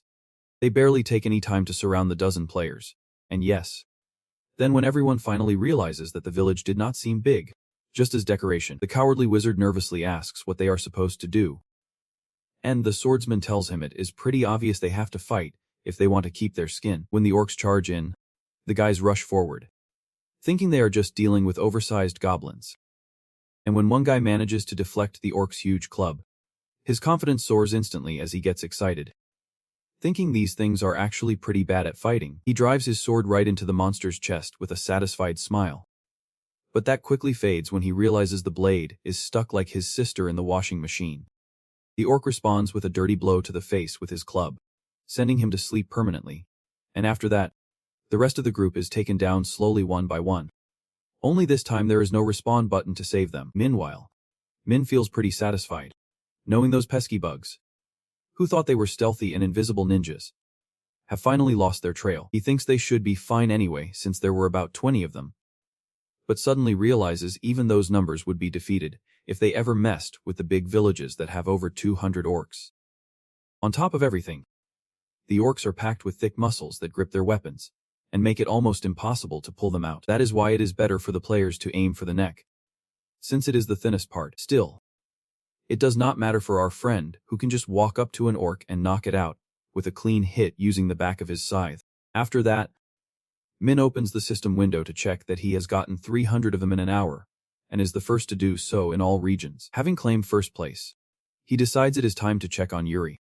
So he activates his tracking ability to find his location. Meanwhile, elsewhere, the bandana guy turns to his leader and asks if he is okay. The slightly smarter group starts to understand that orcs are not just pigs walking on two legs.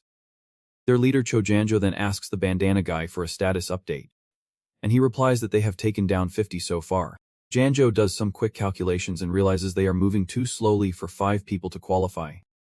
And one of his members reminds him this is not just about disqualification.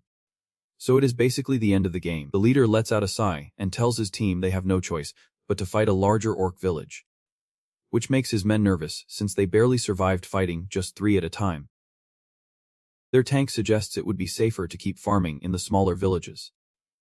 But Django tells them they are moving at a snail's pace, and that even if they are fighting for their lives, it is a risk they have to take. He makes an appointment with Lionheart and tells his men there is no reason to stay on a sinking ship. Then they move silently through the eerie forest, full of shadows, until one of the guys points out a village he swears he has seen before. He quickly warns his leader that he can see a scout posted near the entrance. So Django suggests they go around the area to avoid being seen. The group passes by the orcs as if they were playing Assassin's Creed on the easiest difficulty and finally arrive at a fence with a noticeable gap. One of the non-playable characters takes a quick peek through the opening and reports that he does not think there are any guards patrolling the area. With that signal, they begin to pass through the gap one by one and quietly scatter to better observe the enemy's layout. A scout mentions that there should be about 5 orcs hidden in each hut, which turns out to be much more than their leader expected. Then the blonde kid suggests they try to ambush each hut separately instead of rushing in all at once. Janjo gives the green light and the group gathers outside one of the orc huts, getting pumped up as if they are about to break down the door of a drug den in a cop show. Shaking from head to toe with pure intimidation, they slowly advance through the hanging curtains and reach a huge wooden door. The moment their leader gives the signal, the gang bursts in only to immediately regret all their life choices when they realize there are almost twice as many orcs lounging around like bored cavemen. As they see them coming, one of the muscular orcs lets out a growl and immediately puts everyone on high alert. The J-Kid turns to the leader and asks for orders before they all get annihilated, and the leader responds that they should at least try to take one down first, then leads them in a charge at the one on the left so their tank can stop its attack, just long enough for the swordsman to cut its leg, allowing the bandana kid to finish it off, showing the kind of teamwork that every League player dreams of. Watching one of his teammates crash to the ground like a sack of potatoes sends the rest of the orcs into a frenzy as they charge straight at the gang, roaring as if to say everyone is about to be pancakes in a few seconds. An orc delivers a crushing blow to the scarf kid's shoulder, causing him to drop to his knees in pain and leaving him completely exposed. But Jonho shows who is boss and does not let that slide, driving his sword right into the thick, sturdy, black neck of the orc and dropping it to the ground immediately. As the other orcs begin to snarl with rage, the group forms up back to back. Zhang watches the 8 remaining walking corpses and starts to wonder if his team can really face them when suddenly the tank surrenders and yells at everyone to just run. Without hesitation, everyone starts to run while the orcs chase them right behind. After a few moments, they find themselves completely surrounded, making the injured guy with the bandana think that their time has officially run out. But John H. gathers some courage and tells his pathetic teammates to act like men, while those who have clearly already given up start saying their goodbyes. Their leader points out that the orcs did not take them out quickly, and tells them to look at those smug faces, full of arrogant smiles, and pride dripping from their ugly faces. Jong-hu says they are laughing at them for like a bunch of cowards and asks if they do not feel even a little bit of shame. He stands up to the monster that is twice his size and tells his men to face them head on, and fall in a way that at least shows some honor. This ignites a fire in his team again while the orcs laugh as if they were watching monkeys trapped in a cage. Still, John tells his crew to attack the one he points out once he gives the signal, but just after they prepare for it, all the orcs suddenly scatter like ants in a storm. Their attention is drawn to a fire in the distance, and the boys wonder what could be out there that even makes the orcs flee like terrified prey. Seeing the opportunity, J&H tells them to focus because they finally have a chance now that only 8 orcs are left. After several brutal minutes, the men manage to take down each of the monsters and thank their leader for giving them hope just when they were about to give up. Playing it cool as always, John says he could not have done any of this without his friends and checks on his injured buddy, who honestly looks like a crack addict. J&H takes charge and tells the squad to hide their battered companion somewhere safe, while he moves forward to check the way. With that, he starts moving toward the place that was burning not long ago. As he turns the corner, he begins to think it is strange how suddenly everything went silent, and how not a single monster has appeared. The man walks through the village and looks around when something appears that leaves him completely stunned. Scattered on the ground are the battered corpses of orcs that radiate a strange aura. As he crosses the scene, he wonders who could have caused all this chaos when his eyes land on a man dressed entirely in black. It does not take long before he realizes it is Blackhide, who seems a bit surprised that there is still someone else in the village. But the real shock comes when he reads the player's name and realizes that the man is Jongo, better known as the Mercenary King. It is explained that the Mercenary is a close combat class capable of wielding various weapons like the warriors. But their true advantage comes from forming contracts with allies or with the Mercenary King himself. As the only man with this class at that moment, Yongo holds a unique power where both parties gain additional rewards through contracts, making it a mutually beneficial deal. Min can hardly believe he is meeting this guy by pure chance and starts walking like a shy girl. He realizes and tries to plan how to talk to the top-ranked player, while our guy gives him a hard look unintentionally. All while thinking that the man really looks like someone who deserves that class, with that natural leader aura. Jonko asks if he is the one who defeated all those orcs, and the man says yes. The leader starts to sweat and quickly leans down to show his gratitude for saving the group from certain annihilation, even though our guy admits he did not even know they were there. Still, Yongo thanks him again for the help, and Min tells him he should get his men out before more orcs show up. The Mercenary King starts to sweat as he asks how the man knows about his allies.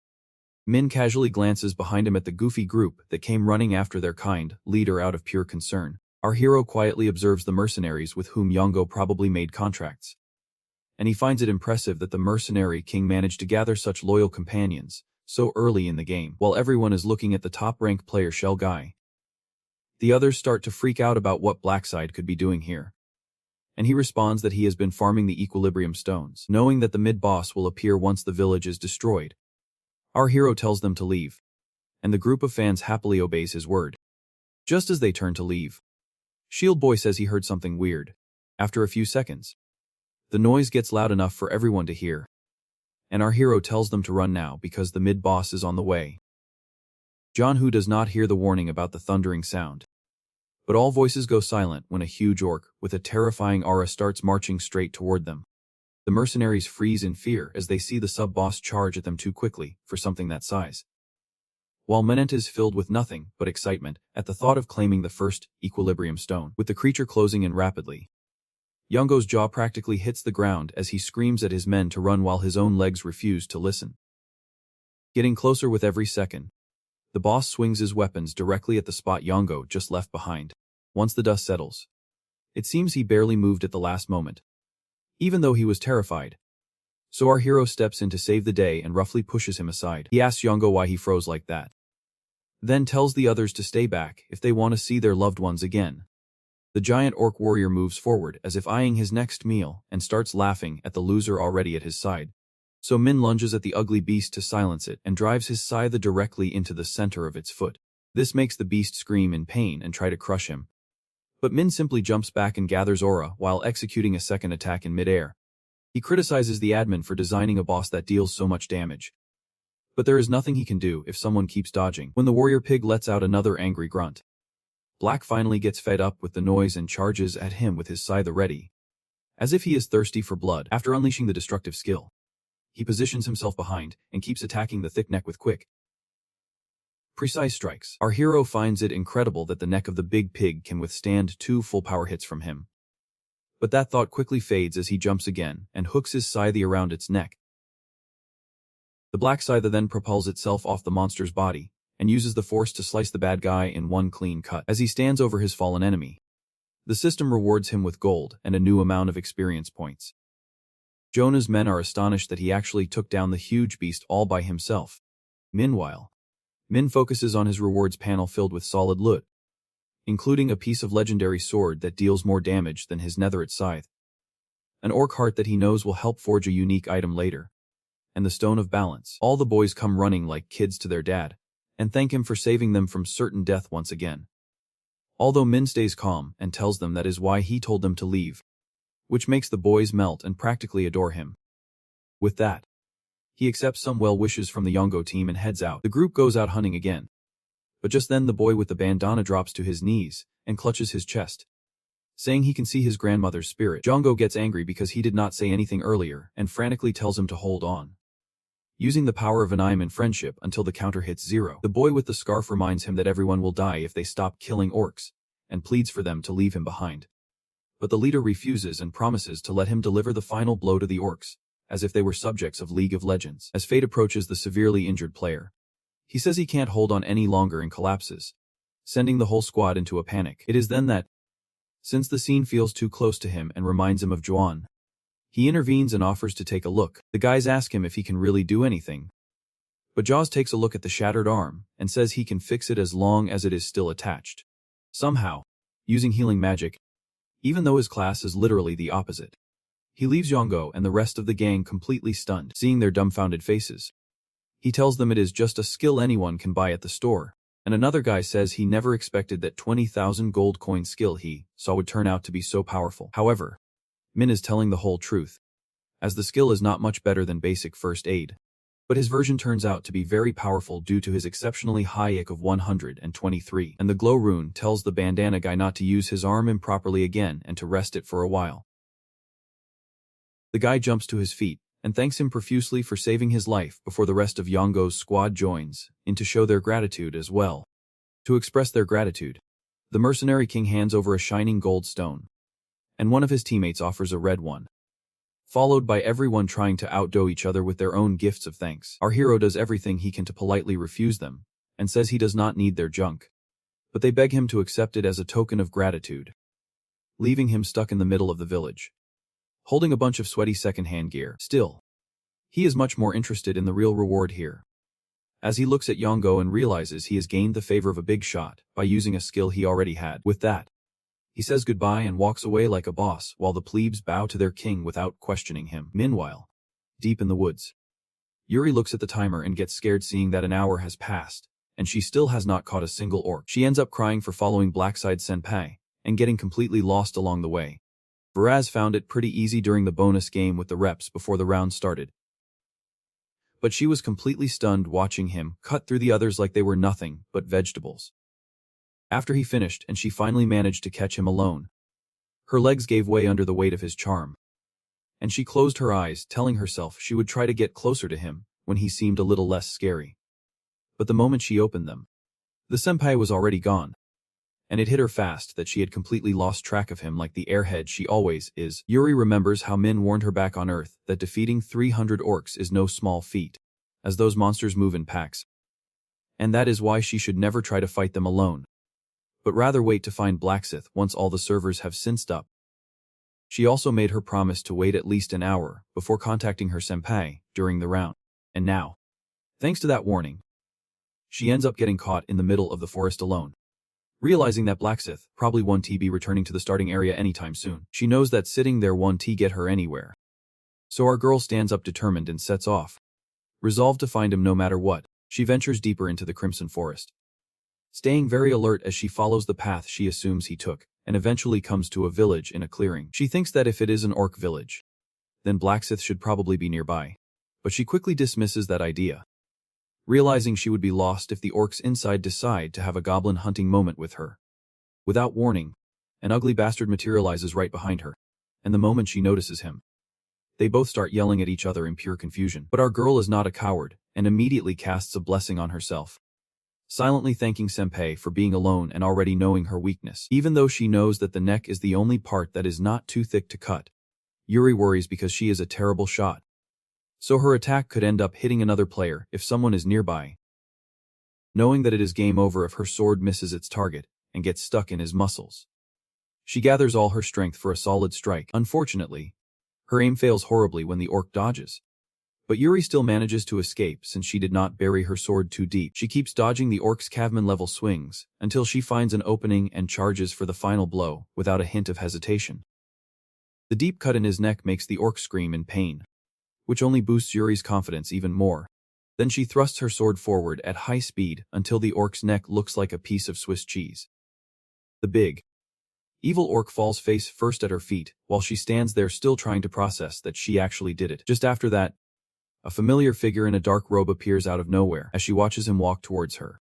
She seriously wonders if she is filled with adrenaline, or if the man she has been chasing all this time really showed up and is heading straight for her like Yotaro. That impossible dream fades the moment he passes by her like nothing more than a fart in the wind. Gathering every bit of courage she has, Yuri calls out to him. The black side, the senpai, gives him a look that basically says he has 10 seconds to explain himself before he leaves.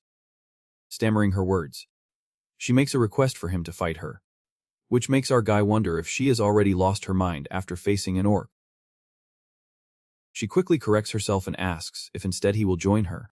He tells her to give him a good reason why he should even consider it. So she practically boasts about her unique ability and explains that her blessing skill is the most powerful stat boost in the entire game. Min takes a fake glance at his screen and confirms it like a board game pro.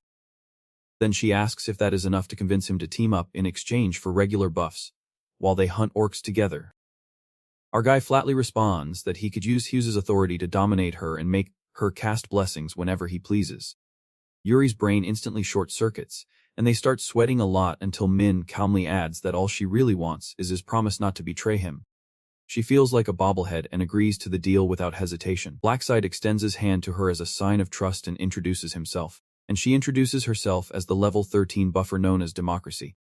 He tells her that he really does not need her help, especially after seeing how he took down that orc. But she innocently mentions that it was practically her only casualty in the first hour and a half of the round. Feeling sorry for the clumsy lady, he promises to help her reach her goal as soon as he can. As they walk toward the next village, he tells her to stay in sight and assures her it is for her own safety. Noticing his subtle kindness, she thanks M for the solid advice when a gang of orcs appears out of nowhere, sending an instant chill down her spine. Blackhide tells her to hold her beer and relax while he charges at the 3 ugly fat ones, cutting off their legs as if he is preparing for a barbecue. One by one, mercilessly, he turns each orc into an amputee, and then tells her to end their misery afterwards. While she stands there staring at him blankly, he tells her to hurry. Hurry. So Yuri grabs her sword hesitantly and points it directly at the dragon. As the experience points start piling up, she ends up thinking that killing orcs is actually much easier than she expected, mainly thanks to Blackside's help. Min just looks at her silently and tells the woman to hurry up or fall behind as he walks away, leaving her to run after him. Later, after a while, Yuri happily shares that she has defeated 52 orcs in just 30 minutes, even though Min still thinks it is too slow for her standards. She believes it is smarter to be careful since Yuri could get hurt if they end up surrounded during an attack on the village. He thinks their best chance is with an orc shaman, so he tells her that instead of dragging things out for 3 hours at their current pace, they could actually finish everything in just 1. And she seems confused as she asks the guy how something like that could be possible. Then he explains that all they really need to do is find an orc shaman who can practically spawn orcs nonstop so they can hunt them. This way, they won't waste time chasing after the stragglers. And Min is left completely stunned when he casually says he will handle the shaman, along with his creatures to help her. Right after that, she tries to press him on how he could know all this, but he tells her that he has faced one before and adds that she is always safe when Daddy Blackside is around. That leaves her completely amazed as she starts to think that he really does seem much nicer than her first impression led her to believe. When this happens, When they finally get there, she asks if there really is a shaman hidden in such a small village. To which Min replies that this is exactly the kind of setup that kills most innocent players, since the shaman practically lures them in like flies. Her mind goes back to all the times she has seen orc shamans, so cunning that they end up farming humans instead. Although she knows she can turn that arrogance to her advantage as they walk through the quiet remote village.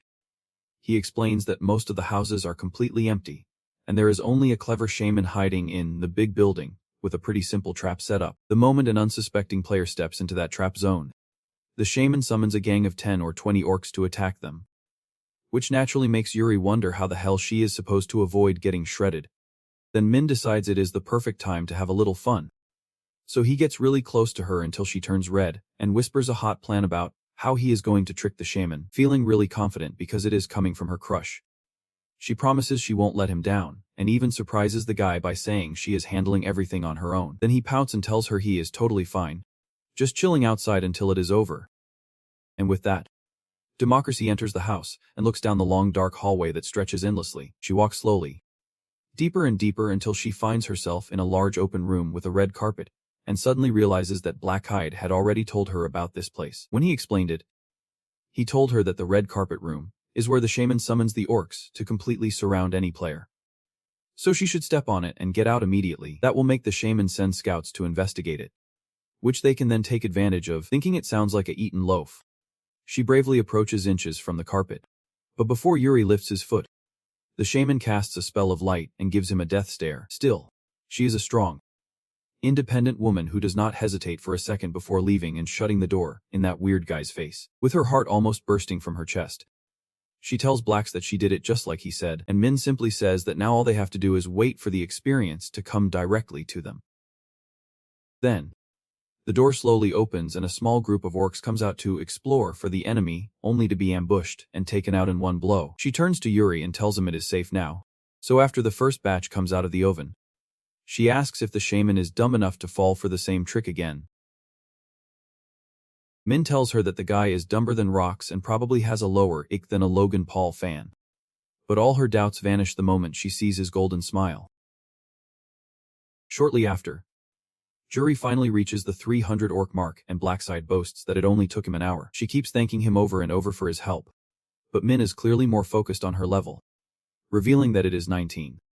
So he casually tells her that she will rank up after just one more. He is genuinely excited about the new skills he will unlock with the rank increase, as they will make him even more useful, especially since he needs that extra edge to get the world record on the boss.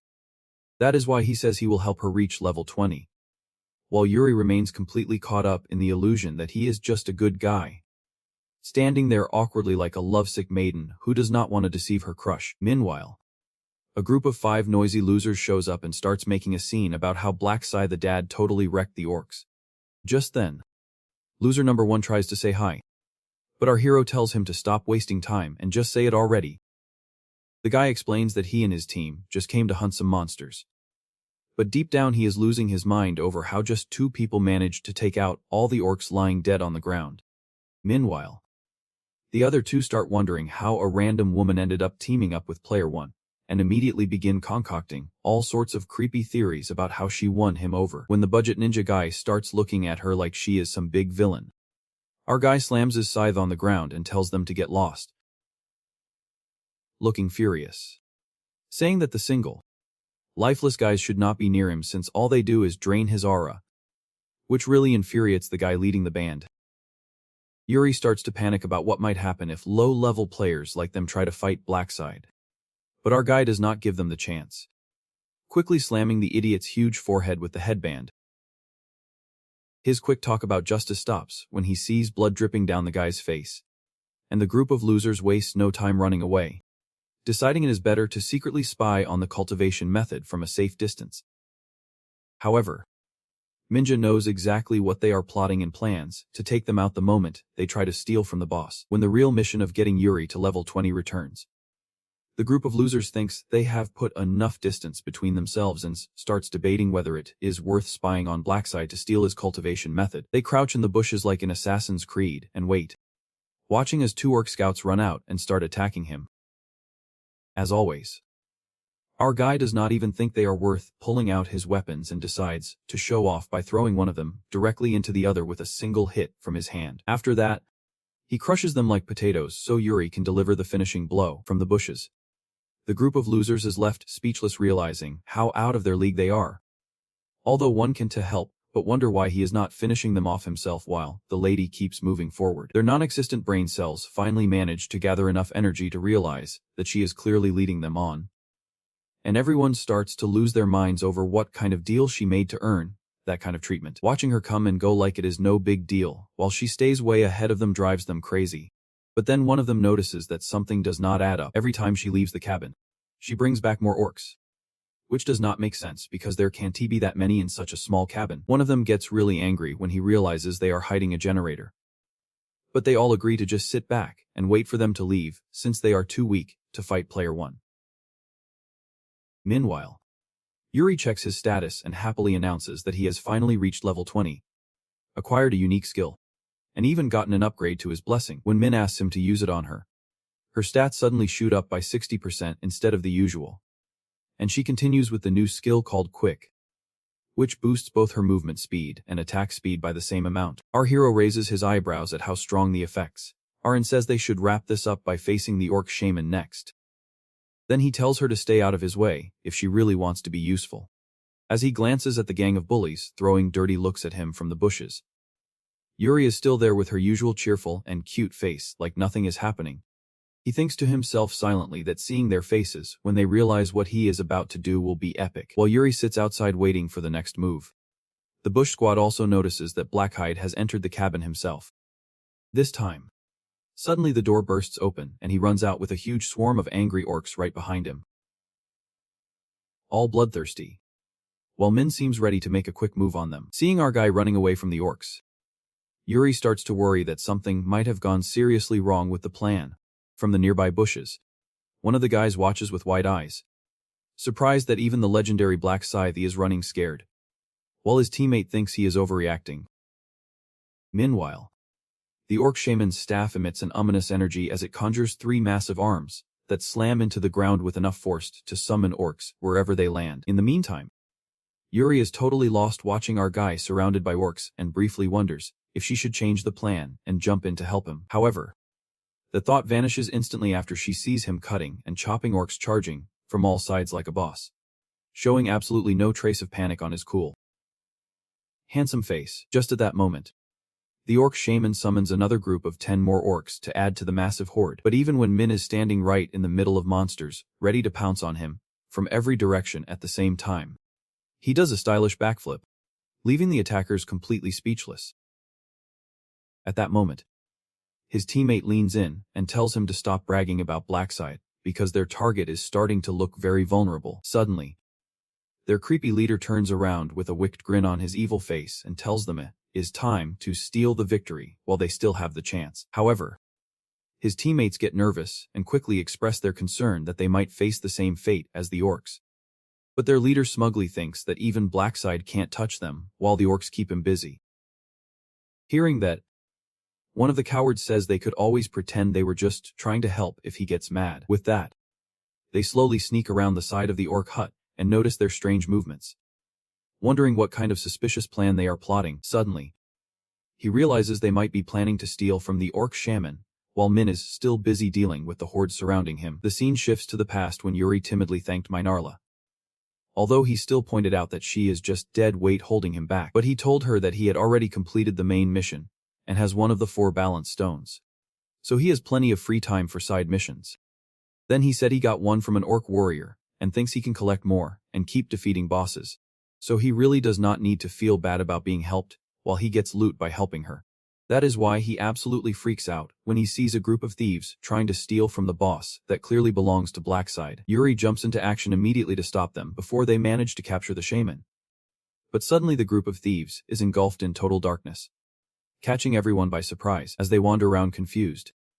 One of the guys quietly covers another's mouth to silence him because they are right behind a terrifying monster that has just noticed they are lurking. The monster instantly turns around and starts making guttural or shrill noises that make it very clear they are about to be eliminated. So they run as fast as their inexperienced legs can carry them. but the boss blocks their escape route, trapping them inside a circle of orcs, just like he did with mines. It is at this moment that they finally realize they have really messed up. An orc deeply cuts into the shoulder of the black-haired boy, and then lifts him into the air by his hair, before throwing him to the ground like a sack of trash. When he looks up, he realizes that his head is about to be crushed like a watermelon under the foot of an orc. Except this time he is the watermelon. On the other hand, our guy finishes cleaning up the last orcs. Then he sees the very predictable result of his little test to check if the stalkers would try to steal the kill, when he intentionally lured the shaman. But he feels no guilt because these fools would have died anyway, as they wasted too much time hiding and watching him instead of just completing the real main mission. With that, he walks straight toward the orc shaman, who growls and sends his whole army of orcs, making threatening noises at Min to scare him. But our guy quickly takes them down and notices he feels much faster than usual thanks to a boost from Yuri, as well as the Reaper's rune that increases his attack speed by 50% at night, making him very hard to detect in the dark. All he needs is a single clean hit from his scythe to take the orc boss's head. After dealing with the shaman, he racks up tons of experience and money along with a bunch of rare loot. But even though reaching level 33 feels good, what really excites Min is an old cracked necklace called the Marble of Eternal Sleep. It gives him stat points for every 100 accumulations he earns when he kills 100 monsters. Although the catch is that it loses durability with each accumulation, so it will break after giving a total of 10 stat points. Nin thinks it works very similarly to the absorption rune that the Black Dragon used to have. But the annoying part is that it breaks once he gets 10 points. All for the durability condition. Still, he already has a solution in mind. He can get the durability rune during round 8 and go to a blacksmith for repairs. If that works, then he gets infinite stats. Just then, Yuri calls him, wandering around trying to find him, as he basically becomes a ghost at night thanks to the passive ability of his rune, which is as troublesome as it is useful. Before canceling the spell that plunged those fools into darkness, he erases all trace that they ever existed and then calmly ends the night of death. Right at that moment, when the chilling twilight fades as if it had never been there, Yuri stops and blinks for a second, visibly confused, until she sees our hero and quickly approaches him, telling him how worried she was. But he just shrugs it off, saying he had some urgent matters to attend to. Hearing that, she asks if he somehow missed the party of the rogue thieves who tried to rob the orc shaman while he was busy with his summons. He innocently tells her he does not remember seeing anyone like that. The sweet girl seems completely confused, as she definitely remembers hearing their screams loud and clear. But our hero thinks there is no reason for her to see the little that the boss left of his bodies. After that, he tells her it is time to face the next boss. Hours pass, and the two arrive at another town where Min causes another total massacre. After taking out the basic monsters and the archers watching from the towers, he challenges the orc archer boss and delivers such a brutal death that he is basically left dismembered. He does not level up this time, but he gets 3 balance stones and a bunch of rare loot. Opening his inventory, the first thing he checks is the agile archer boots that increase his speed and are way better than the sad starter pair he is still wearing. Then he fuses them with a green mana stone he has, which further boosts his agility stat. And once he finishes with all the side bosses, our boy is finally ready to face the final boss. In this round, the final boss is a brutal beast called the High Orc, and the biggest problem during his fight is the strict time limit. So he has no choice but to race against the clock. Thanks to the speed-boosting items, he remembers that his best time in all past lives was 43 seconds. But now that he has a solid support like Yuri, who can provide him upgrades whenever he wants, he feels pretty confident that he is about to set a record that will be remembered in the history books. However, before that, he needs to level up his stats and keep defeating monsters to maximize the stat-boosting necklace. As time passes, there are only 30 minutes left until the round ends, and our guy takes a brief break after wiping out the last orc village. He still has not reached level 40 like he wanted, but he keeps pushing forward because he no longer has time to train, and he actually feels satisfied after getting 9 stat points from the necklace, which now only has a remaining durability of 1000. Turning around, Yuri suddenly asks him why he is not hunting orcs, and he tells her that he already has what he needs to fight the final boss. With that, he says it is time for them to part ways, and that she really did a great job following him this far. As he shakes her hand, he feels a bit sad and briefly thinks about selfishly asking if she can stay with him until the final boss. But he realizes that it would probably just end up hindering him. At the same time, Our guy finds it a little strange how quickly she got attached to him. But deep down he knows that the fight with the high orc is too dangerous to take her along. As a little farewell gift, she gives him one last boost by wrapping him in a swirl of bright green energy. And he thanks her again for helping with the house, as she was honestly kind of a lost cause on her own before. Then she opens her inventory and says that although it is not much, she got a shiny blue crystal during the orc house, and is giving it to him in case he needs it later. Hearing that, he tells her that it is fine and she can keep it.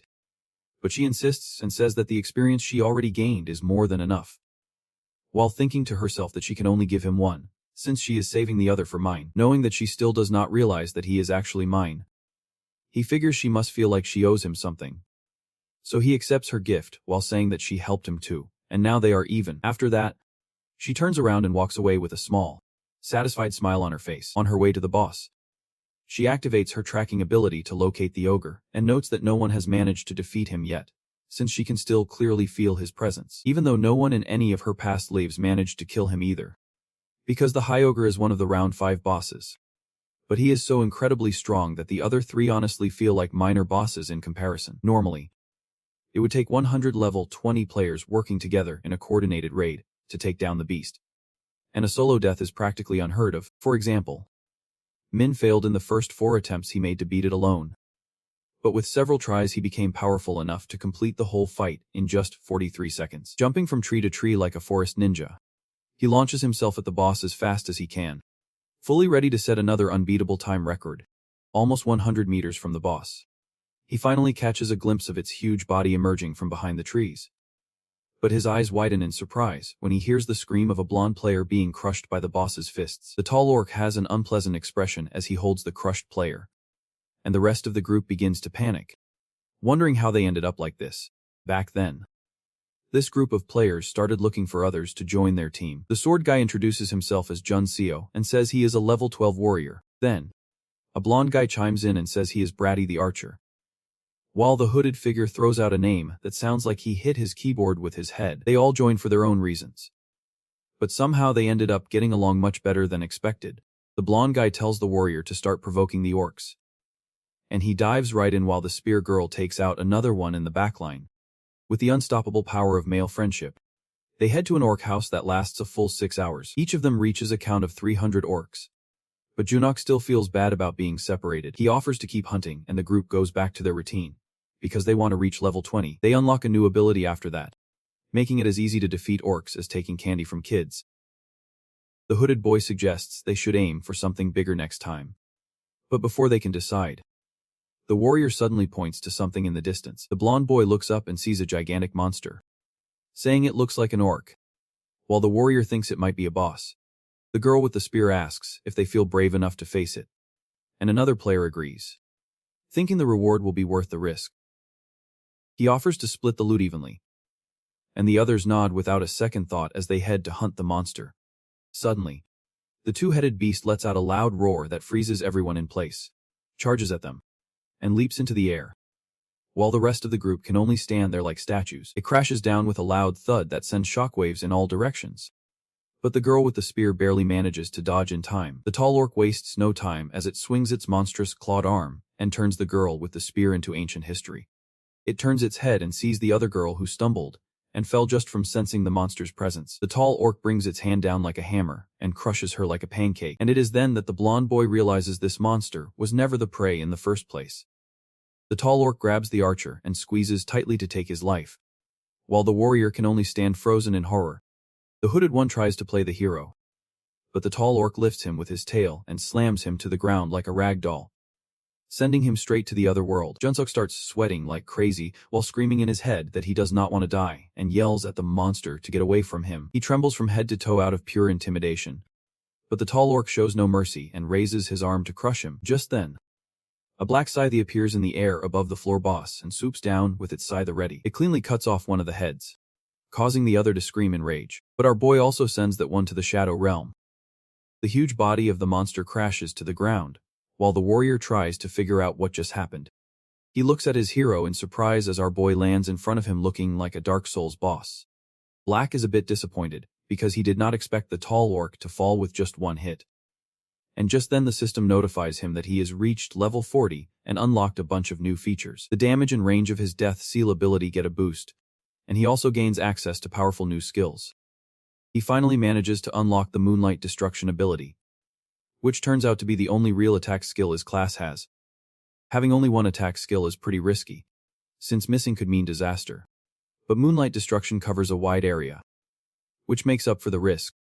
The skill is a mix of magic and physical damage, meaning our hero can defeat enemies no matter what they are resistant to.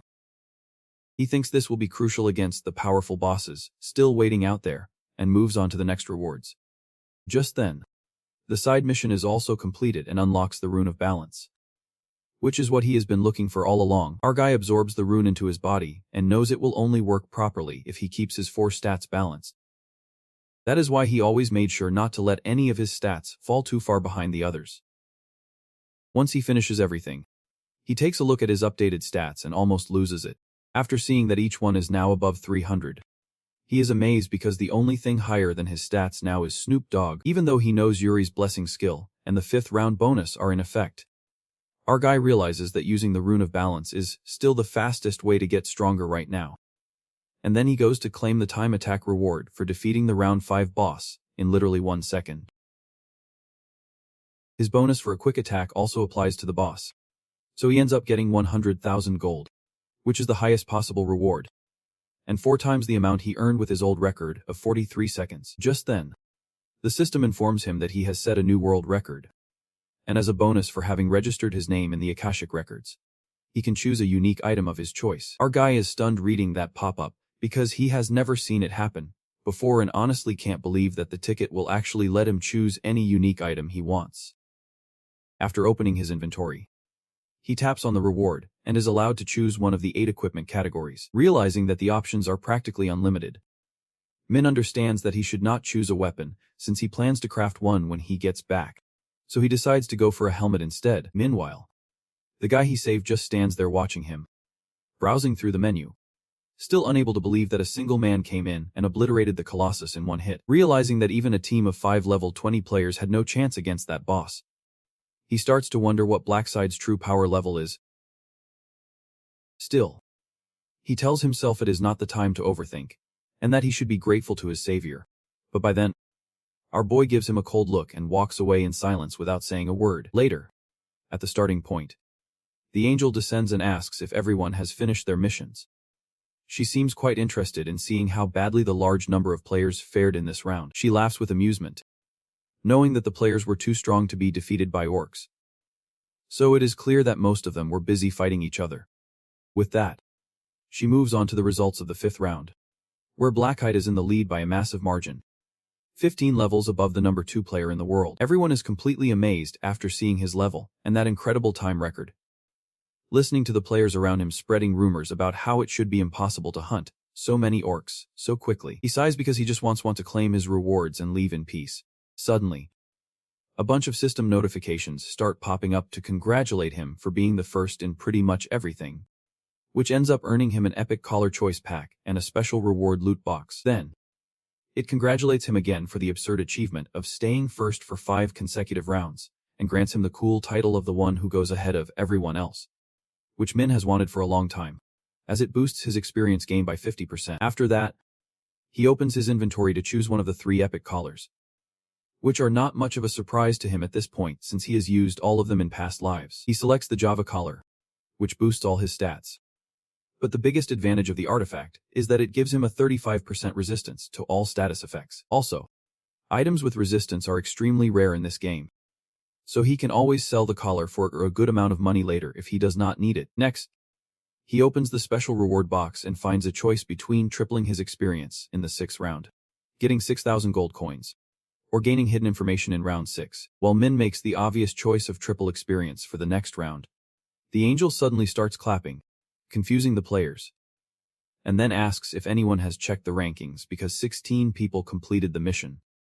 And that can't be right. Out of nowhere, some of the players are engulfed in flames. While the angel announces that all players ranked below 10,000 will be eliminated, the players on fire pled for their lives. But she just laughs at the pathetic insects lacking courage, while our guy also chuckles to himself, thinking he would probably be just as pathetic in their place. Then she announces that no one completed the side missions until she suddenly stops to correct herself and gazes at Black Scythe, who somehow is the only player to have completed them. With that, she says goodbye to the players and tells them she will see them again in the next round. The scene shifts back to Earth, where M is relaxing at home after a nice dinner with his younger brother the next day. Now that he has energy again after eating, he gets to work and opens the combination window where he chooses the Reaper's scythe as his base weapon. He then adds the Orc Heart, a mysterious wooden totem, and even the High Orc Teeth as secondary materials. Just that setup would give him an epic ranked weapon.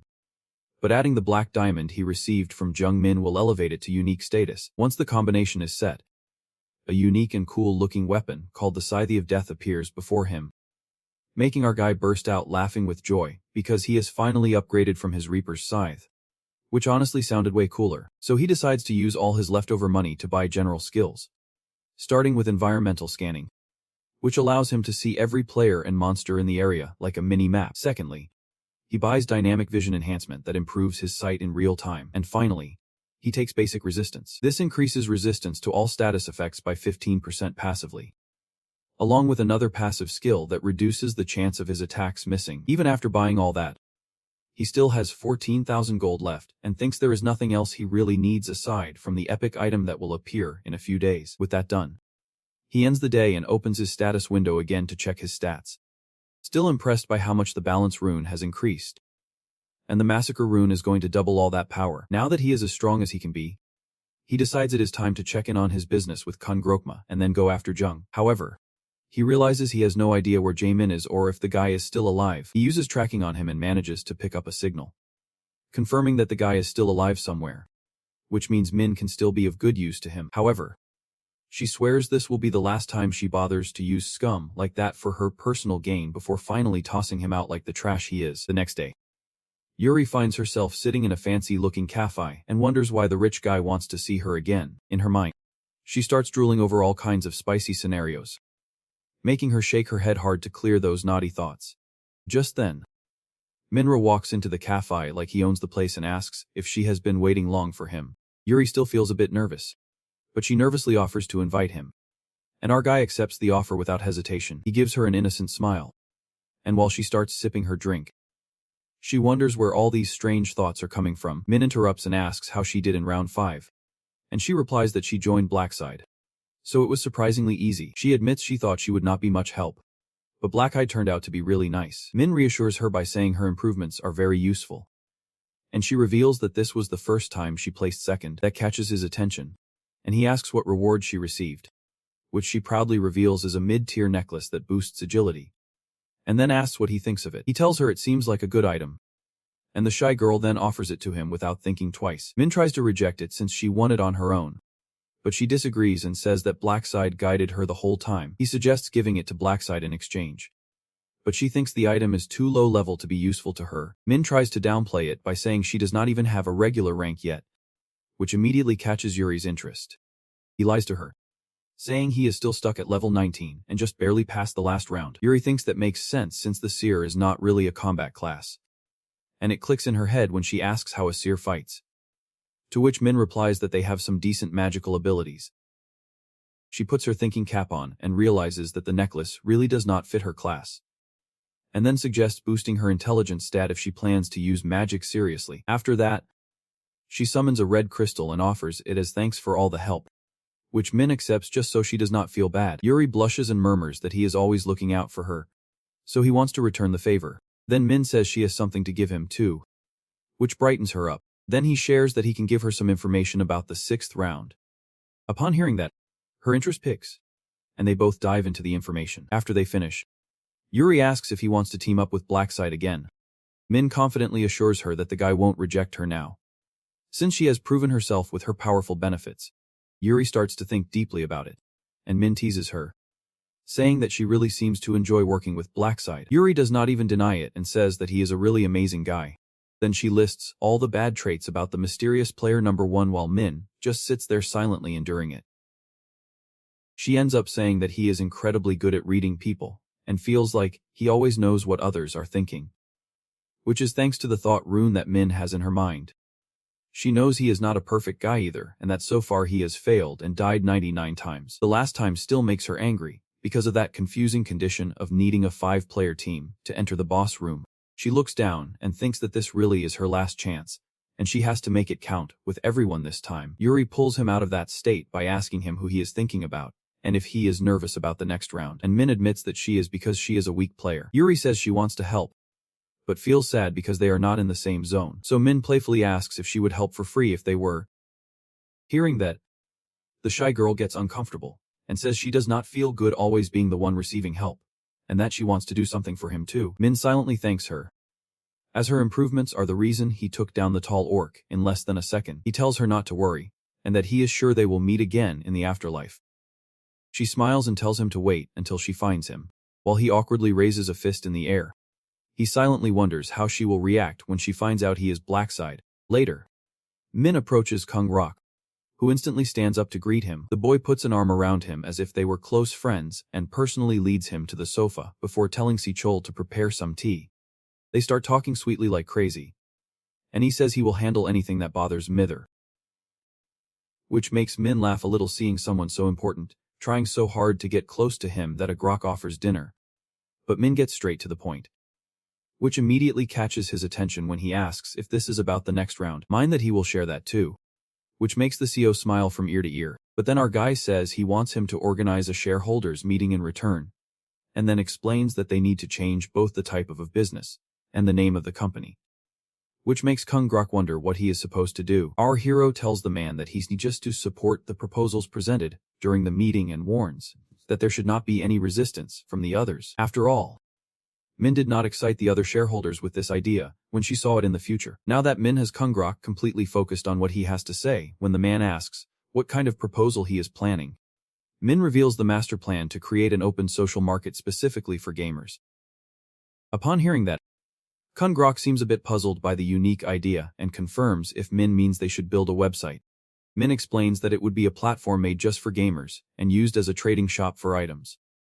He asks me if they are planning to add a cash payment option, but Min says it depends on the seller and that they can choose to trade instead. The CO still seems hesitant, but our guy tells him that some gamers will definitely need quick cash from time to time.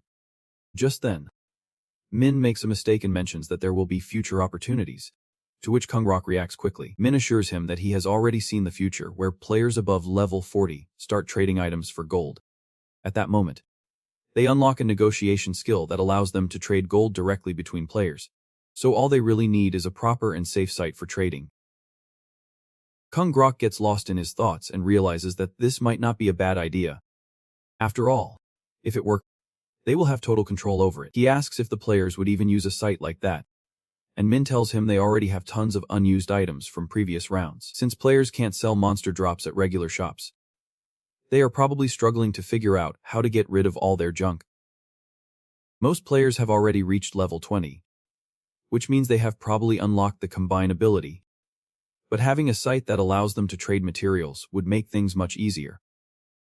Kung Grok agrees that people would definitely use it and starts to think more deeply that if the seer is right, this could generate huge profits. At that moment, his mind starts filling with ideas like launching an app version or maybe adding an auction system later on. Min sees that the CO is getting familiar with the whole thing, which works out perfectly for him. If he can gain total control of the synthesis ingredients before they become popular, he could create some really impressive gear. Kung Grok finally nods and agrees to the plan while Min asks if he has any ideas for the name. The CO flatters him again, saying that Min is the major shareholder and that his idea should lead the way. Then, Min proposes the name Player Place. The man agrees that it sounds good and Min asks how long the development will take. The CO responds that it should be ready in about a month, which perfectly aligns with the end of round 6. It is then that Mummin finally decides to give him the information about what will happen in the next round. After a brief explanation, Kung Grok realizes that teamwork will be very important again, and thanks Manaliosa for the information. He thinks keeping the seer close was the best move of all, because now everything seems to flow smoothly both in the other world and in the real one. Kung Grok promises to start the business as Min said, and will call the shareholders meeting as soon as possible. Min agrees to join him and they both get up to leave. The boss tells Jun Chol to fill Min in on everything that happened today. Then he dismisses our guy. A few days later, Min goes to bed excited because today is the day the epic item goes on sale. He logs into the store and goes straight to the item of the day, which appears to be a stylish shirt that greatly boosts both attack and movement speed. He buys it without thinking twice, even though 20 gold coins for an epic item is no small amount. And soon he won't need to rely on the store for anything. Once that moment arrives, blueprints that are basically instruction manuals for creating specific items will also start appearing for sale. That way, people won't have to combine materials blindly, and they could even resell the plans to make easy profits through the social market. Min falls onto the bed and thinks that the meeting has to go well for that dream to become a reality. The next day, the meeting starts, and the room is filled with shareholders as Min steps onto the stage and delivers an Oscar-worthy speech. As expected, there is some negative reaction at first, but he answers every question smoothly and manages to win everyone over. After the meeting, Kung Grok approaches and says he handled it like a pro, while Min just ignores him. The CEO assures him that he will take care of the rest of the business matters, and tells Min to stay alive for the next round. That makes our guy smile a little, as the guy seems genuinely concerned for him. With that done, the two decide to go to lunch since he has finished all his tasks for the day. As Min walks away, he thinks there is just one last thing to do now, which is to use Min one last time. The scene shifts to the forum meeting, where Yami enters with her usual energy and cheerfully greets everyone. But the vibe in the chat group seems a bit off. One member asks if she has not heard the news yet. Then he tells her that Mir, 30 and the other guy are probably dead since no one has heard anything from them. Yami thinks it is a bit silly that they are acting so sad when they barely knew each other beyond these video calls. But then she realizes they are just pretending to seem like good people in front of the president.